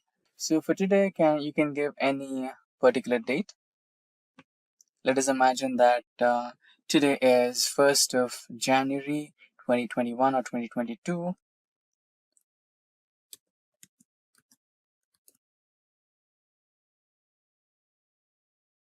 Now we have both the dates, that is the joining date and the current date, which can be the current date. So the day can be anything. So you might be watching this on a different date as well. So the date of that day for today would be a little different. So we'll imagine the today's date as an imaginary date. Now we might want to find the difference, that is in terms of years. So you wanted to find the difference in terms of years. So here you can find the difference in terms of years, days, and months as well. So currently, let's try to find out the difference in terms of years. So for years, you might want to specify the third parameter in the dative function as y. If you wanted months, you have to give the m as the third parameter. And if you wanted to find the days, you might want to give d as the third parameter. So we have discussed the third parameter. So what are the first two parameters, right? So the first two parameters are the first date and the last date. So the first date in this situation is your date of joining, and the last date or the final date, which you want here is your today. So let's find the difference. So for that equals to, so it can be dated if or date diff.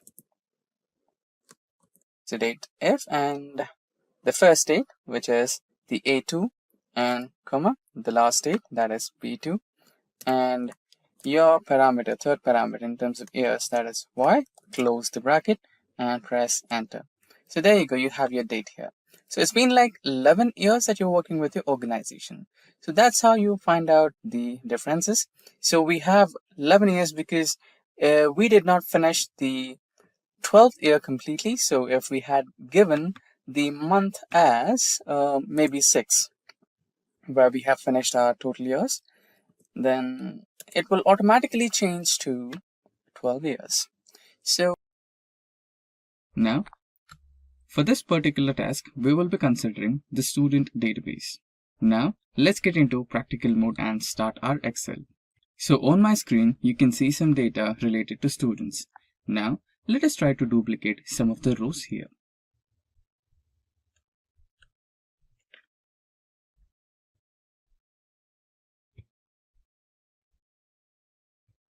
So we have selected the rows 8, 9, 10, and 11. Now we shall copy them and paste them. So now these are the duplicate elements, right? Now there might be possibilities about the duplication of class because all the students, all the 10 students are in same class, so there might be a duplication, but we are not looking for such kind of duplications, right? We are looking for the duplication of the entire row. For example, we have the details of Mike over here in the 8th row, which has the roll number or serial number as 7, name as Mike, roll number, class, blood group, and subject scores, percentage, round of percentage, and total marks. So the entire 8th row is being copied here, and it is in the row number 12. We have the exact same details. So what if you have the exact same rows duplicated? So that's what we're going to deal with. We're going to eliminate the duplicate rows all completely together. Now to carry over this task, we have to select the data from toolbar. So you have various options, file, home, insert, etc. So you need to select the data, and inside the data toolbar we have the ribbon, and inside ribbon you have got the duplicate values or remove duplicates option in the ribbon. So select all the data, select remove duplicates, and now you can see that we have all our column names over here, and make sure that you have selected my data as headers and then select OK. And now you can see that Excel has automatically removed 4 duplicate values. So 4 duplicate values are found and removed. 10 unique values remain. Now another type of remove duplicates can also be done. So you can see that here we have another data set which has phone numbers or phone names, that is phone makers, that is Samsung, Huawei, Vivo, Oppo, etc. So there are some duplicate values in this. I've copy pasted them. So now you can also do that. So just select all the data and now go into home and select conditional formatting, and here select highlight cell rules, and inside that you have duplicate values. Selecting this option will help you identify the duplicate values in your dataset but not to remove them. So you can select that and you can see the duplicate values are highlighted over here in the red color.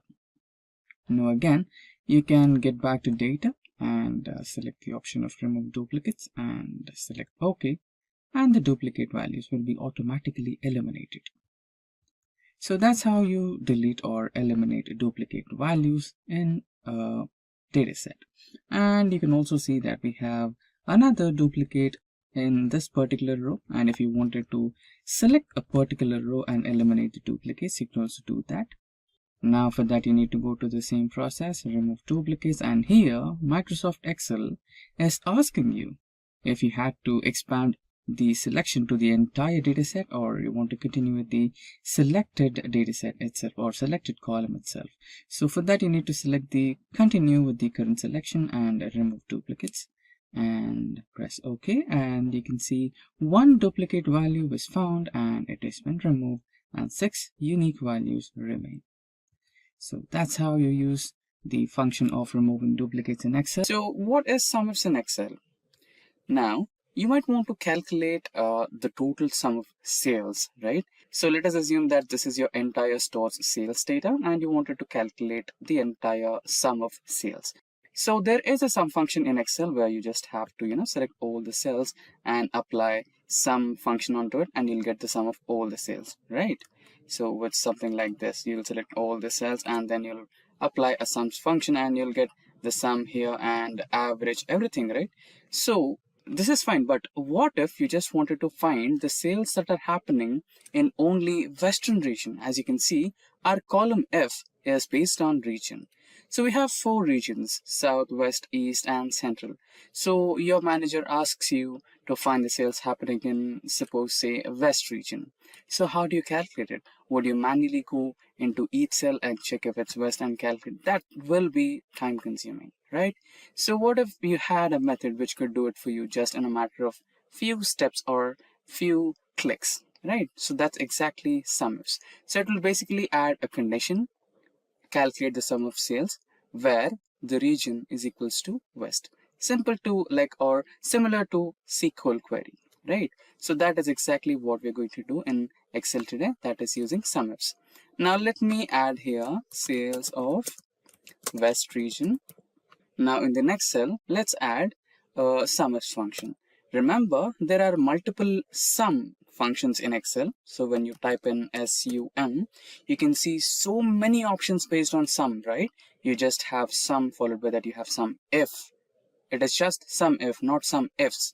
Today we are concentrating on sum ifs. So not just sum if, we'll go to sum ifs. So we'll be having an option of placing multiple if conditions there. So let's also try that. More on that later. Now let's press tab to select our sum ifs function. Now, okay, we forgot another important step. So before we apply sum ifs, we need to convert our table into a table format. Yes, it looks table, but right now it's not in tabular format. It is in the format of database. We know that Microsoft Excel considers its data as a database by default. So to convert the database into table, just click anywhere on the data and press Ctrl T so that you'll have a new dialog box, and it will ask if your table has headers. Just make sure that you have ticked in it. Our table does have headers, so select OK. Now our database has been converted into a perfect table and it's ready for applying SumIfs function. So now you can see our database has been successfully converted into a table. Now let's begin with our SumIfs. Now again, remember we are using SumIfs here, not SumIf or sum. So select SumIfs and press tab and we have our SumIfs function. Now the first step, which column are we looking at? What are we finding out, right? Which is a sum range? What sum do you want? For now, we need sum of sales. So select the sales column and we have a simple key function here. Let's hold control, again press shift and hold shift together. So we're holding control and shift key together, and now we're pressing lower arrow key once. Yes, the entire sales column has been selected, comma. Now where do you want to look? So we want to look, which part of the table you want to fetch, right? So this is the region part we want to fetch right now. So again, hold control and shift together, lower arrow key, the entire column is selected. Now the next last part. So we want to look into the both of the columns, that is sales column and region column. Now which type of data you want? So for now we want Western type of data, that is the sales data which is happening only in West, right? So we'll select this cell with the data as West, or you can also manually enter it. For now, let's select the data. So I'm selecting the cell F7, which has data as West, right? Now let's close the parenthesis and press enter. So there you go. You have the sales happening in the Western region. Now you can also try to format it in the form of currency. So let's use dollars, since it is based on American states. So let's use dollars. So there you go. Now we are having the sales data of West. Now let's try to copy the same to all the 4 cells. And for now here, let's type in East. And this can be South, right? And this can be your Central. There you go. Right. Now you can also copy the same formula and make minor edits to it. So here, instead of F8, you can select East. So where is East? Here, and press enter. So you have the sales related to East. Now let's try to edit F9 with South. Select South region, enter. So you have South sales, and what remaining is Central. So let's edit Central as well and press enter. So there you go. Right, now you have all the separate sales data from West, East, South and Central. Now again, you might want a bit more granularity in data, right? Or in your reports, right? Like you wanted to find the sales data happening in West and you wanted to find out the category based on only furnitures. So your manager will ask you, okay, a fantastic job. So now just give me another minute detail on the data. I want to calculate the sales happening on West based on category furniture, right? So he wants furniture or he wants office supplies only, right? You can also do that. It's not an issue at all. Now let's try to copy this cell and paste it here, and sales in West. Let's add another input here on furniture, right? Now you wanted to calculate the sales happening in West region only on furniture. So you can also do that. Now we can use the same formula as well. Just copy paste the formula here, right? And you can add few things here. When you try to add a comma, it will automatically generate the next criteria. So it is expecting that you are looking for adding another criteria, right? Now, which column you want? You want category. So let's select category. You want to select all the cells. Same trick, Control Shift lower key, and again press comma. And you wanted to select only furniture. So select on furniture cell. There you go. Now press enter. So there you go. We successfully have the sales data from West region based on category only furniture. So that's how you do SumIfs in Excel. You can also add a few more details to it. Like in furniture, you can also look only for tables. So here you can see in West region, we have furniture sales data, and we have sales data of West region based on furniture, which includes only tables. You can also do that using SumIfs function in the same way. All you have to do is select the subcategory column and select the cell which has the data as tables. So this is how you use SumIfs in Excel. Now creating a pivot table is just away from a few clicks. Trust me, it is just a couple of clicks and you'll have your pivot table ready to operate. Now click any cell or select any cell on your spreadsheet which has the data and navigate to insert menu on the toolbar and select pivot table, and that's how simple it is.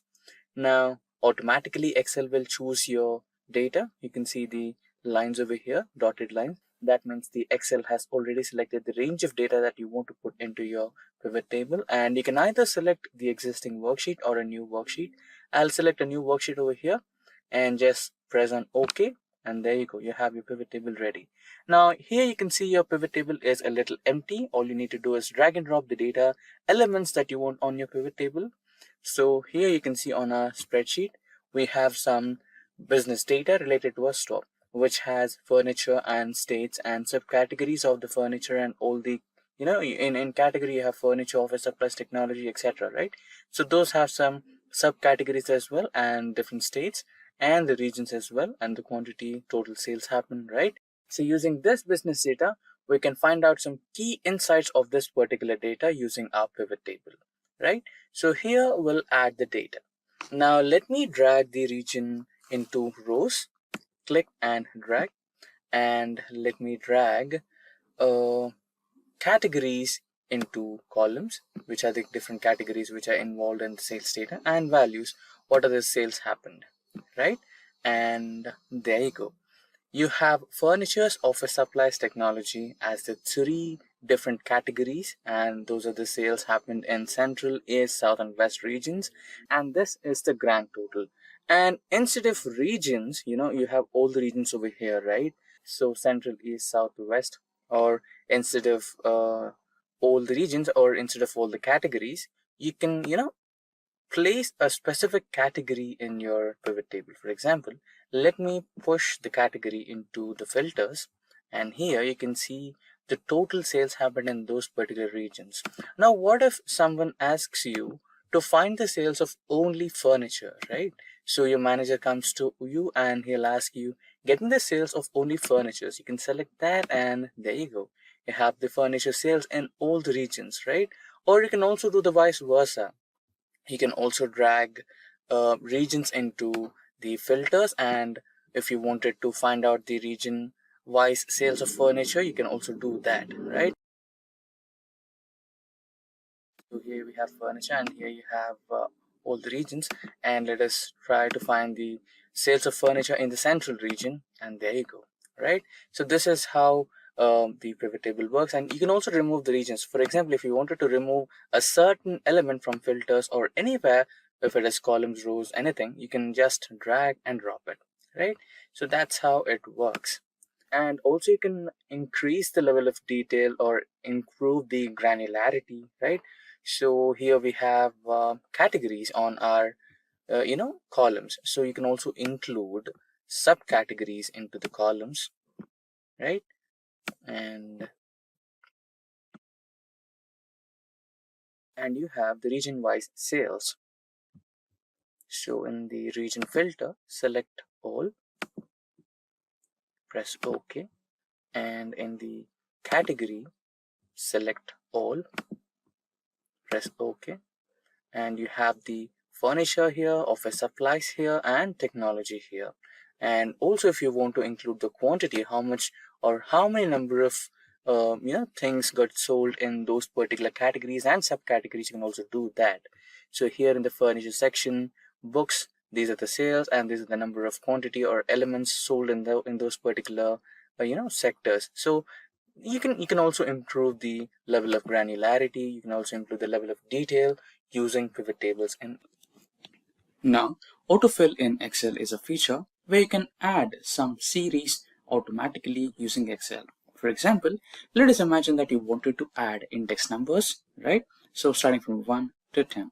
So manually you will be typing in the numbers and you'll be doing it, right?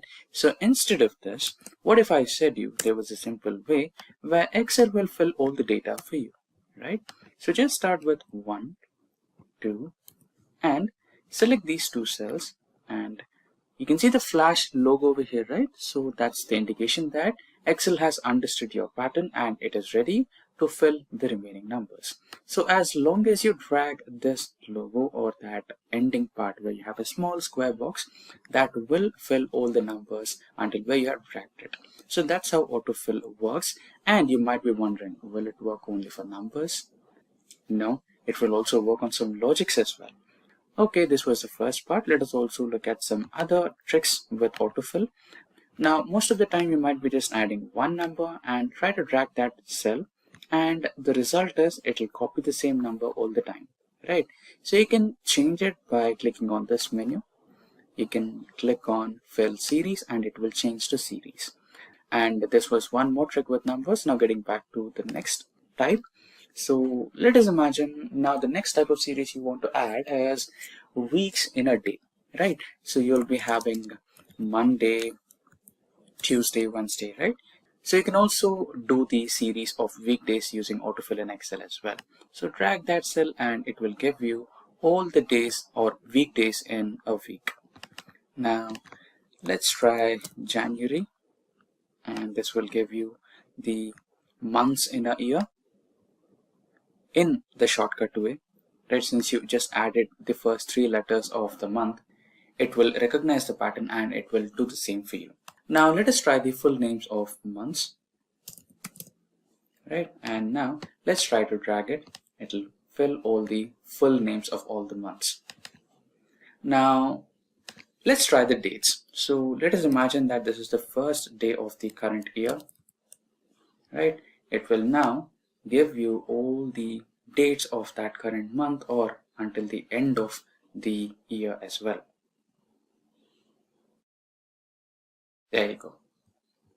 Now let us imagine that your manager tells you to add the dates of working days in the month of January. So how can you do that? It's simple. All you need to do is select the cell, go to the fill option, select series, and here select column wise since you want the dates in columns, and here in the type select date. Date unit should be weekday and the stock value should be the next month, right? Since your manager asked for the weekdays of January, so your stock value will be the 1st of February. Press OK and there you go. So since the 1st of January is Friday, it's selected over here, and the rest too, Saturday and Sunday, are eliminated. Similarly, we have all the dates here of working days only. So that's how you use autofill in Excel.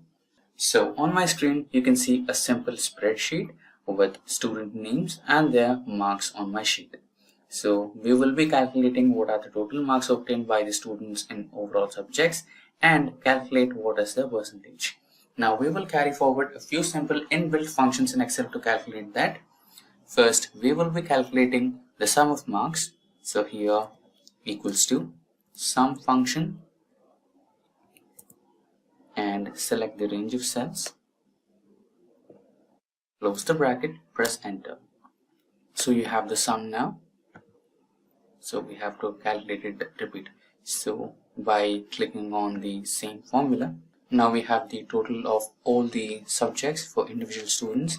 And now let's calculate percentage. So usually we use the divide by option, that is divide the total number of marks obtained by the total number of marks available. That is, we will be dividing 407 by 500 and then we will be multiplying that into 100. So that's how we calculate the percentage. So cell G2 divided by cell H2, press enter, and you will end up with the decimal format. That's perfectly alright. Now we have also extended the same formula for all our cells.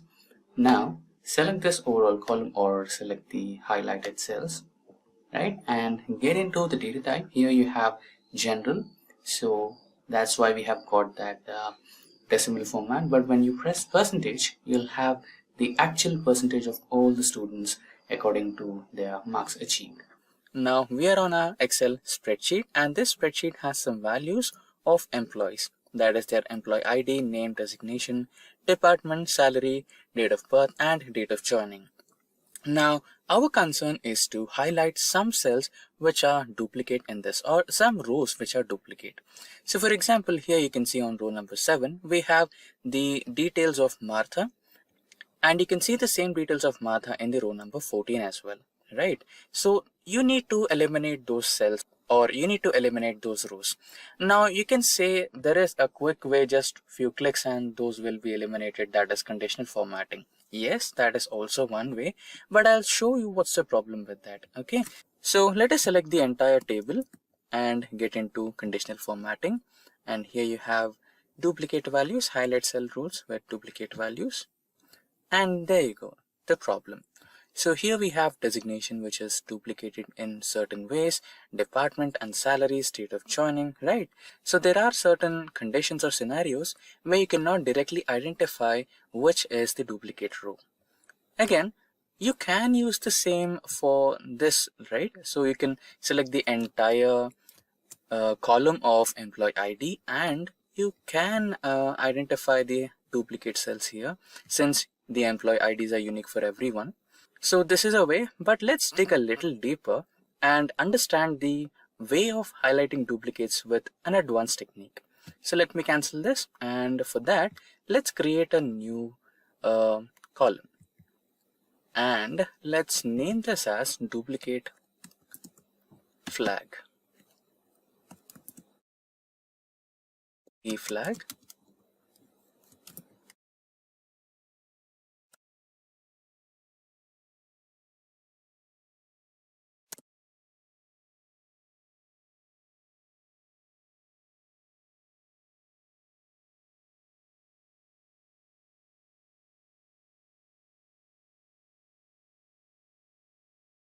So the new column has been created, which is D flag. So here we will be using a simple formula, that is COUNTIF, and here press tab to select the formula, and here we will be adding our range, that is which range are you considering.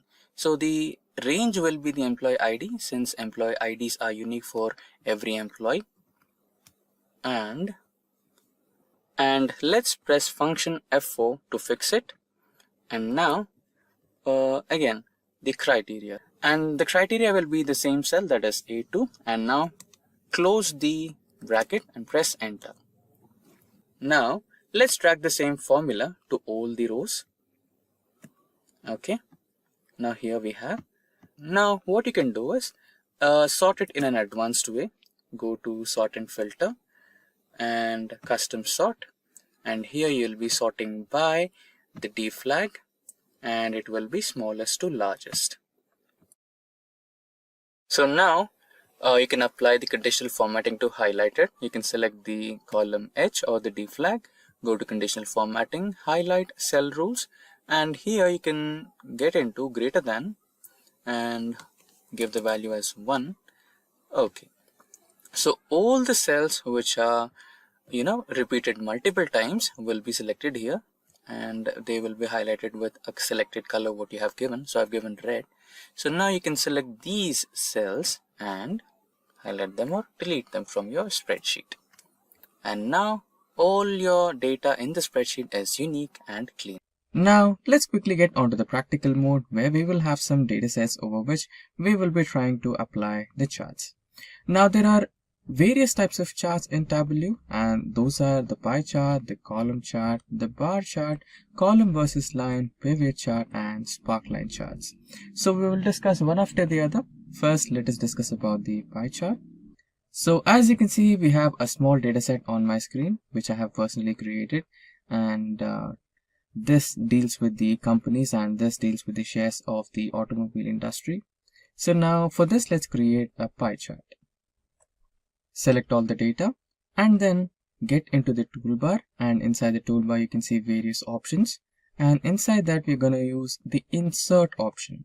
And when you select the insert option, you will have a ribbon here, and inside the ribbon you can see groups, tables, illustrations, add-ins, and here you go, these are the charts.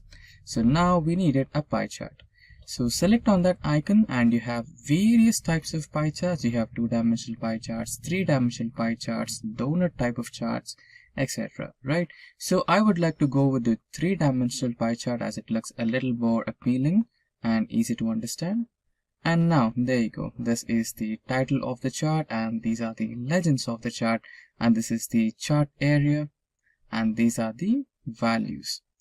Now we can kind of add the data labels as well. So you can just have to press the plus icon over here and you'll have the options. You can add the data labels, which will give you a lot more interesting values. And you can also turn this around. As you can see, on double clicking any part of the pie chart, you'll get this option which is called as format data point. And let's imagine that you wanted to show the information related to this particular one, which is Volvo, which has the biggest share. So this is in front right now. Now what if you wanted to show the information related to Tata, which is over here, right? For that you can select this particular arrow key and you can just twist it, and there you go, it is coming in front. This will be a great way of presenting your data to your clients, right? Yeah. And there is another option where you can directly explode this, like you can pick it out. You can see this, right? Point explosion, where you can split it out and you can show that, especially like you can highlight it and show it. So that's the a great way of presenting your data. So that's how you can work with pie charts in Excel. Now let's quickly move to the next one, that is the column chart. And in the column chart we have the data related to some company and the profits of that company based on a year. So you can see that the year has started from 2008 and it has gone until 2021, and these are the profits of that company year after year. So since we are dealing with column chart, I'll tell you the simplest way to create a column chart. There is a shortcut key for that, which is Alt F1, and there you go, you have the chart right on your screen. Now you can expand the chart just by dragging it like that, and you can see that there is some problem with this chart. That is, we have numbers here instead of years, right? You can see that the first column is the years, which is 2008 to 2021, but here you can see we have 1, 2, 3, 4, which is not proper, right? So to change the axis, that is, you can see the axis which is 1, 2, 3. Let me expand my screen a little bit. Yeah. So if you look at my screen, we have two different columns. One column is about the years and the second column is about the revenue. Now what we want to do is we want to create a line graph where we have year on the x-axis and revenue on the y-axis, and we will be generating a line graph based on the data we have. Now for that we have to select the entire data what we have, then we need to go into the insert option in the toolbar, and then you can see a lot of chart options in the insert ribbon. Now here you can see that we have a line chart or area chart option. Select that, and here you can see 2D line graphs. Now let's select the first one, and there you go, you have the line chart here. Now let's rename the title.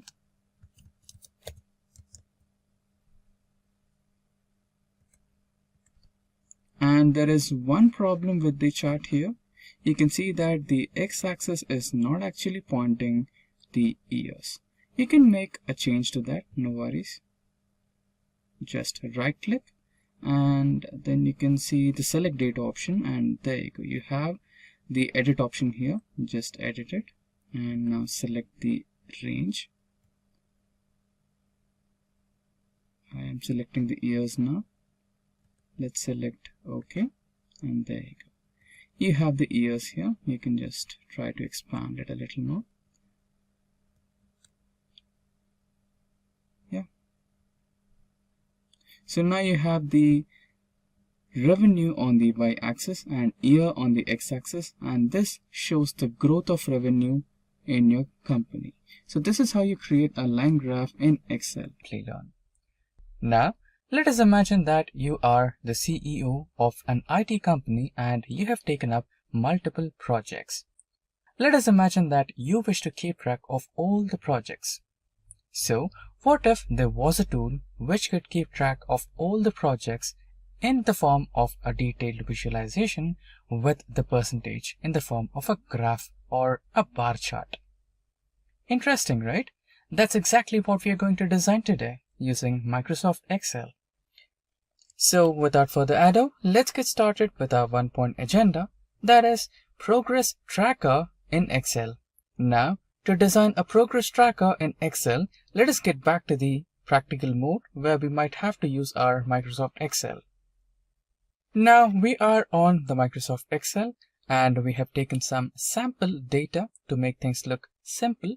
So here we're considering a set of students and their attendance percentage. So we will be using this particular data and design a progress tracker. Now let us try to increase the size of the cells. Now select all the cells in the attendance column. Now we have selected all the cells in the attendance column, and in the toolbar select the Home tab, and inside the Home tab you have Styles group. Inside the Styles group select Conditional Formatting, and inside the Conditional Formatting option select New Rule. So in the New Rule we want to select the first option, that is Format all cells based on their values. Now here you can see Format Style. Since we are trying to create data bars, we need to select the option of data bars here. And under the data bar options, we have some more options on the drop down menu. So here in the type, select number, and the minimum number is 0. It is automatically stored here. And the maximum value is again a number, and let us provide it as 1. Now here you can select the color for your bars. Now since we have already chosen green for all the column headers, let's choose blue and select OK. Now here you can see that the values are being indicated using bar graphs, right? And you can also see the percentage values. But we can make it look a little more better by shifting them to the left side, and text could be given as white so that it's more vibrant to look at. And now we can also apply some conditional formatting onto these attendance columns. So let us try to highlight the students having attendance less than 65%. So highlight cell rows less than 65% attendance.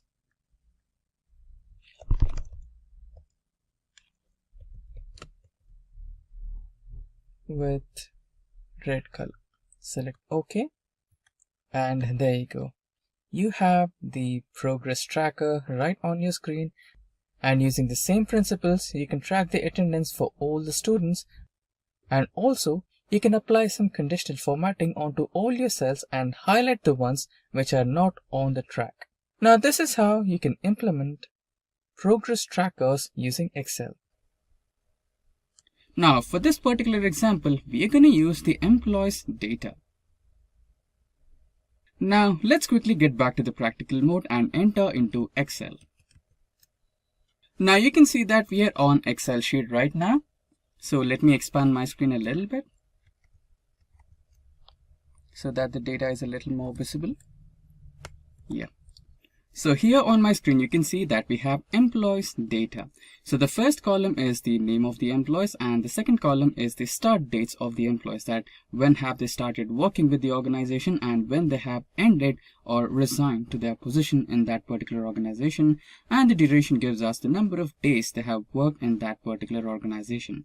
So to create a Gantt chart is really simple. You just have to select the data and then go to the insert option, and in there you can see the charts icon and select all charts, and in that select the bar chart, and here you can see the stacked bar chart. Select that and press OK, and there you go, you have the stacked bar chart right on your screen. Let's expand this a little more so that we have the clear visualization of the dates as well. Now you can, if you want, you can change the title as org data or employee data. And now we are partially done with our chart. Now the next thing we have to do is select the bar chart, right click on it, select data, and here select the add icon. Now you need to select the series name. So the series name is duration for our Gantt chart, and series values are, let's select this and select, let's move a little.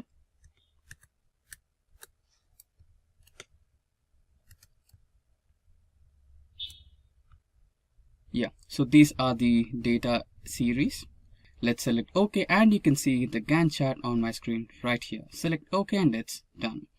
And still now it's not complete yet.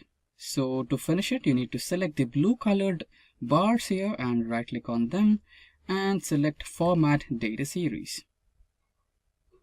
Go to the fill icon and select No Fill. And it's done for now, and you can see that there is a difference in this particular arrangement. We had Joe at the first place and Susan at the last place, but here you can see Joe is in the last place and Susan is in the first place. So we need to make some arrangements here. For that, right click, select Format, Access, and then here you can see Categorize in reverse order. And there you go, it should be done. And there you go, you have your Gantt chart right on your screen. In today's video, we are diving into Power Pivot in Excel. So if not aware, Power Pivot is a powerful tool in Excel that allows you to import and analyze large data sets from multiple sources. For example, if you have any separate data sets for sales transactions and product details, the Power Pivot enables you to link them together using a common identifier like the product ID, create custom calculations with DAX like the total or average sales, and quickly generate interactive reports like the pivot tables. Basically, it simplifies the complex data analysis, making it easier to work with the large amounts of data without relying on traditional formulas, and help users create meaningful insights in a more efficient and error-free way. By the end of this video, you will be equipped with everything you need to master Power Pivot. In this video, we will cover activating the Power Pivot as an Excel add-in, creating relationships between tables, calculating the profit, total profit, and more, and wrapping it up with KPIs to filter data like a pro. This video is packed with exciting and super informative tips to level up your Excel game. So, I am inside Excel, and before going to the pivot table, I have a list of data over here. I have basically three tables: the salaries, transaction, and the employee. And we can see that some columns is common, like the employee level over here, and in the salary sheet, and the level column in the employee sheet. They are the same. So let's get started with installing Power Pivot. For that, we need to go to File and then Options. And here in the add-ins, as I have already activated it, so it is in my active application add-ins. You will find it over here in the activate application add-ins if you have not activated. And you can just click over here, and in manage Excel add-ins, you can go for COM add-ins, as it is a type of COM add-in, and then click on OK. So I am inside Excel, and before going to the pivot table, I have a list of data over here. I have basically three tables: the salaries, transactions, and the employee table. And we can see that we have some columns in common, like the employee level in the salaries table, and in the employee table we have a level section. These are basically the same. So let's get started with installing Power Pivot. For that, go to File and then Options. And here in the options, then you have to go to this add-ins and select Microsoft Power Pivot for Excel. It is in my active application add-ins as I have already activated it. You will find it in inactivated application add-ins if you have not activated it. So you have to just click on it, and in spite of Excel add-ins, you have to go for COM add-ins as it is a type of COM add-in, and then click on Go. And when you click on Go, you will have a drop down over here. In that drop down, you have to select Microsoft Power Pivot for Excel and just click on OK. And there up in this section, you can see this Power Pivot just got available. And now we can close the file and open a new Excel file where we will do the calculations and analysis. A blank workbook. So we need to cross this. And in the new Excel file, you can click on Power Pivot and then click on Manage, and this will take you to the Power Pivot in Excel sheet. Right now we don't have any data, so let's import data from the external sources. So let's go to external data from other sources, and you just need to scroll down and you will find the Excel file over here and then click on Next. And when you click on Next, you will get this Excel file path. Basically, you need to locate the place where you have already saved your Excel file. So click on Browse, and as I have already kept in it my downloads, I will just open this. I will tick this box as use first row as column headers and click on Next. And now you will see the 3 available tables over here, and I want to import all the 3 and hit on Finish. After it is being initiated, you can close this. And when you close this, now we can see everything is uploaded over here. We have employees, salaries, and transaction. Now that we have whole data over here, you can do the diagram view and see. Let's go back to data view and try to delete this. Delete. Yeah.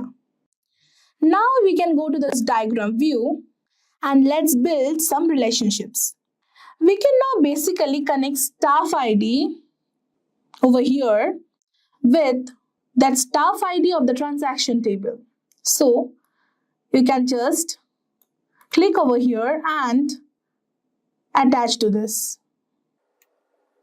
So it has created a relationship. Same goes for the employee level.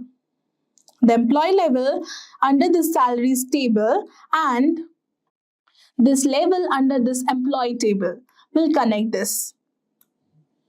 So it got connected.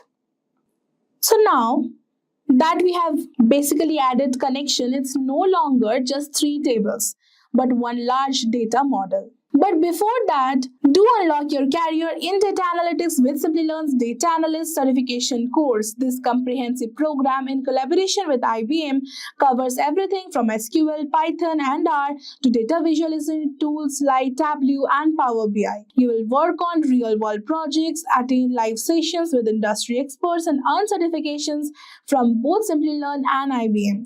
Start your journey with hands-on learning, master the latest tools, and boost your career with industry-recognized credentials. Enroll now and take the first step towards becoming a skilled data analyst. Check for the course link in the description box below and pinned comments.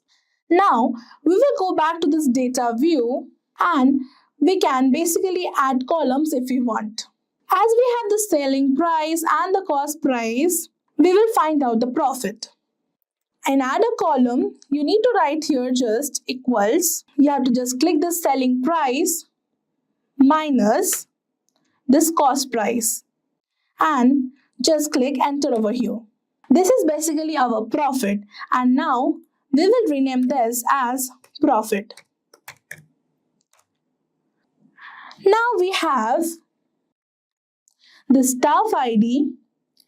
What if we want to know their names as well, not only their staff IDs? Now basically we will write over here equals related, and you will get a suggestion over here as related, and then if you click on enter you will get all these options.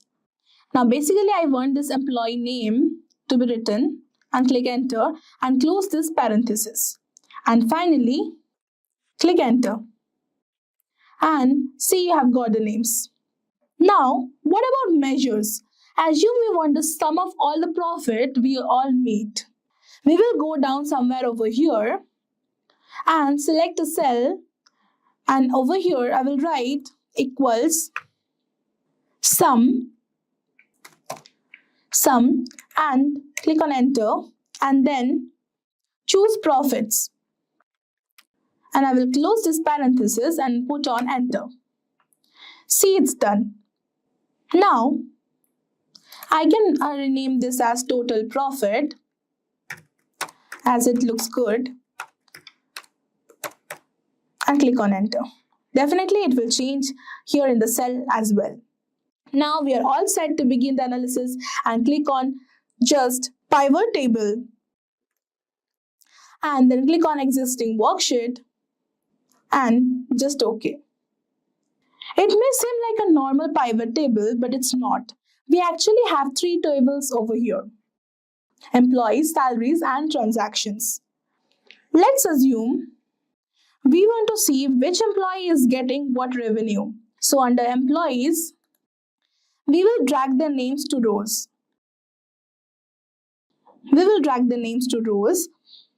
And we want the revenue that will be under the transaction table, selling price, and I will drag you 2 values. Then if you want to see the level they belong to, under salaries,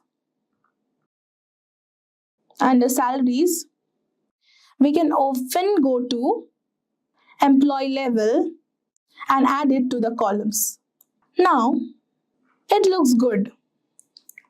Now when you move forward, just beside these measures we have KPIs, and click on KPI, new KPI. We can have an absolute value, like for example I'll give 20,000.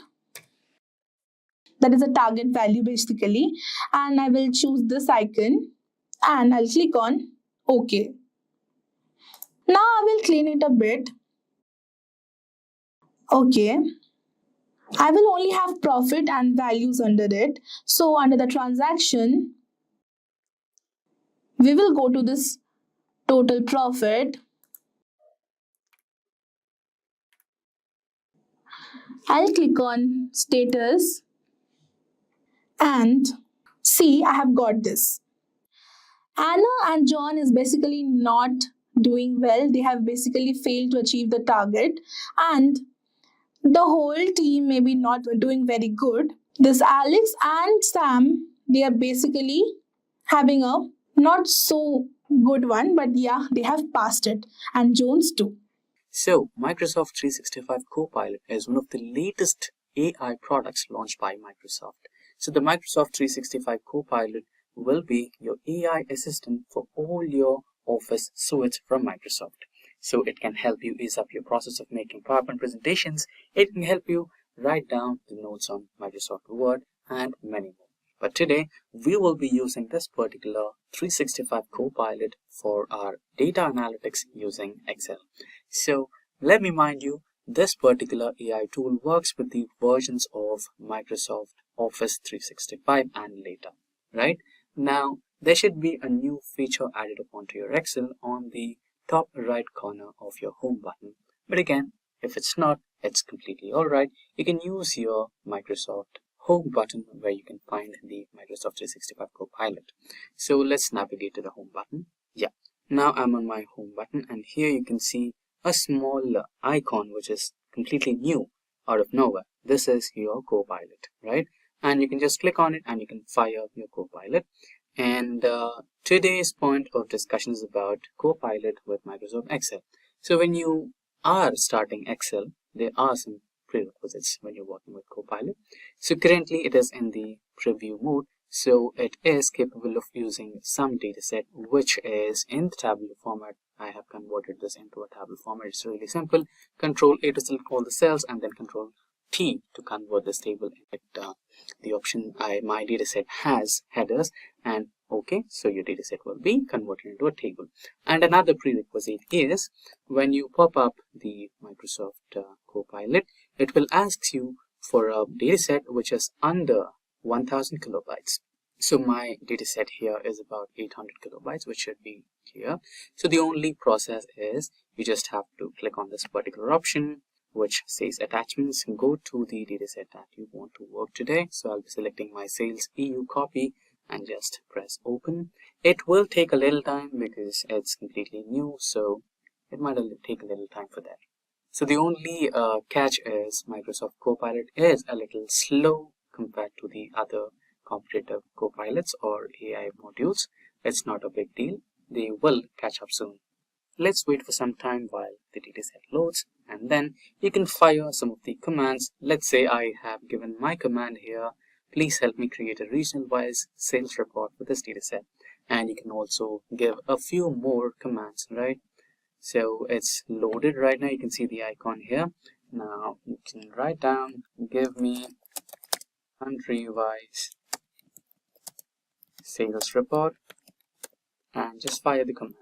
You can also perform all your data analytics, what you regularly do, right? When you have a sales data set, you might be wondering what it can do and what it cannot. You just have to build a story about the report, what you want to create, and then just, write it down to the Copilot and it will generate the report that you are looking for.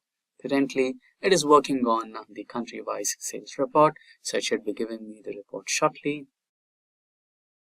It's okay. So there are some problems with this. So maybe it's the dataset data type. So here we have country and the data is general. So you might want to change that to text format or character format. So you have the text data type here and just okay. Now save it back. Now you can ask the Copilot once again. Okay, or let's try to do a different one. Okay, now here we have the order date and column C, right? Now let's say I wanted to find out which day did they visit, right? Is it a Friday, is it a Saturday or Monday, right? So just try to ask the Copilot. Let me write it down. Can you help me find out which week of the day was an order placed? We have a column named order date. Column is C. We need a new column that tells me the day of the week when an order was placed. So let's fire the command. Now it should give us a column D, which is an empty column right next to order date, or it should give us the steps to do the same. Just fire the command. It might take a little while. Okay, here we have it. Certainly I'll create a new column D in your dataset. Great, this is what we needed. And so on. Let's try to ask another query. Can you tell me name of the customer with highest sale record in the dataset? So the previous query which we fired at will not be reflected on this particular dataset, but it can be reflected on the dataset that we shared with the Copilot here. So currently I don't have a direct connection with my Excel over here. I think it should be taking some time for getting me that update over here. But anyways, it will be updated in the dataset that it is currently dealing with. That's not a problem. Now let us see what's the answer. I apologize, but it seems that I'm unable to extract any text content from the uploaded file. It's okay. Let's try to file. There are some discrepancies, but it should be resolved soon. But let's try some other thing like region-wise sale. So let's say you are an Excel expert, so you can do it within a few fraction of seconds. You can just apply filters and get that data. But there are a lot of people new to Excel. So for them, the Copilot from Microsoft could be a boon, right?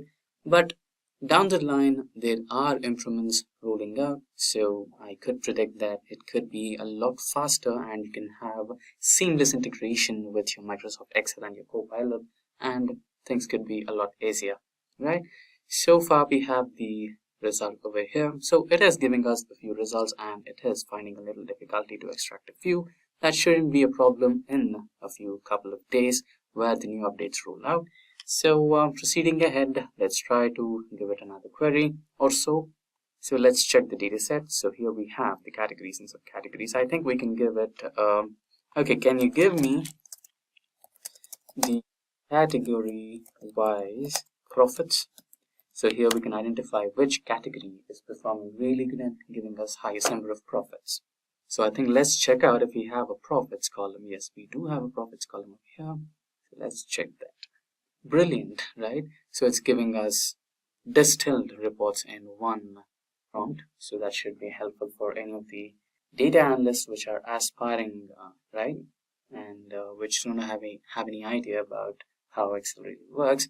Okay, it seems that I'm able to extract text content from uploaded files. Okay, let's try to copy this and write it down as, okay, is it category? Okay, let's copy this as well. I think it's about the case, right? Category, subcategory. Okay, let's fire subcategory. Category sales report. Okay, it's giving us the previous answer to the previous query. Okay, I think this should help. It's unable to extract a lot of answers so far currently. There should be some discrepancy, but down the line it should be fixed. Unable to extract any text content from the uploaded file.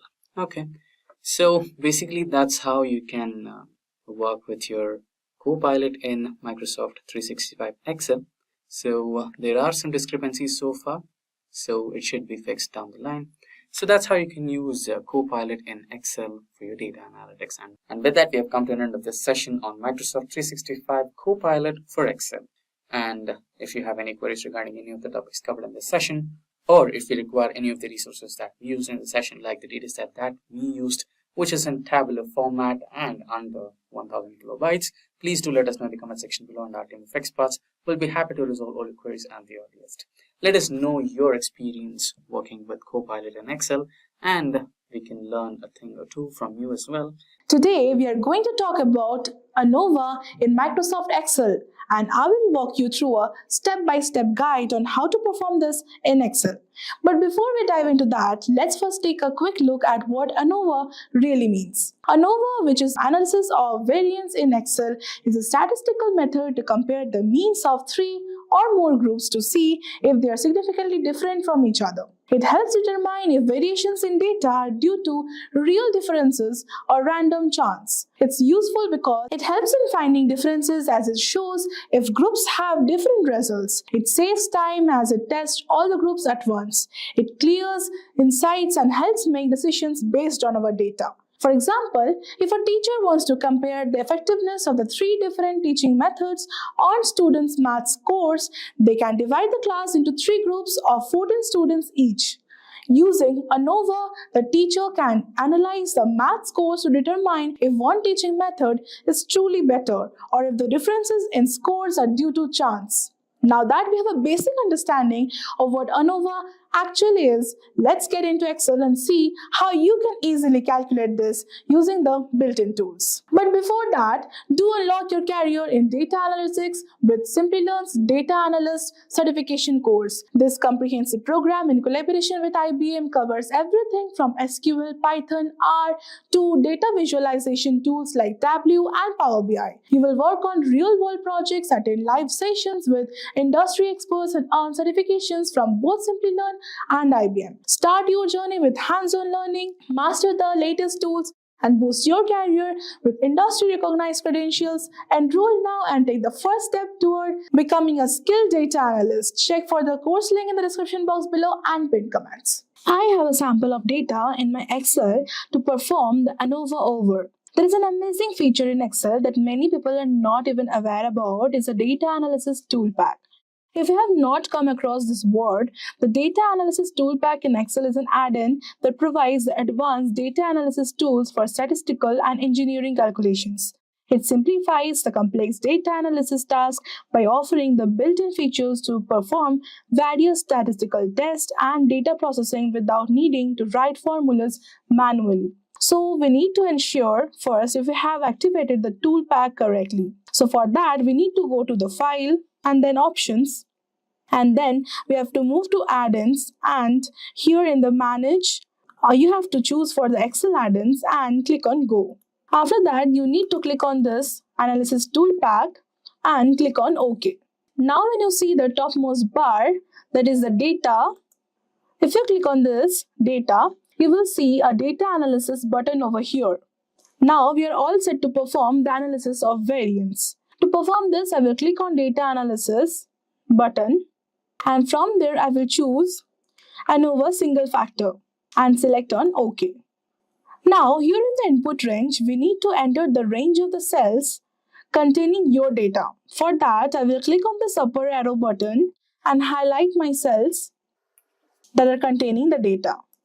The next option is grouped by, depicts how your data is arranged in your sheet. If it is arranged in a column like I have arranged, choose columns, and if it is arranged in a row, go for the rows. Now here in the labels in the first row, if you have labels like mine, like group A, group B and group C, do tick this button. Then alpha is generated, and here in the output options, this is where you want your result to be returned. The first option is the output range, is where you can specify a particular cell where you want your result to be returned.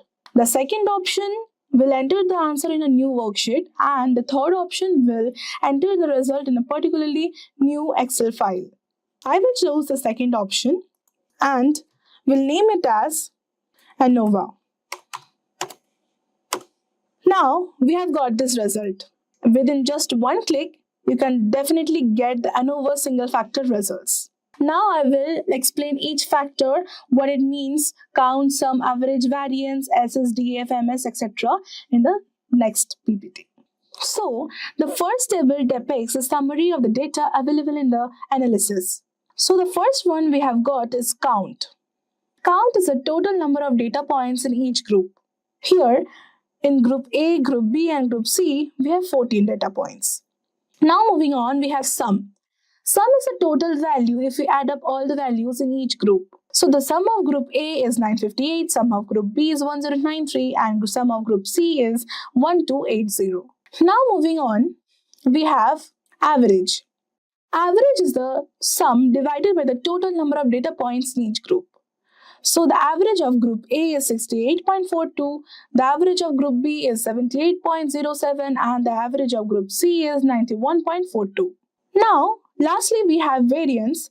Variance is the average of the square differences from the mean. Now, the variance of group A is 141.34, the variance of group B is 209.60 and the variance of group C is 119.49. Now the second table here is divided into three groups, the between groups, within groups and total. So the first row depicts the result when the between rows are classed as a source of variation. The second row depicts when the source of variation is within the groups. And finally the last row is just the total. Now we will see what each column represents. So the first one we have is SS. SS stands for sum of squares. Between group SS is the total variation explained by the differences between the groups. Within group SS is actually the total variation within the groups due to the random error or individual variability. And the total SS is the sum of the between group SS and within group SS. So the between group SS over here is 3735.19, within group SS is 6115.78 and the total SS is 9850.97. Now moving on, we have DF. DF stands for degrees of freedom. This is calculated slightly differently. For between groups, DF is the number of groups present in your data minus 1. I have 3 groups, so 3 minus 1, I have got 2. To determine this, within groups, DF is the number of observations minus the number of groups, that is 42 minus 3, that is equal to 39. Then we have MS. MS stands for mean square. You can think it as the variance for each source of variation. To calculate this, we can simply divide the sum of squares by the degrees of freedom. Now moving on, we have F. F stands for F statistic.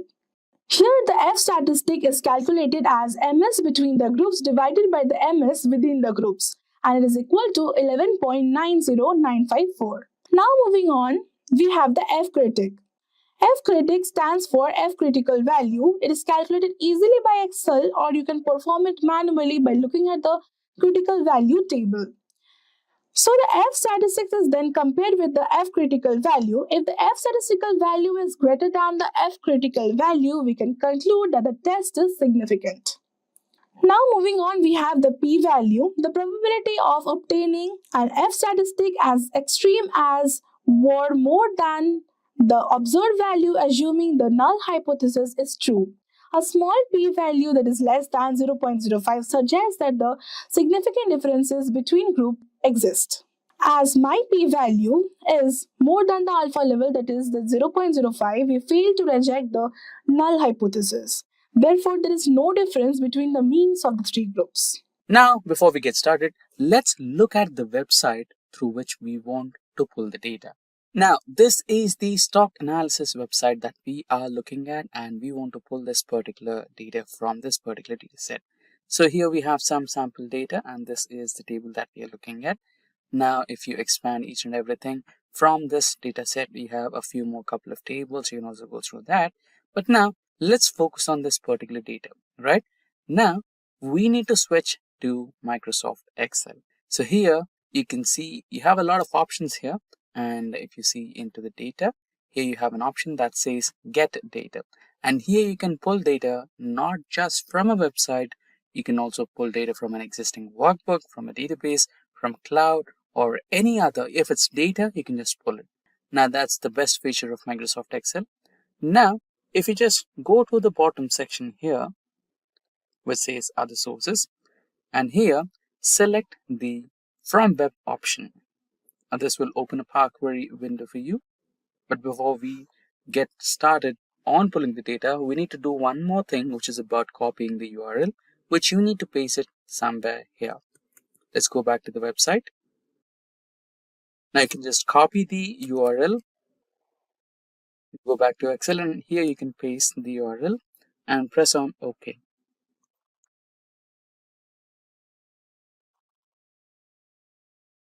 Now here you go. You have established a successful connection with the particular website. Now here you have a couple of tables in that particular website. Now just click on those tables and you can see the sample preview of the data you're looking at. Table 0, Table 1, Table 2, etc. Just look at the preview and select the data table that you are looking forward to have it in your dataset. Now let's say I want to go with this particular one. You can just click on Load, or if you have some transformation to be done, let's say you wanted to categorize this based on name, like first name, last name, or if you wanted to make sure to do some calculations or find out the rate of the product or anything as such, mathematical calculation or data transformation that you want to do, you can go with the option which says data transformation. Or if you're feeling happy with the data that's currently on your data set, then you can just click on Load. Now I'll go with Load for time being and it'll run some queries and your data will be loaded.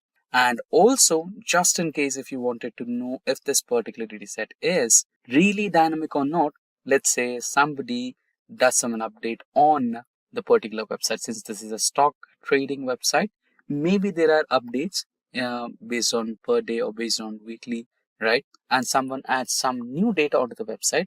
And again, you cannot carry out the same operation, right? In such scenarios, you just go to this option which says Refresh All, and you can refresh the data and automatically the new entries will be added to the same table.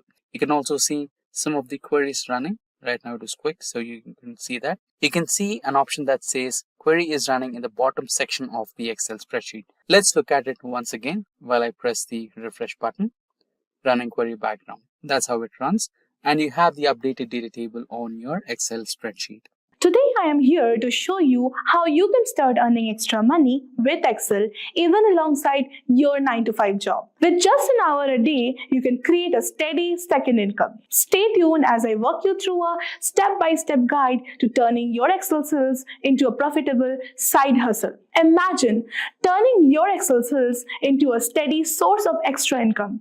In today's world, where costs are always going up, having a second income is not just nice, it's a smart move. With just your Excel knowledge, you could earn up to 30,000 or more every month, helping you manage expenses and chase your dreams. You don't need to be a pro to start.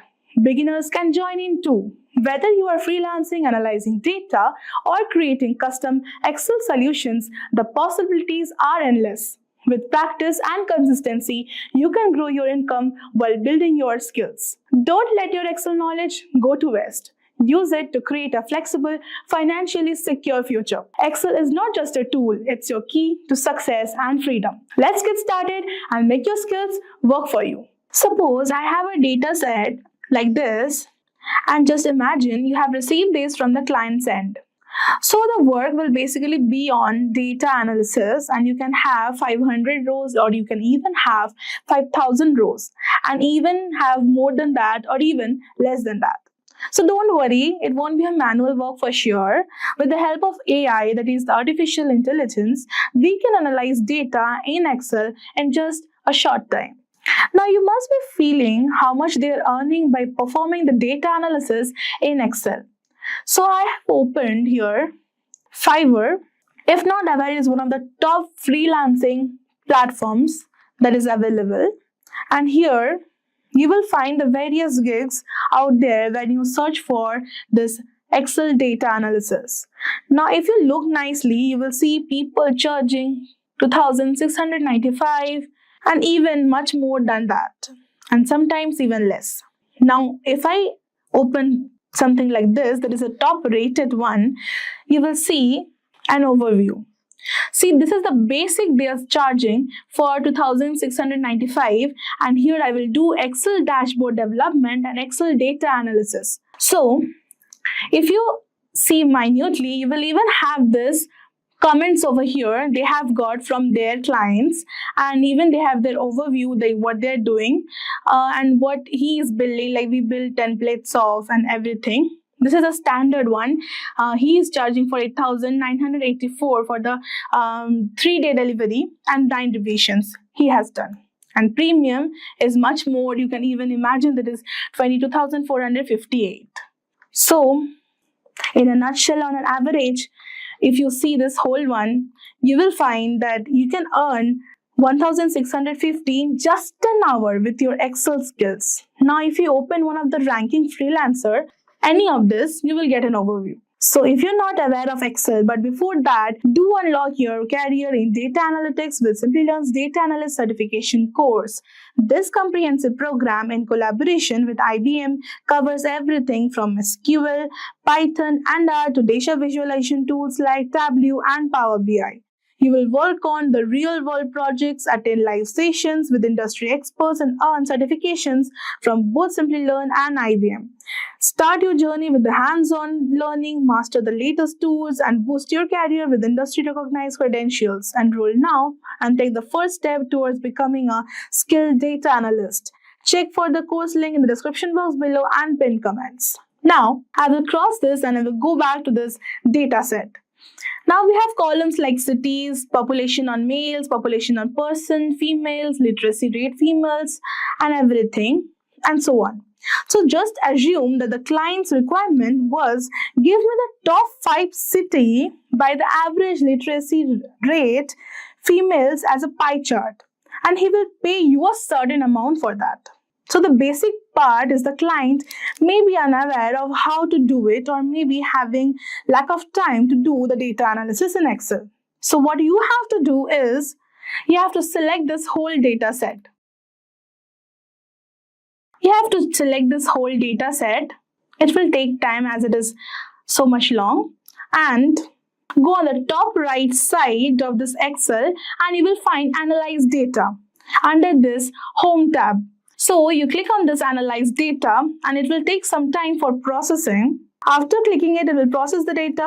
No human interference is required. It has automatically discovered some data insights, as you can see. It has even made this bar graphs and somehow plotted this, and even you can get this insights. Now simply what we need to do is we need to pay attention to what my client requires, and simply we need to type that requirement over here in the ask a question about your data. And the question was, give me a top 5 city by average literacy rate females as a pie chart. So I will type this question over here. So I will type over here the question, give me a top 5 city by average literacy rate females as pie chart, and enter, and see I have got one. So automatically it will generate a pie chart according to the requirement given over here, and all we need to do is to click on this insert pivot chart over here so that it will be inserted in a new worksheet, sheet 2. So this is basically nice because you will even getting the 5 cities that are having the greatest literacy rate of the females, and you can earn up to 33,000 with just minimum skill set in Excel. With just basic Excel knowledge, you can kickstart a second income stream. While your initial earnings might be modest, consistent effort and practice will soon help you scale up to 30,000 or more per month. As you gain experience, your skill will command higher pay as a freelancer. So I have a pro tip for you. Start with the competitive rates as a beginner in the freelancing market. With time and persistence, you will position yourself as a top earning freelancer. The journey is worth it. Your Excel skills can truly transform your financial future. So guys, that's a wrap. I hope you have liked the video. Do like and subscribe to the channel for more updates like this. Do comment if you have any doubt, and one of our experts will definitely get in touch with you. Okay, so the first question that you might get asked is, what is a cell address in Excel? So a cell address is a combination of column, letter and a row number that identifies a cell on a worksheet. Basically, each cell will have an associated column number, column letter and a row number. So you have to keep in mind it will always be a column letter and a row number.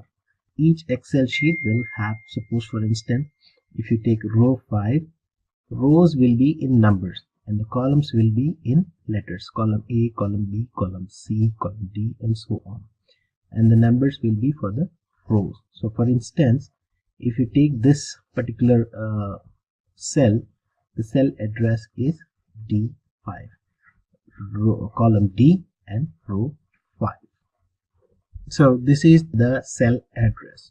Now let's move on to the next one.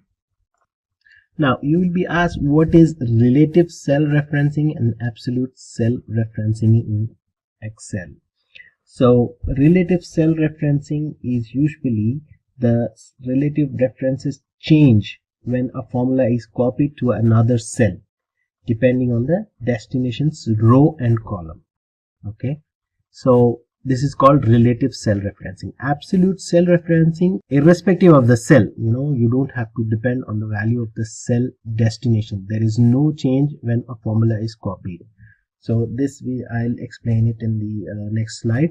The basic difference is this type of referencing is there by default in Excel. Relative cell referencing, you just insert the formula. You don't need to put a dollar sign in the formula. Whereas absolute cell referencing, if you don't want to change in the formula when it's copied across cell, then absolute cell referencing requires you to add a dollar sign before and after the column and row address. So see, for instance, this is relative referencing. If you see this particular cell is having we put the value as A3 into B3. So what it will do is it will multiply A3 and B3 and it will give the product. This is relative cell referencing. Whereas absolute cell referencing is again the same thing, but you have to put a dollar sign before the column and the row number. So here you are specifying this as A3 into B2.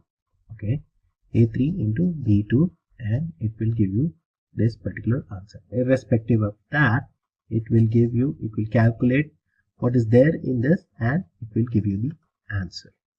Okay, now we need to move on to the next point, is basic question. When you scroll across an Excel sheet, sometimes you have a header on the first row, and if you scroll down you will not be able to see the first row. So there is a process there is a trick to freeze the panes in the Excel. So you just need to have the rows locked. So how do you freeze panes? This is the question.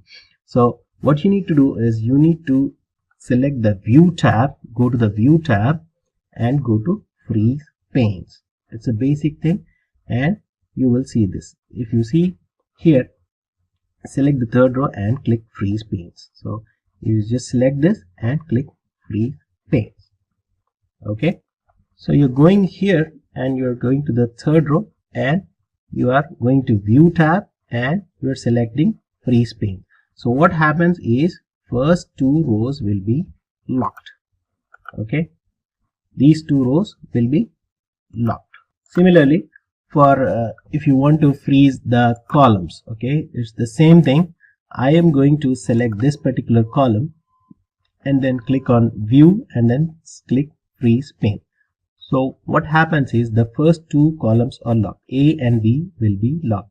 And if I scroll right, you will always see the customer name and category column. So these two we have locked and the next will be scrolled. So this is the function of freezing panes. Okay. Now coming on to the next one, and you will be asked, and you have an Excel sheet or a spreadsheet and you want to restrict, you want to protect the data from anyone or from someone from copying the cell for your worksheet. So how do you do that? You need to select that particular data that you want to protect and then click Ctrl Shift F and then you will see the protection tab. Okay, you just need to go to the protection tab and select lock.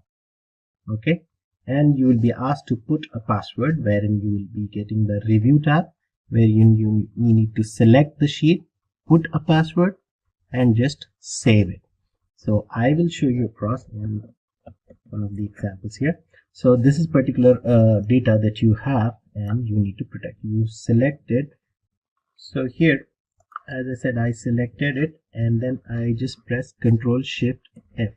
So here you see the protection tab. Click the protection tab and then click select and then locked and then click OK. And then you need to go to the review tab and then click on the protect sheet. And you need to select this protect worksheet and contents of locked cells. So you are selecting these and you are protecting the content, and you just need to put some password. Okay, and then click OK.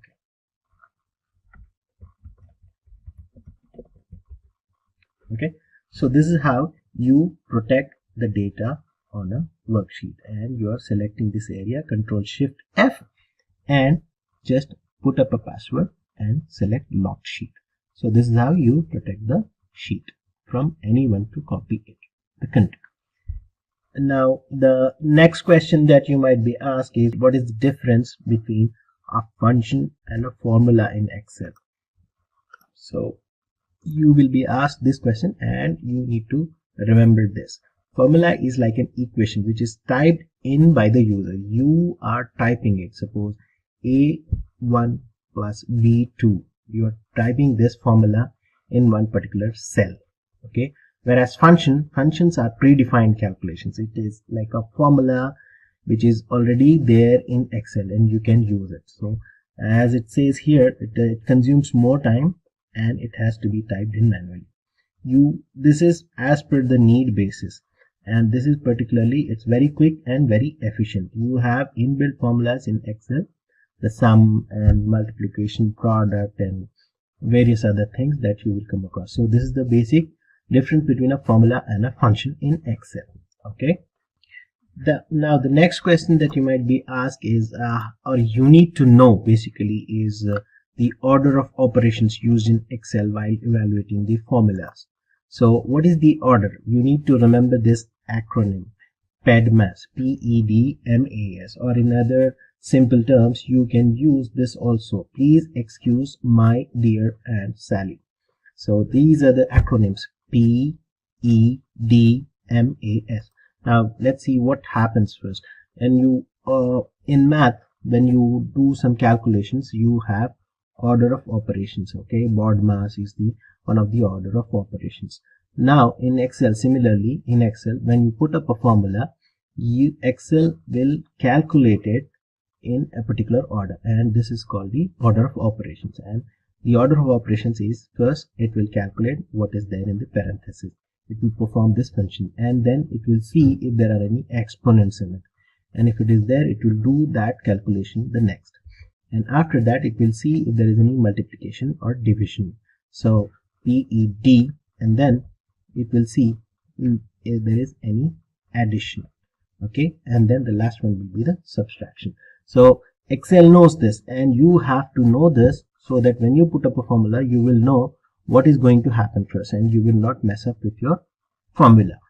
Okay, this is the order of operations. It is one of the important questions in the interview for a beginner Excel level. Now the next one is, how will you write the formula for following? Multiply the value in a cell A1 by 10 and add the result by 5 and divide it by 2. It is quite simple. Okay, so I'm just giving it an example in this slide, and you might be asked something else. So you will be given a task to calculate or put up a formula for this. So when you are asked, multiply the value in a cell of A1 by 10. So this is particularly thing. Okay, A1 is the particular cell that is being given, and you are multiplying it. Okay, you put it in parenthesis, and then add the result by 5. So it will calculate the parenthesis first. Okay, and if it sees if there are any exponents, you have to think in that way, if there are any exponents in it or not. And then first it will see the parenthesis and then exponent. There are no exponents here, and then it will do the multiplication and then the addition and the division. Okay, so you will get this particular answer. And if you put it simply in this way, your answer is wrong, because it will multiply it into 10, add 5 and divide by 2. So you have to check which one is right, and you have to make sure that you are putting the right parenthesis. Okay, so this is the formula for it. Okay, the next question is, there is a difference. What is the difference between count, counter and count blank? These are three particular important things that you need to. These are similar, but they are quite different when you actually see it. Okay, so first we will see what is count. Count is basically, it counts the number of cells which have numeric values. As the name suggests, it is count. It will count the number of cells which has numeric values. Okay, if you see this column, and we are at A11, we are putting it as count equals to A10 to A2 to A10. So you're taking this range and you're finding out what are the number of cells which have numeric value. If you see this, 1, 2, 3, 4, 5. So 5 cells have numeric values. It counts the cells which has numeric value. And the next thing is the counter. Okay, what counter does, it counts the number of cells which has any form of content. It can be anything. It can be a number, it can be a alphabet, it can be anything. It will see what are the number of cells which has any form of content. Okay, for example, this is the same example we here taken here, and we have put the function as counter A2 to A10. Now see, 1, 2, 3, 4, 5, 6, 7. So it sees that there are 7 cells have some content in it. It is numbers and letters. It can be anything, but it has some content. So counter is the function for this. Now the next one is count blank. Okay, as the name suggests, it will count the number of blank cells only. So again, the same examples, count blank A2 to A10. Okay, it will see what are the number of blanks. Okay, if you see this is blank and this is blank, so 2 cells are blank, so it will count the number of blank cells only. Okay, now the next one is what is the shortcut to add a filter to a table? Why do we use filter? And it is one of the basics function in the Excel where you need to do some sorting, and it can be done by using a filter. What is the shortcut key? It's very simple, Control Shift and L. This is the key that is used to put up a filter. You just press this Control Shift L all together and you will find the filter and you can sort it. Now the next question that you will come across is how do you create a hyperlink in Excel? So it's quite simple. There is a simple shortcut, Control K. You press these two together and you will get the option. You will select it will select the cell where you have to insert the hyperlink. Hyperlink basically it redirects to any other document. It can be a web page, it can be a Word document, it can be another Excel sheet or so on. Okay, so these are the things.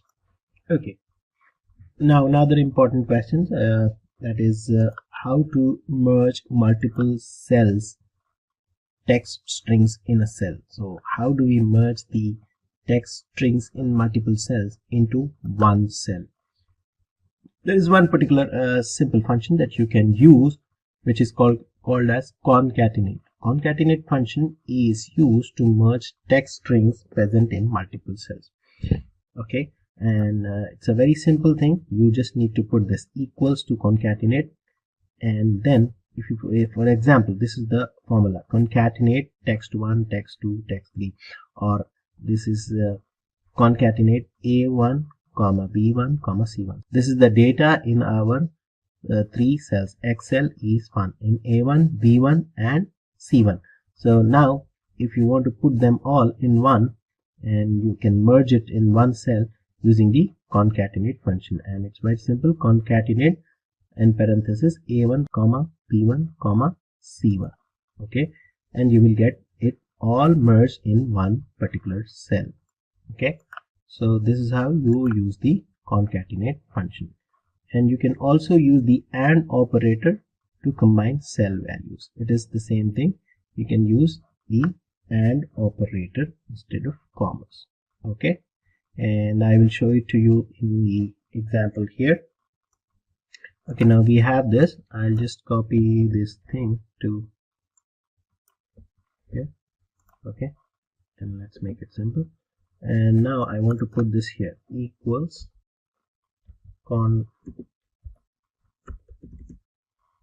concatenate and A1 comma B1 comma C. I just close it and I put enter. So you see this all the different text is merged in one particular cell, and you can perform various merge functions using the concatenate function. It's a very simple thing, and it is a frequently asked questions in the interview. Okay, the next question it is a very important one again, and a very basic as well. So how can you split a column into 2 or more columns? You have some particular text or a sentence written or data written in your cell or a column, and you want to put them across in 2 or more or many number of columns. So how do you perform this function? It's very simple again. You need to select that particular cell. So for instance, we have it here is India is a democratic country. India space is space a space democratic space country. So it's a different text here, and you want to split this particular sentence into different columns. Okay, you need to select that cell and then go to the data tab and then choose text to columns. There will be an option wherein you need to select text to columns. Okay, and you will see this screen. Okay, and you need to choose the delimiter here, and what we are specifying here is first it is delimited, and then we are selecting a delimiter as space, because we see that it is space here which is very common and we want to split it. So you will see a preview here which shows what your output will be like. India in one column is a democratic country. So the delimiter is space here, and you need to select this and then click next. Okay, so you will see the options. Select the column's data format and choose the destination. Now you see the data preview, and you need to select the destination where you want to put this output as, and you select that and then click finish. And this one, what it does, it splits the text into multiple columns. Okay, so you see this, you have selected this as the output, and it starts here. India is a democratic country. So you will come across some data which is huge, and there are spaces or obliques or anything that is differentiated it with, and you need to put them in different rows or different columns. So this is the function that you need to use to split the text into different or multiple columns. Okay, the next question can be very simple one, or most widely used in fact.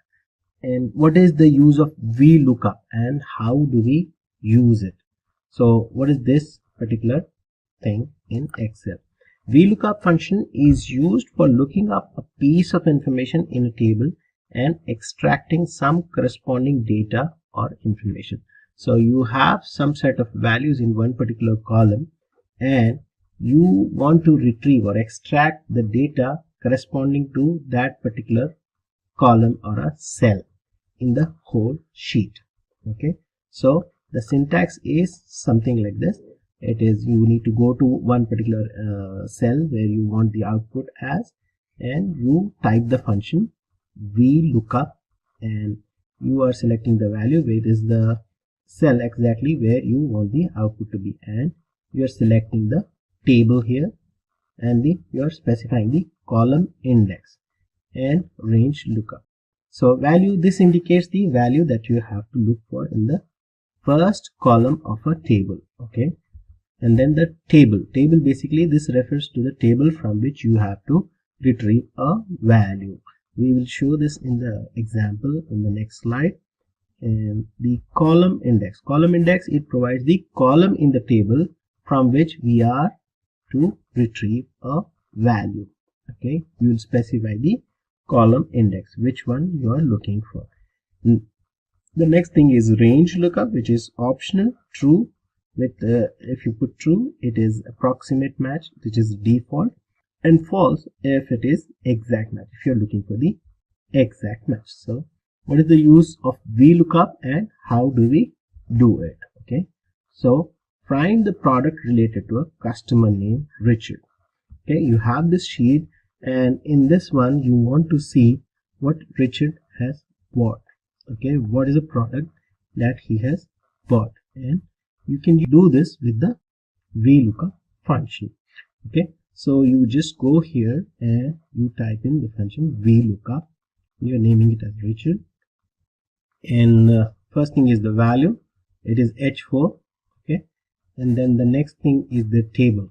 Okay, table is A2 because this is the table. Okay, and you're looking for customer name Richard. Okay, and then you're selecting this, the whole column index, which is E15. I mean, you're selecting this whole table till 15. Okay, E15. You're selecting this, and then the next thing is optional, which is giving you the range lookup. Okay, what it does is it's optional. It is, you're looking for an exact value or an approximate. By default it is approximate match. So how it performs the function? Okay, so it gives you the answer as camera. It goes and lookups for Richard. In this particular, it will give you the output here, and the A2 is the table that it will look for, the customer name, and it will search for Richard, and then it will give you the output as camera. Now the next thing will be VLOOKUP, different from lookup function. How different they are. VLOOKUP lets the user look for a value in the leftmost column of a table.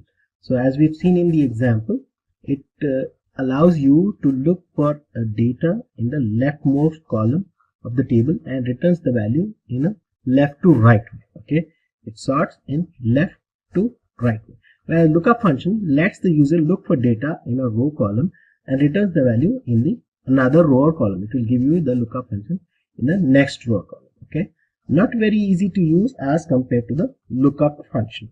Okay, as we see, it's a bit complicated when you compare it to the lookup function. It's quite simple and it is used to replace the VLOOKUP function. Okay, so this is the different lookup and VLOOKUP function. Now, Excel is basically used for reporting, mainly used for reporting to management. You have to extract different kinds of reports, and what are the report formats that are available in Excel? This is one of the important questions again for a beginner level. And there are three formats basically: compact form, outline form, tabular form. Okay, these are the three formats that are available, report formats that are available in Excel. Okay, the next question is about a function, which is how does if function work in Excel? Okay, the if function in Excel, it actually performs a logical test, and you will give a condition, it performs the test and returns a value.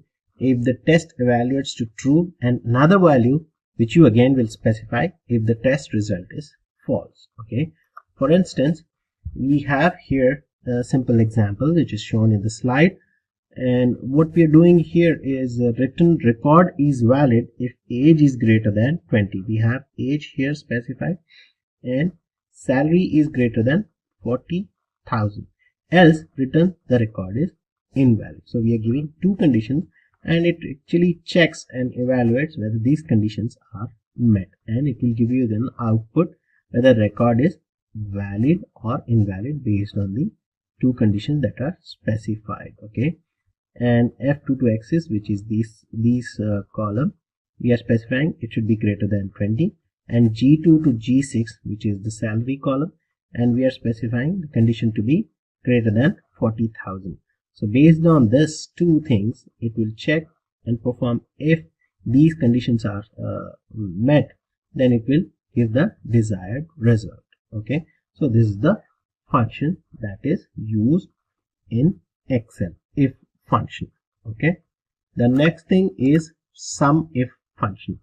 Okay, again, the SUMIF function adds the cell value specified by a given condition or a criteria. So you are giving a condition and you are actually doing another function which is performing the addition.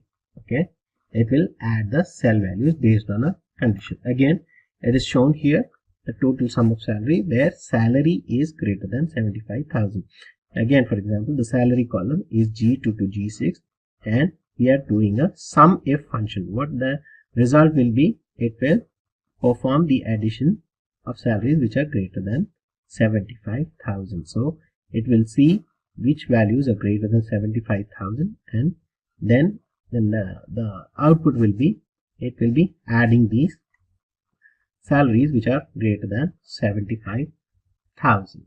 Okay, now coming to the next slide, we will discuss another important function, COUNTIF, and we'll find the data result based on the data that we have and the COUNTIF function.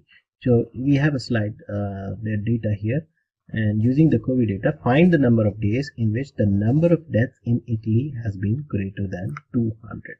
Okay, it's not shown here for some reason, but I will show you in the Excel sheet. Okay, so this is the data that we have, and we will try to find the function. So we'll use the COUNTIF function, and COUNTIF function is again simple. COUNTIF, you are specifying the column, that is the source that you are looking for, that is G2, the column G, and it is 2. It starts from 2, row 2, G2 till G35777, which is the end of the column. And what you're looking for is Italy. You are specifying it in quotes, Italy, and then the next column that it will look for is the E column, the number of cases. Okay, here we have the number of cases, E22. Again, we are specifying the range, and what we're looking for is number of cases which are more than 20. So we'll perform this function and it will show you the output. Okay, I'll show you to you in the Excel. So here is the sheet, and I will try to get the answer here, and so we are performing count f, okay, count f, and you are giving the brackets parenthesis G2, which is the countries column. Okay, countries column, you are specifying the whole range, 3, 5, 777. It is basically a long list of data, and you're specifying the range. And what you're looking for is particularly any country. You can pick up like Algeria, okay, Algeria, and you specify it in quotes, okay, comma. Then what is the next target that you are looking for is the column E, where it is mentioning the number of cases, okay. So you specify the column range for the number of cases, which is again E, and then the 3, 5, 777. I mean, it's basically a long list of data that you're looking for, and then what is the condition that you want to know, and you have to specify it in quotes. And what you're looking for is number of cases which are more than, and you hit enter. Okay, so it gives you the output as 143. So there are 143 days in which the number of cases were more than 20. So let's refine our search further. Let's see 30, and it gives 140. So another example that you can take is, let's pick Afghanistan.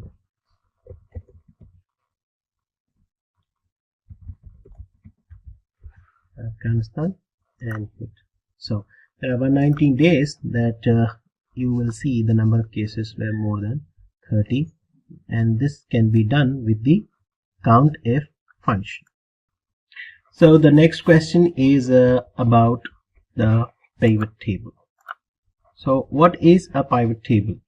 It's basically is a summary of table of the data set. I mean, the data that is there, that can be, multiple number of rows and columns which has different data that has to be that is there in the reports, and you need to analyze those trends, and you need to create a report and basically present it to the management or in a presentation. So pivot table is a summary of table.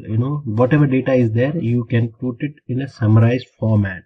They are useful if you have long rows or columns that hold values you need to track. Okay, so you have long list of data and you need to summarize it and put it in a presentation, or you need to track the values. So it's very simple. You have to select the data and then go to the insert tab and select pivot table.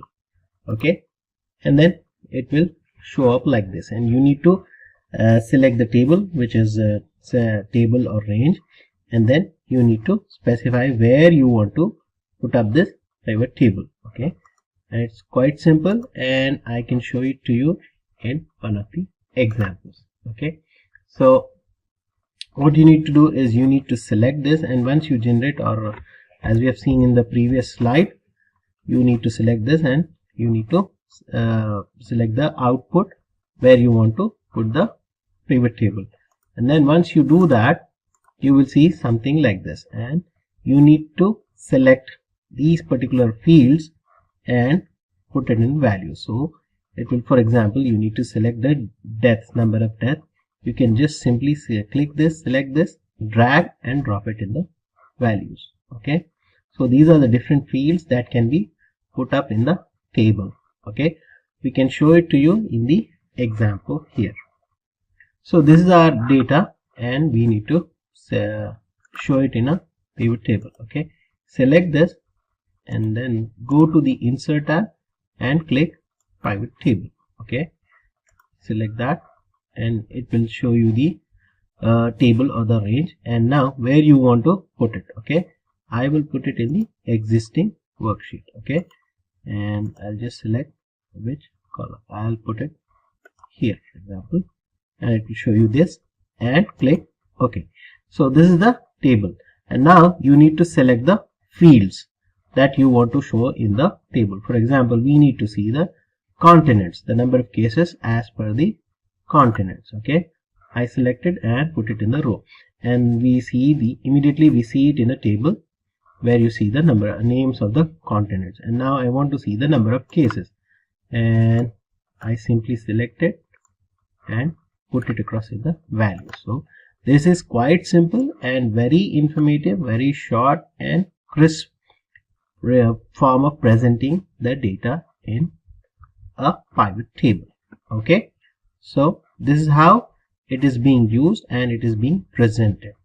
You just need to go to the insert tab, pivot table, and it will generate the table, and then you can select the fields. All right, so the next question here is how do we create a drop down list in Excel?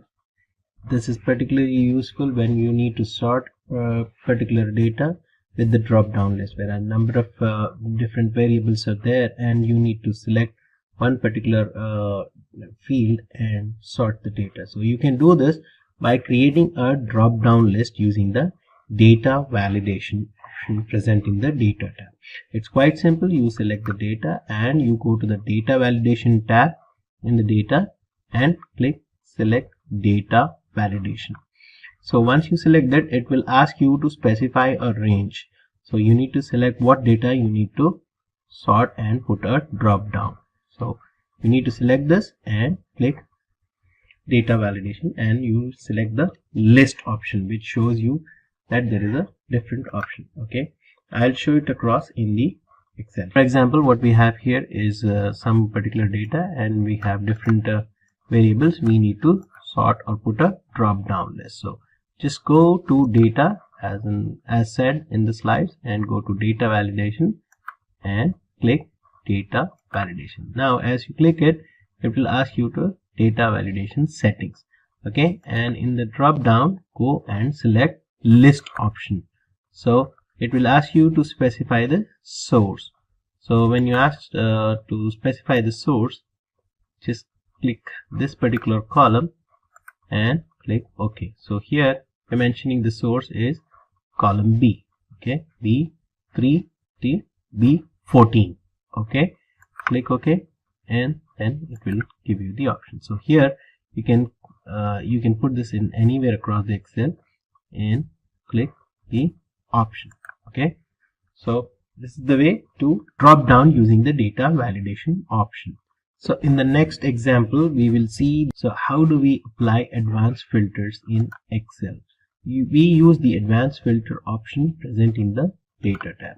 So this is the scenario wherein you have multiple set of data and you need to sort it, and it's actually huge data, and you need to sort a particular column or a field with this criteria, and you can select it and specify the criteria and specify a range what you want to select, or based on what criteria the range can be specified, and you can just get it in a single click. So this is the option. You have to go to data tab, advanced, and you have to apply the advanced filter, and then you need to specify the list range, that is basically the source, and then the criteria wherein you specify the criteria present here. I mean, you are specifying, in this case we will take an example wherein we are trying to sort the data or the number of cases based on number of deaths and in a particular country, and we are specifying the output. The copy to field is the output where you will see the output. So I'll show it to you in the Excel. So here we have a spreadsheet wherein you will see all the data, COVID data that we have, and based on the countries and the continents and the number of deaths, number of cases, and so on. Okay, and it also has different fields like the date, year, and month, and all. So here I am going to sort the data which is particularly for Europe and which has deaths of more than 200 in a day. So how do we do it? Go to data, advanced, and you need to select copy to another location. Okay, and this is the list range, so it's basically given in this countries. Okay, and the criteria range you have to specify this. So I am going to select this as my criteria. Okay, and then I have to put the output in one particular cell. so I need to select it again, let's say here. Okay, and then I just click OK. See, it's quite simple. Instead of running through the whole thing, we can just do it with a simple function. Okay, so it shows me the deaths which are more than 200 and for which particular country and for which particular continents. All right, so this is basically made very simple with this option.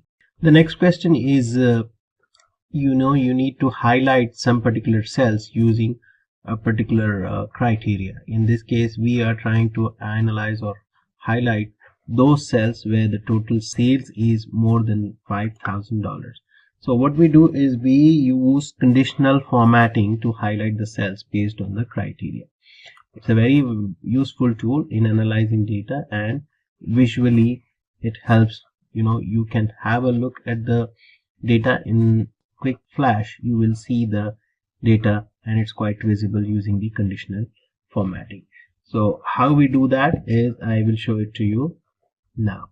So as said in the slide, we have the data of the sales that is provided to us, and we need to see who has done more sales which is greater than the $5,000. So just go to home and you need to say go to conditional formatting. So for that you need to highlight or select this, go home, conditional formatting, highlight. Okay, and you have different options here. You select greater than and you specify the value. Here my criteria is $5,000. Okay, we can select which color. So let's go for green. Okay, see this, you will immediately see the option. You don't have to dig or look in deep into the data and find out which one is more than 5,000 or any particular value. Okay, so conditional formatting. Now moving on to the next question, the index and match function. You must be familiar with the index and match function and why it is used. Basically, index function is a very powerful tool wherein you for example, you have a table of planets in our solar system and you want to get the name of the fourth planet, Mars. So you can do it with a formula using the index function, and at the same time you can use the match function. Okay, with the match function together you can play wonders with it.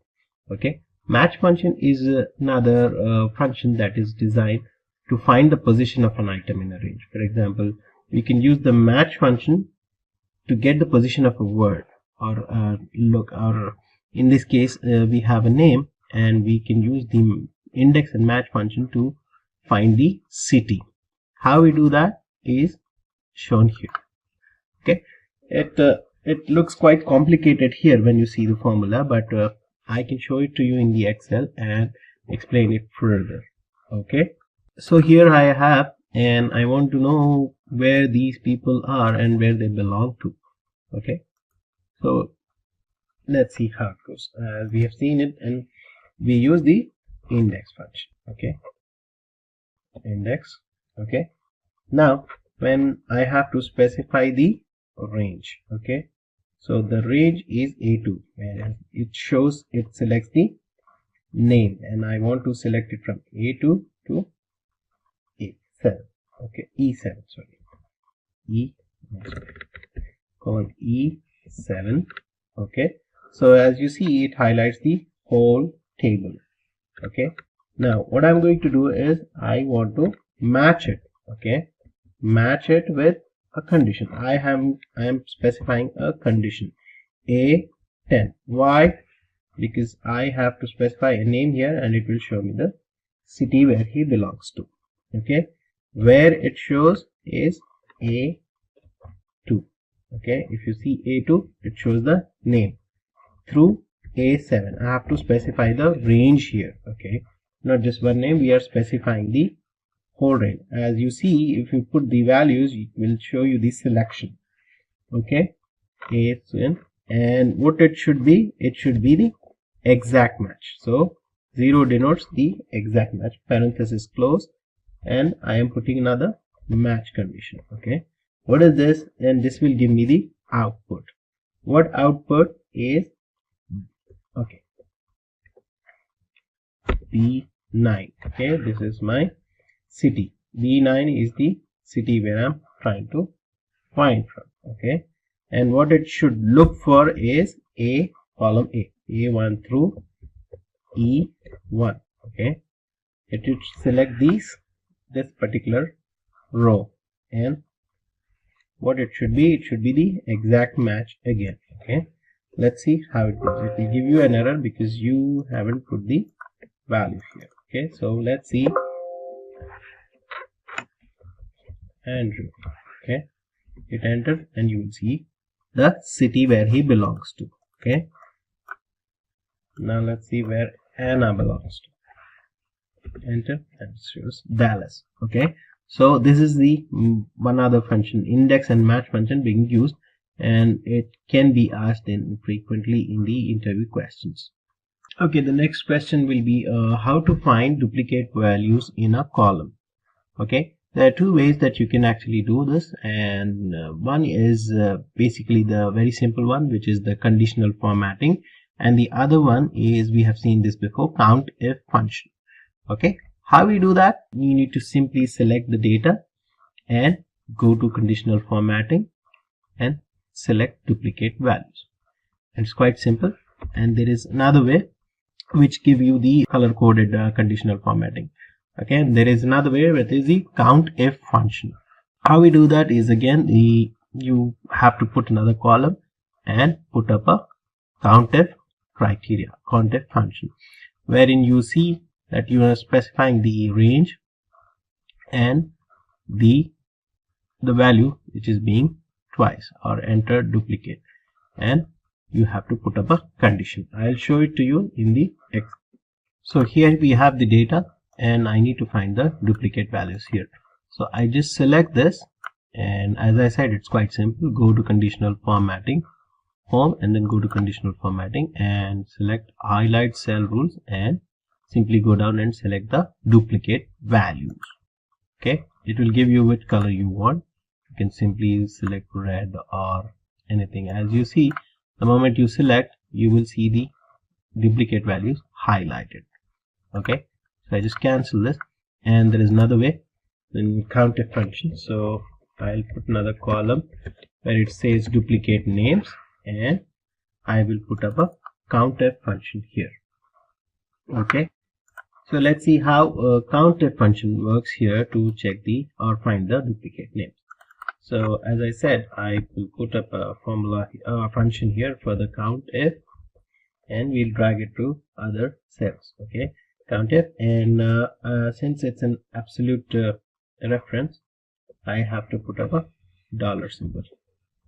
Okay, my reference here will be H, the column here, H2. Okay, and again dollar, because I'm using it as an absolute reference, colon through dollar symbol again, 9. Okay, so it drags till at the whole, it drags till all the names. Okay, the H9. All right, and then what I'll do is I'll put a comma. In why I want to do is I have to select H2. Okay, this is my criteria. I mean, it is repeating twice. All right, and I have to close the parenthesis, and if it is more than 1. Okay, so this is my formula. I just put enter and it should say true. So this is the condition and it is true. Okay, I simply drag it, the whole thing, and whether events is repeated, yes, it's true. Andrew, it's a duplicate entry, false. Emmy is a duplicate entry and it says true. And as you see, Emmy and events are duplicate entries. So this is how we use the COUNTIF function and the conditional formatting to sort duplicate entries in the data.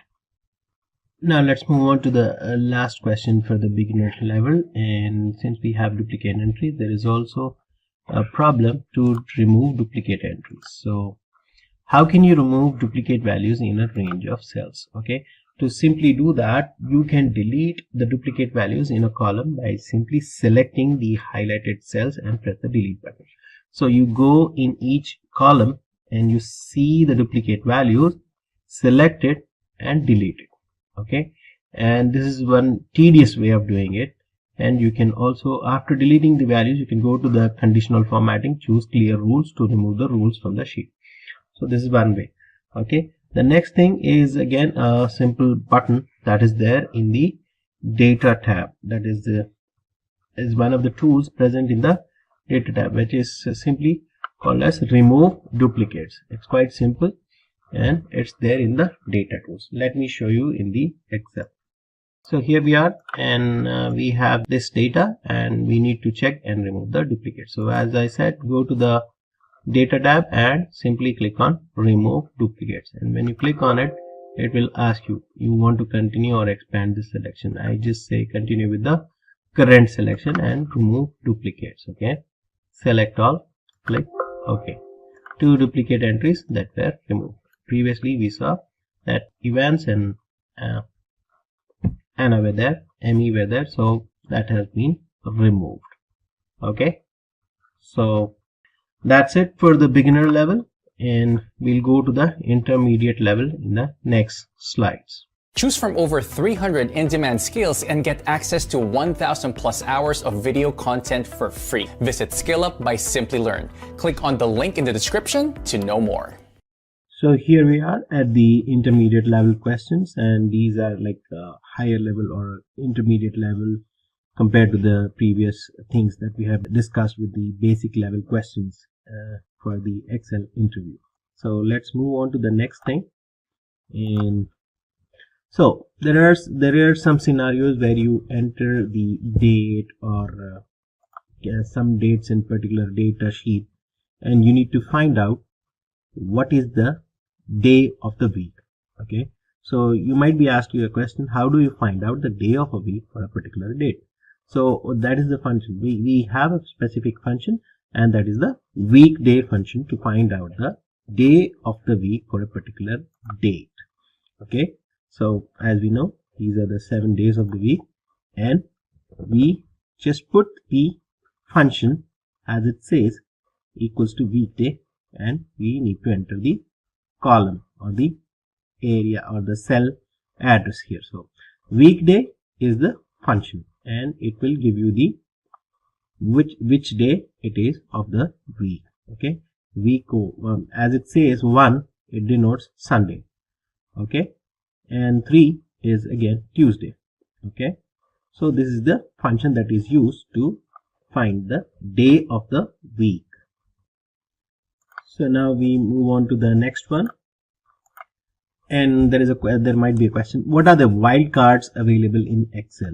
So basically Excel supports 3 types of wildcard, which are asterisk, the star, it represents any number of characters. It can be used in different formulas and all, like multiplication and all. So it represents any number of characters. Okay, the next wildcard is the question mark. It represents one single character. Okay, you just need to memorize this in the back of your mind that it represents one single character. Okay, whereas asterisk is it represents any number of characters. And the third one, which is rarely used in Excel, it is the tilde. It is used to identify a wildcard character, that is tilde, asterisk, question marks in the text. Okay, and it is very rarely used. So you need to memorize these 3 things, that there are 3 types of wildcards. We can see the functions of these in the later sessions. Okay, the next one is we have a question here, what is the data validation? Illustrate with an example. You might be asked this question, and you have to know what is data validation, what is it used for, and you should know how to set up in an example. Okay, data validation is a feature in Excel that is used to control what a user can enter into a cell. Okay, so you have, with the data validation, you are not allowing a kind of data that should be input in the cell. Okay, for example, you have the authority by setting up the data validation that you can enter either a number or a text or just a number and so on, okay, using the data validation.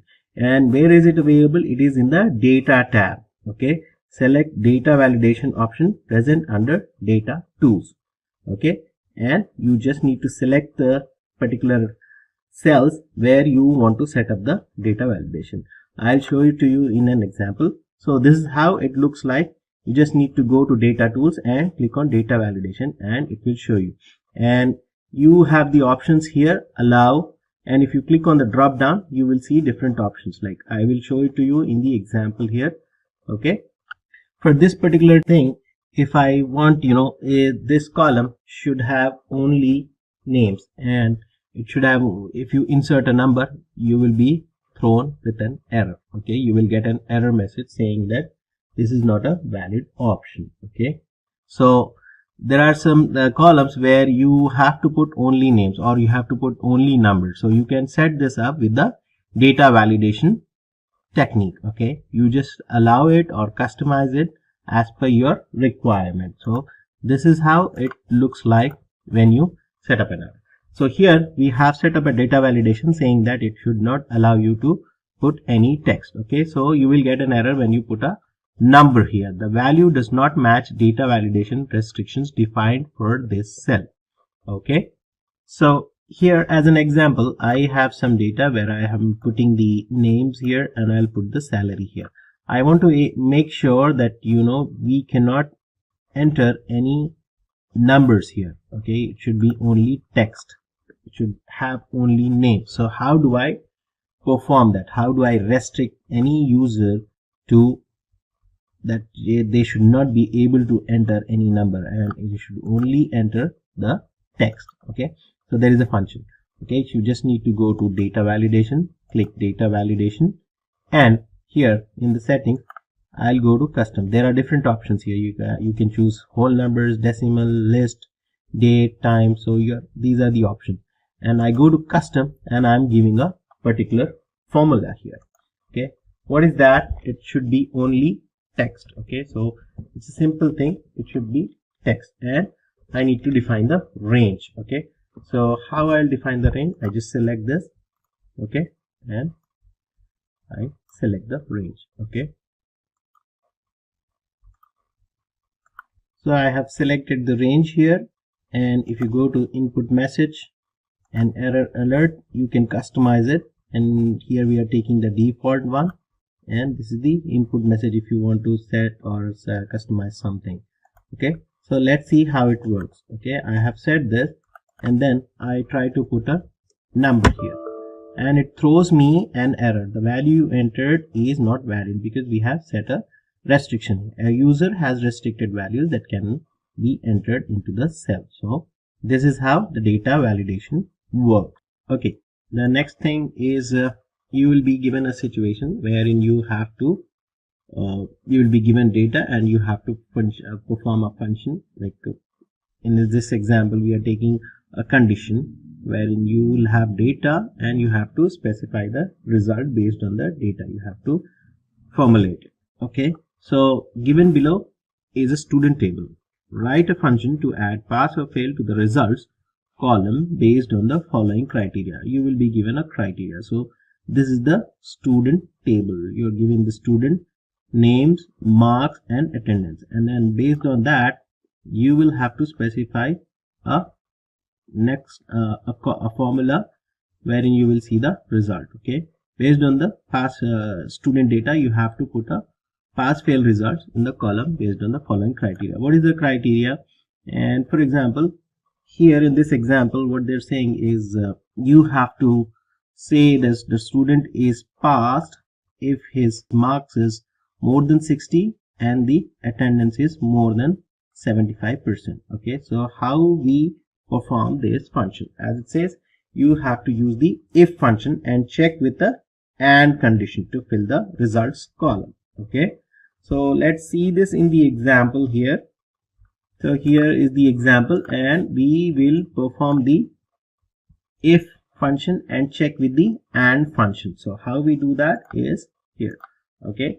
So I have to put the if function here, okay, and check with the AND function, okay, and I have to specify the conditions. I have to specify where it should see the or check the conditions, okay.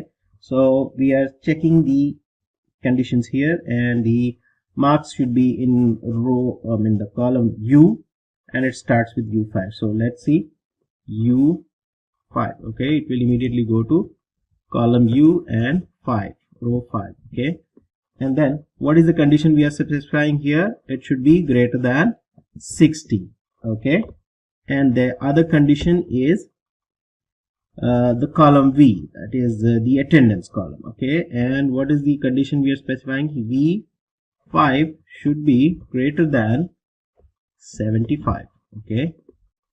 And we just close this conditions with the parenthesis, and now we have to specify the result, whether it is pass or fail. Pass, comma, in quotes again, fail, okay.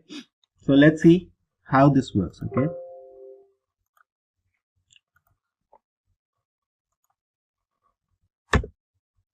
Okay, see, this works, okay. The marks is 50 and attendance is greater than 80. So he is failed because his marks are 50. His attendance must be more than 75, but yes, he has not scored marks more than 60. So we drag the same formula to the whole thing, and you will see the result, okay. This is quite simple, and you will see this formula and using the if and check, and check with AND condition, okay. Now moving on to the next question. You might be asked to, this is a simple function wherein you will be asked to calculate your age in years from the current date, okay. So how we do that? There is a particular function, and it's very simple. Use the year frac or dated if function to return the number of whole days between start date and the end date. So you specify a start date, which will be today's date, and the birthday, and then the end day will be today's date, for example, okay. And you will get to know the age using the year frac function and dated if function, okay. So here is a small example, and this is how we use the year frac function, okay. You specify this function and then specify the input dates, that is the today's date and the date of birth and the today's date, okay. And this is one of the ways to get it. And there is also dated if, okay.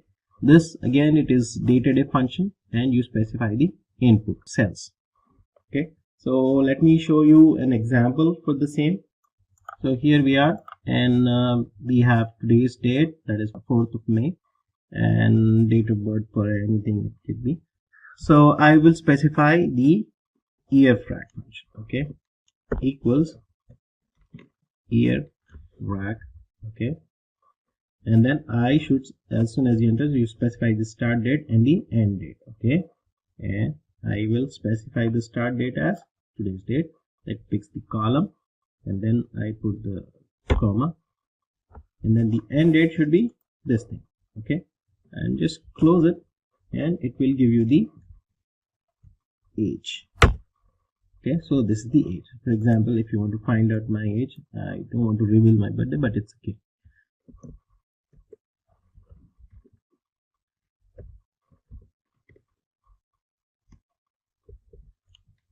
Okay, let's see if it calculates. I'm 32 years old, okay. Alright, so this is one of the ways, and similarly you can use the dated if function shown in the example. Alright, now moving on to the next question. You have nested if statements. This is very important, and you will definitely be coming across this question. How are nested if statements used in Excel? What are nested if statements? The if function can be nested. It can be loop. When we have multiple conditions to meet, okay, it can be nested. The false value is replaced by another if function, okay.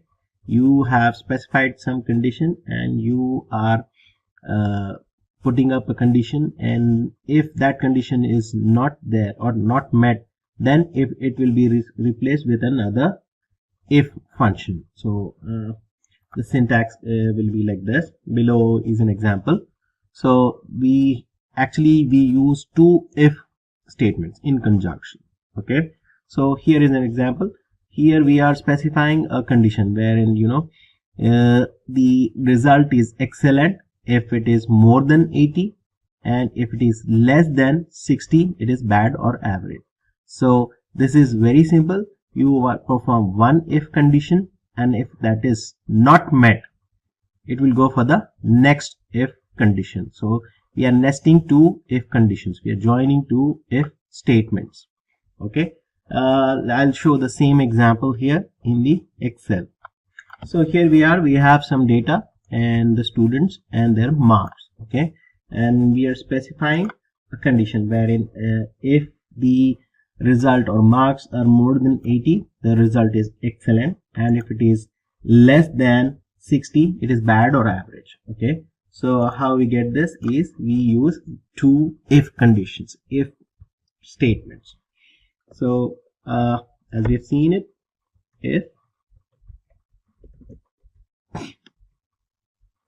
if now the first condition is our source, or the source is B2. Okay, so B2, and what I'm specifying is it should be greater than 80.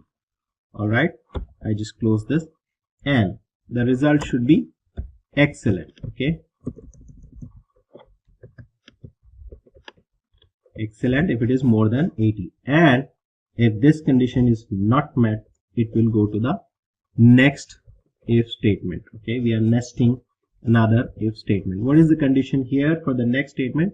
It will check B2 is less than or equal to 60. You can specify any marks. All right, so if it is less than 60, it should give the result as bad or average. Okay, specify anything and you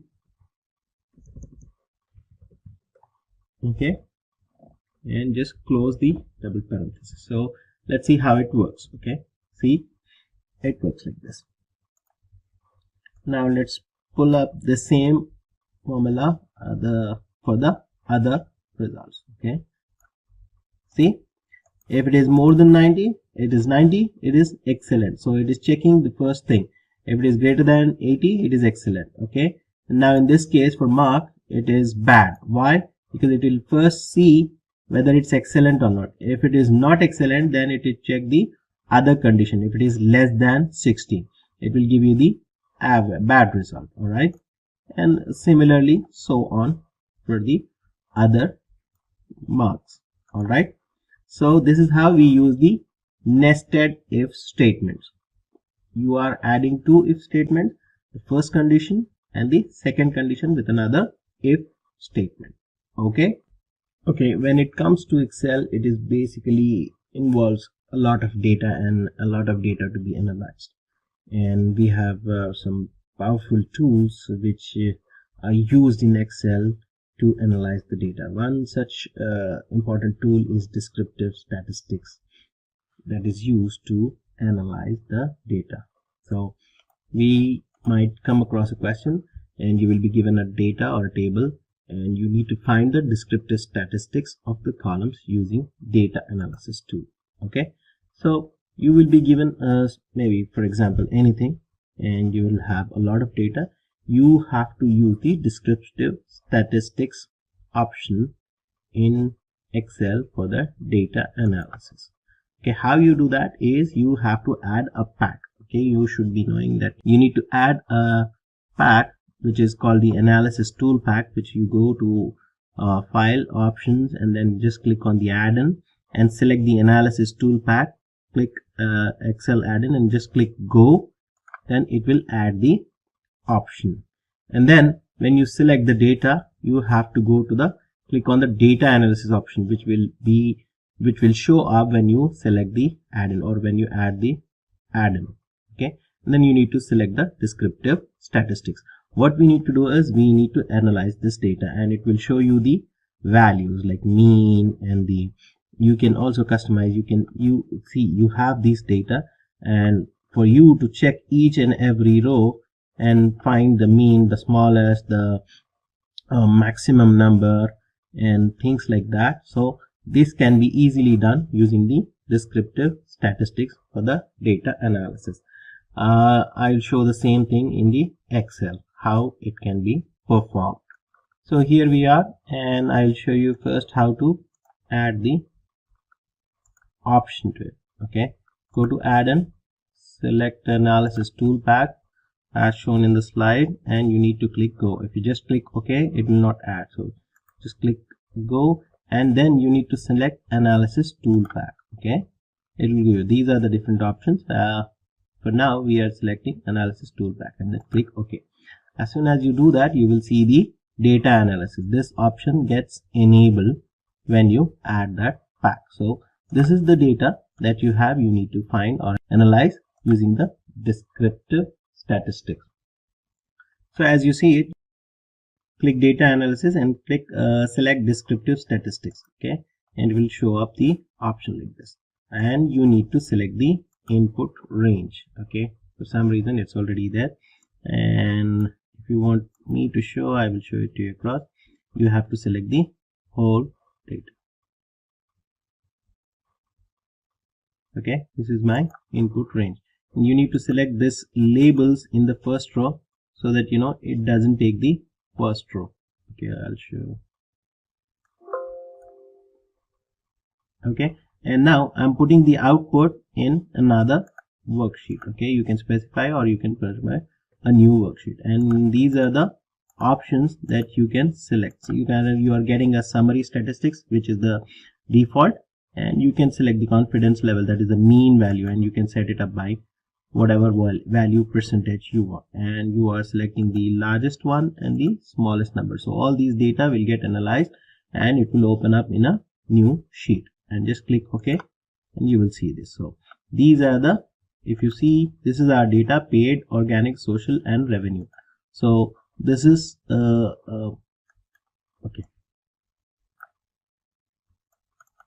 make it more precise. Okay, so with a single click, all our data is analyzed. Okay, this is the mean value, and this is the minimum is 0, maximum is certain set. This is the total, and the number of count is 1000. So you don't need to scroll down and check what is the largest amount that is paid. So this is the largest amount for the paid. Okay, and so on. So the largest revenue generated, all these things are generated with a descriptive analysis. Okay, descriptive statistics with a data analysis tool. So the next question is about a pivot table, and this is more refined or more advanced compared to the last one that we discussed in the beginner level. So here you are asked to create a pivot table to find the total cases in each country belonging to their respective continents. You are being asked to put up a table or pivot table with two variables, basically each country and their respective continent. So again, we have the same data, and we need to set up a pivot table which shows the continents and the countries with the respective continents, the number of cases. Okay, so let's see how we get this in the example. So here we are, we have the same data. It shows the days, months, year, cases, countries, and their continents. Okay, continents here and so on. Okay, so I'll go to the insert tab and select the pivot table. Okay, again the same thing, I will be asked to enter a input range. Okay, so I select this, and since it's huge, I'll just put the number to be 7777. Okay, let's assume. Now this is our input data, and where you want the output to be, it's already selected. You can put it anywhere. I'm putting it here. Okay, just click OK, and it will give you the option to select the fields. Now what we want is number of cases, okay, which will show you the value, and the countries and territories, their respective continents. So okay, so this is how it looks like, and we have to check. Now it is asking us to find the countries. Okay, so with their respective continents. You see this, you see Africa as a continent, and you will see, okay, you will see Africa.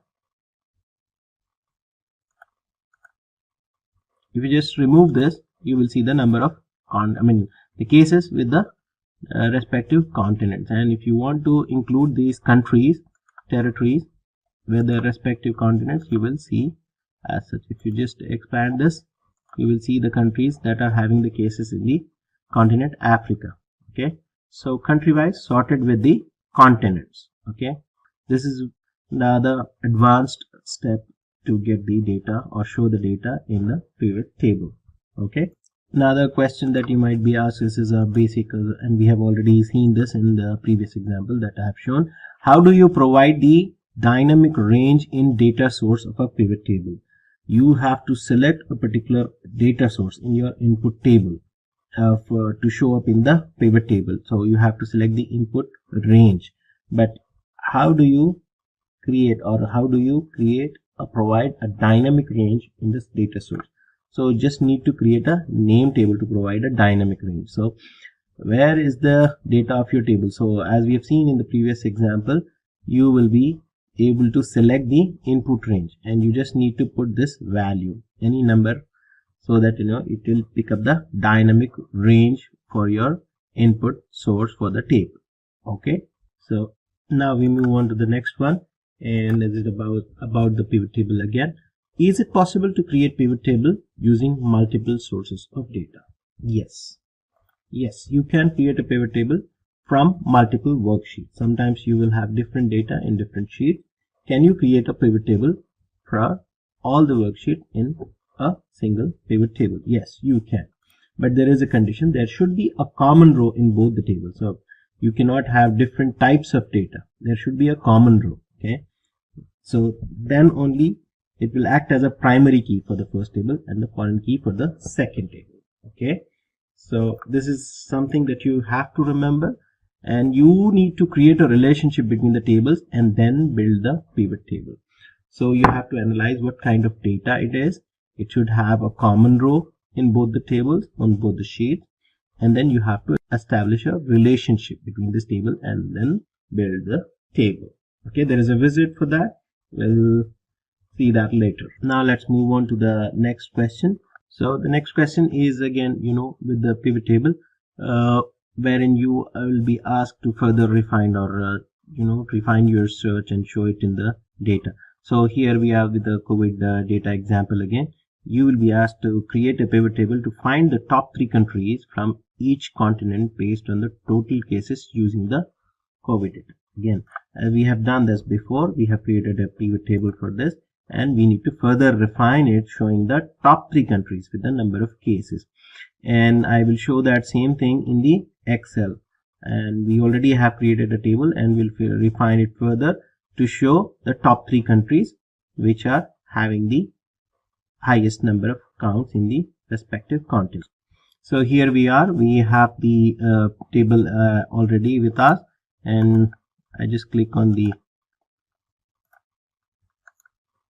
show field list. It will show me the countries and territories. What we are asked is to show the countries with the top 3, that is number of cases. So you just need to go here and you need to select the value filter. There is a filter which you can select with the value, and now I select top 10, and what I need is top 3. It's very simple, and you just need to know these things. Okay, and based on the number of cases. Okay, this is our field already. Then just click OK, and it will show you the top 3 countries. So it's quite simple, and it is very important to know this field and how you play with the value of the filters for each particular field in the pivot table. So it shows you these things. All right, and now you can refine it further with the continents and all. Okay, so different continents, and you can see this. So you go there, and there is a value filter you can set up. All right, we have set up a value filter. Okay, now there is another one how do you create a column in a pivot table? Okay, like you will be given a situation where you need to add one more column and show it in the pivot table with a particular calculation or with a particular value, and you don't have that actual value in your data, but you have to calculate it and show it across in the table. So there is another option which is called pivot table analyze, and you need to create a calculated field from pivot table analyze option. So when you go to your table and then go to pivot table analyze, you will see the option to add a calculated field. Okay, just go there and select calculated field, and you need to define. So in this example, we are going to define another column where we calculate the bonus of the sales, and there is a particular formula. The formula is you put an if and statement, and then you calculate the formula. You specify what is the bonus and what is the way that you're calculating the bonus, and it will particularly add it another column to your table. So let's see how we do that in the table act. So here we have this table, and I have inserted a pivot table, and I am putting it in output here. Okay, and then you will get the table. Okay, now you need to select the customer name and the unit sold, unit price, sales. Okay, so we'll add another column to it. How we do that is this: go to pivot table tools, and then you go to analyze. Okay, click on field, items and set. Okay, you need to select calculated field here. Select that, and we are defining a new field here, which is the bonus.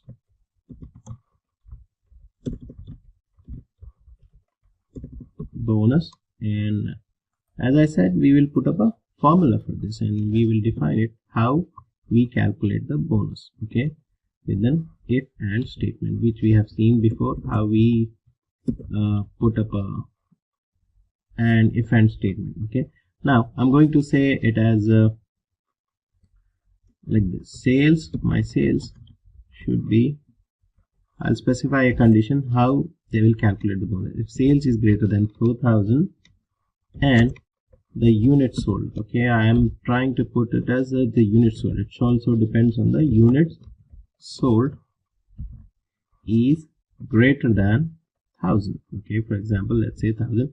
A person who is able to do sales of 4,000 and the unit sold should be more than 1,000, then the sales, what is this? The bonus will be sales into, that is the amount of sales he has done, into 5%. Okay, let's say 5% bonus, and sales is, if it is 2%. Okay, okay, we are adding this field bonus and click add. Okay, so we have added this, and we have put up a calculation for the formula, and you will see this in the, so this is a simple way of adding the column to your existing data, and we are doing the calculations and showing it up. Okay, so this is one way. Go to pivot table analyze and field, items and sets. You can select this option and add it. Okay, you can customize this, as I said, with adding different fields. This is pretty handy in analyzing the data which does not exist in the table, and you add some value to your pivot table.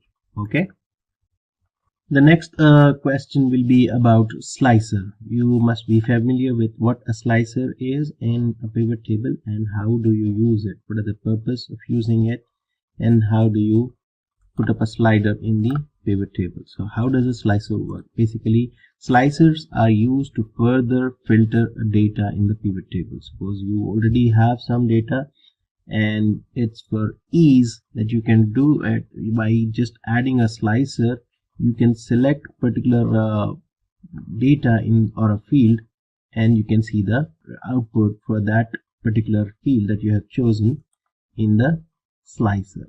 Okay, so it's very simple. Go to the insert tab and select slicer under filters. Okay, and then it will be like this. Okay, and here, if for example you see this is our pivot table, we have added 2 slicers to filter our table, that is month and countries and territory.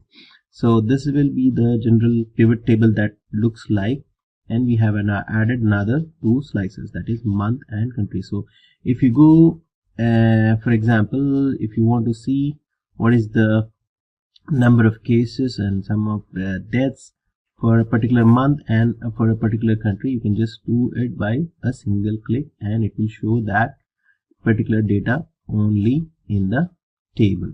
Let's see and do this in our Excel. Okay, so there is a table pivot table already created for this, and I want to add a slicer. So how do I go ahead and do this? Is I go to the options and insert slicer. Okay, at the moment you click on it, you will see what are the options that you want to add. You can select different fields and select the slicer for it. For this example, we are choosing month.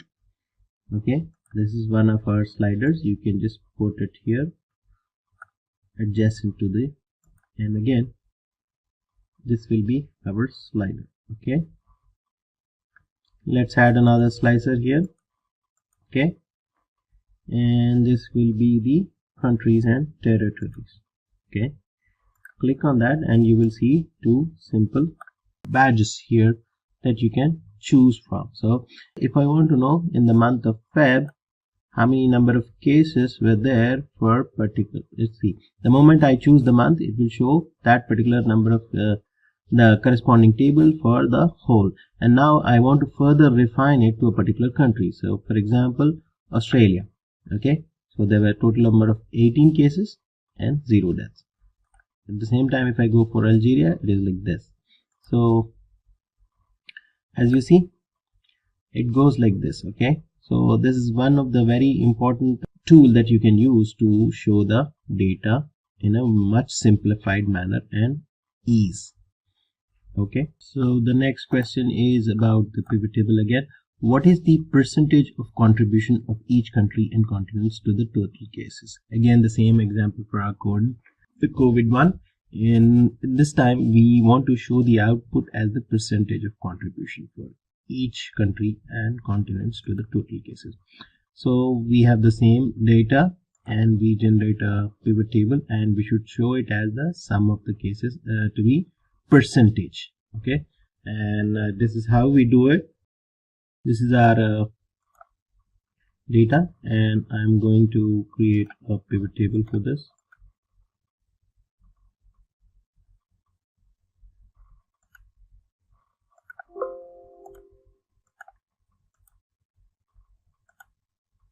Okay, so it shows the table, and here I have to show what is the fields that we need to select. Okay, for ease, we are just selecting the cases and the countries and territories.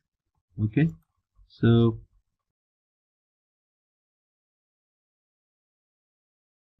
cases to be the values. Okay,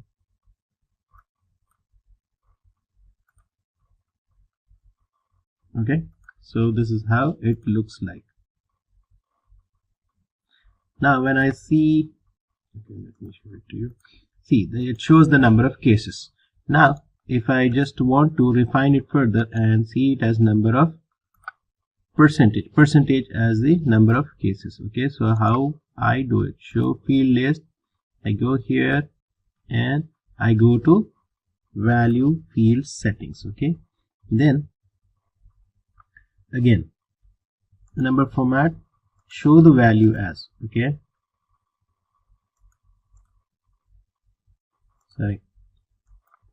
show the value as, you need to select this thing, percentage of grand total, and then just click OK, and you will see this to be the percentage. So it shows the data in the form of percentage. Okay, this is very simple, and you just need to remember, as we have seen before, show field and then value field settings. Okay, this is the thing that you need to check. Okay, grant percentage. There are other options also, and you can select from whatever you want to. But in this case, we are showing it to be the percentage. Okay. Okay guys, now the next question is about a very important aspect of presentation when we come to pivot charts. How do you create a pivot chart in pivot tables?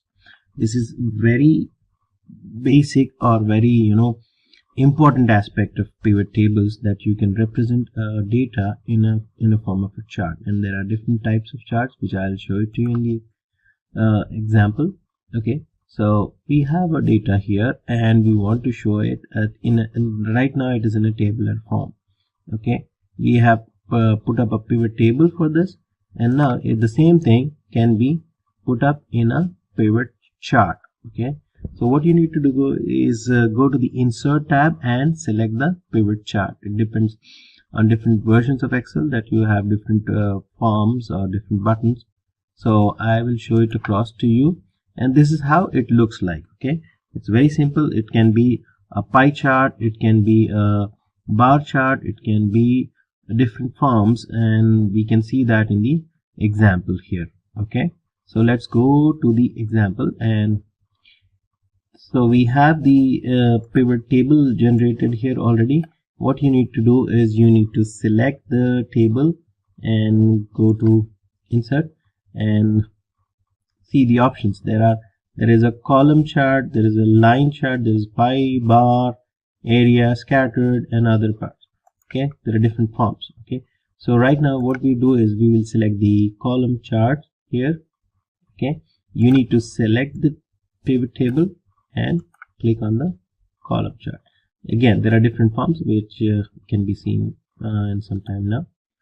So this is the basic form. Okay, and it will show you the countries. And it will show it as a form of a chart. Okay, again, you can change the chart type. You can change it to pie.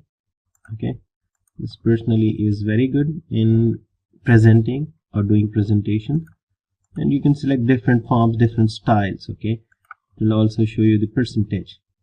So this is one form of presenting your table into a chart. Okay, again, bar type is also there. So this won't suit here in our example. There are different ones. I'm just showing it to you as how it looks like. So depending on your the aesthetic, you can see and select what kind of chart is best suitable. Okay, so this is how you put up a pivot chart in pivot tables. Okay, so this is one last for the intermediate level. And what are macros in Excel? Create a macro to automate a task. Basically, you have some daily tasks that you perform in Excel. Okay, and you can do this with quite ease using the macros. Okay, it basically is a program that resides within the Excel file, and it is used to automate tasks in Excel. Some daily tasks that you run, like when you come across any data and you have to scrub that data, and you do some daily routines, and by removing some columns or adding some formulas, and adding some colors and changing the fonts, or be it anything that you perform, and you have to do a repetitive task. So all that can be done by recording a macro, and this is what macro is used for in Excel. So how you capture those steps in Excel is through a macro. To record a macro, you can either go to the developer tab in the Excel and click on record macro, or you can use or access it from the view tab.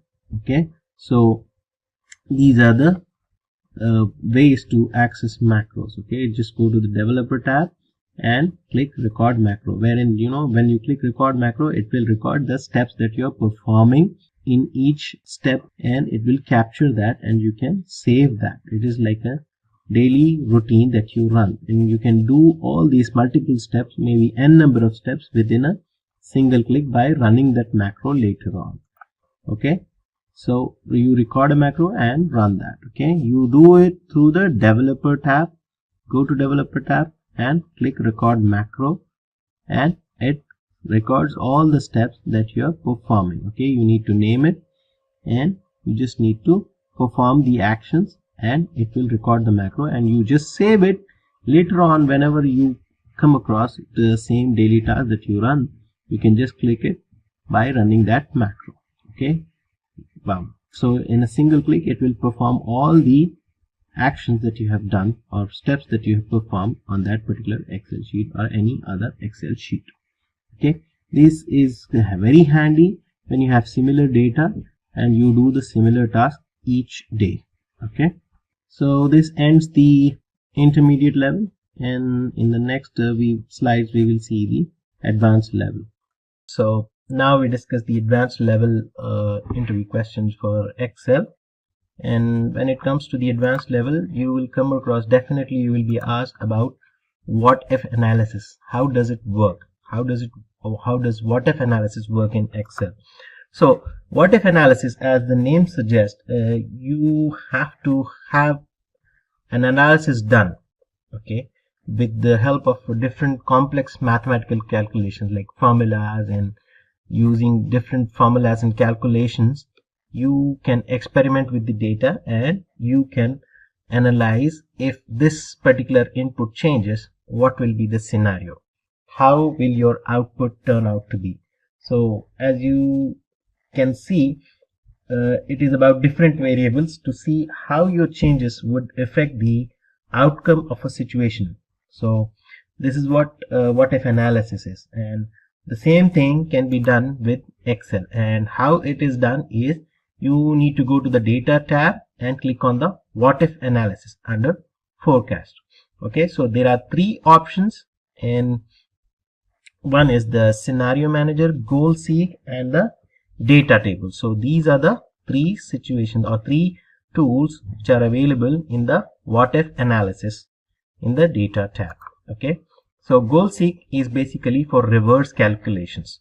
Okay, and you have some idea, you have some set goal in mind, and you have certain variables and what you need to do and what you need to achieve to have certain set goals. Okay, you will set a value for the goal, and with the goal seek option you can get to know what value you have to achieve to come to that level. Okay, so this is what goal seek is. It is one of the simplest sensitivity analysis tool. And so for example, you know that a single outcome you would like to achieve, like you have a set goal that you have to achieve this particular grade. Okay, and the goal seek feature in Excel allows you to arrive to that goal by mathematically adjusting a single variable within that equation. So you set the goal and you will do the what if analysis goal seek option to know what you have to do or what you have to achieve for the set goal. The next option is the data table, and it is basically used for sensitivity analysis.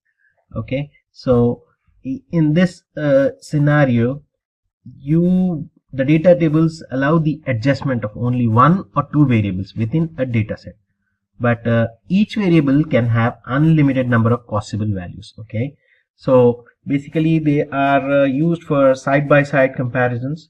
It makes it very easy to read the scenarios. Okay, but you need to set up the data table correctly. Okay, and what you do is you give the input in the table, and then you set up the formula.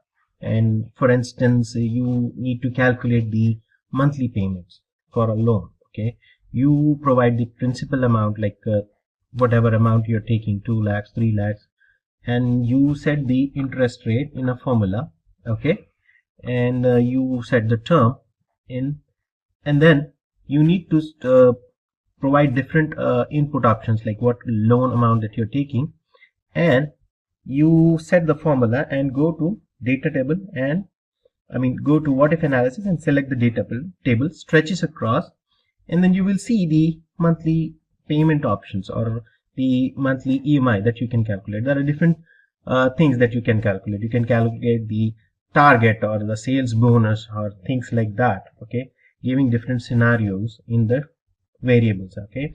But you need to set up a data table. It might be a little challenging, but yes, it is a very powerful tool, okay.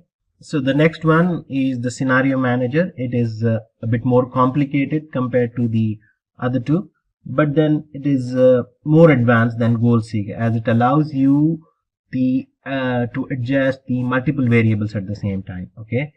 And this is very complicated compared to the other two, and it is even, it gives more better output when it compares to the other two what if analysis tools. So here, when you go to what if analysis and the scenario manager, you have to select the data and provide different scenarios, that is different values for each scenario, and then it will analyze, calculate, and create different scenarios, okay. So it becomes very easy for you to analyze what if you are changing the value of your interest amount or the term of loan, or your targets like monthly targets or an yearly targets and things like that, and you just have to see what the scenario will be when you set this particular value for a table or for data, whatever targets that you need to set. You can use this what if analysis in Excel for the different scenarios and different calculations, okay. These are very powerful tools and you need to know this.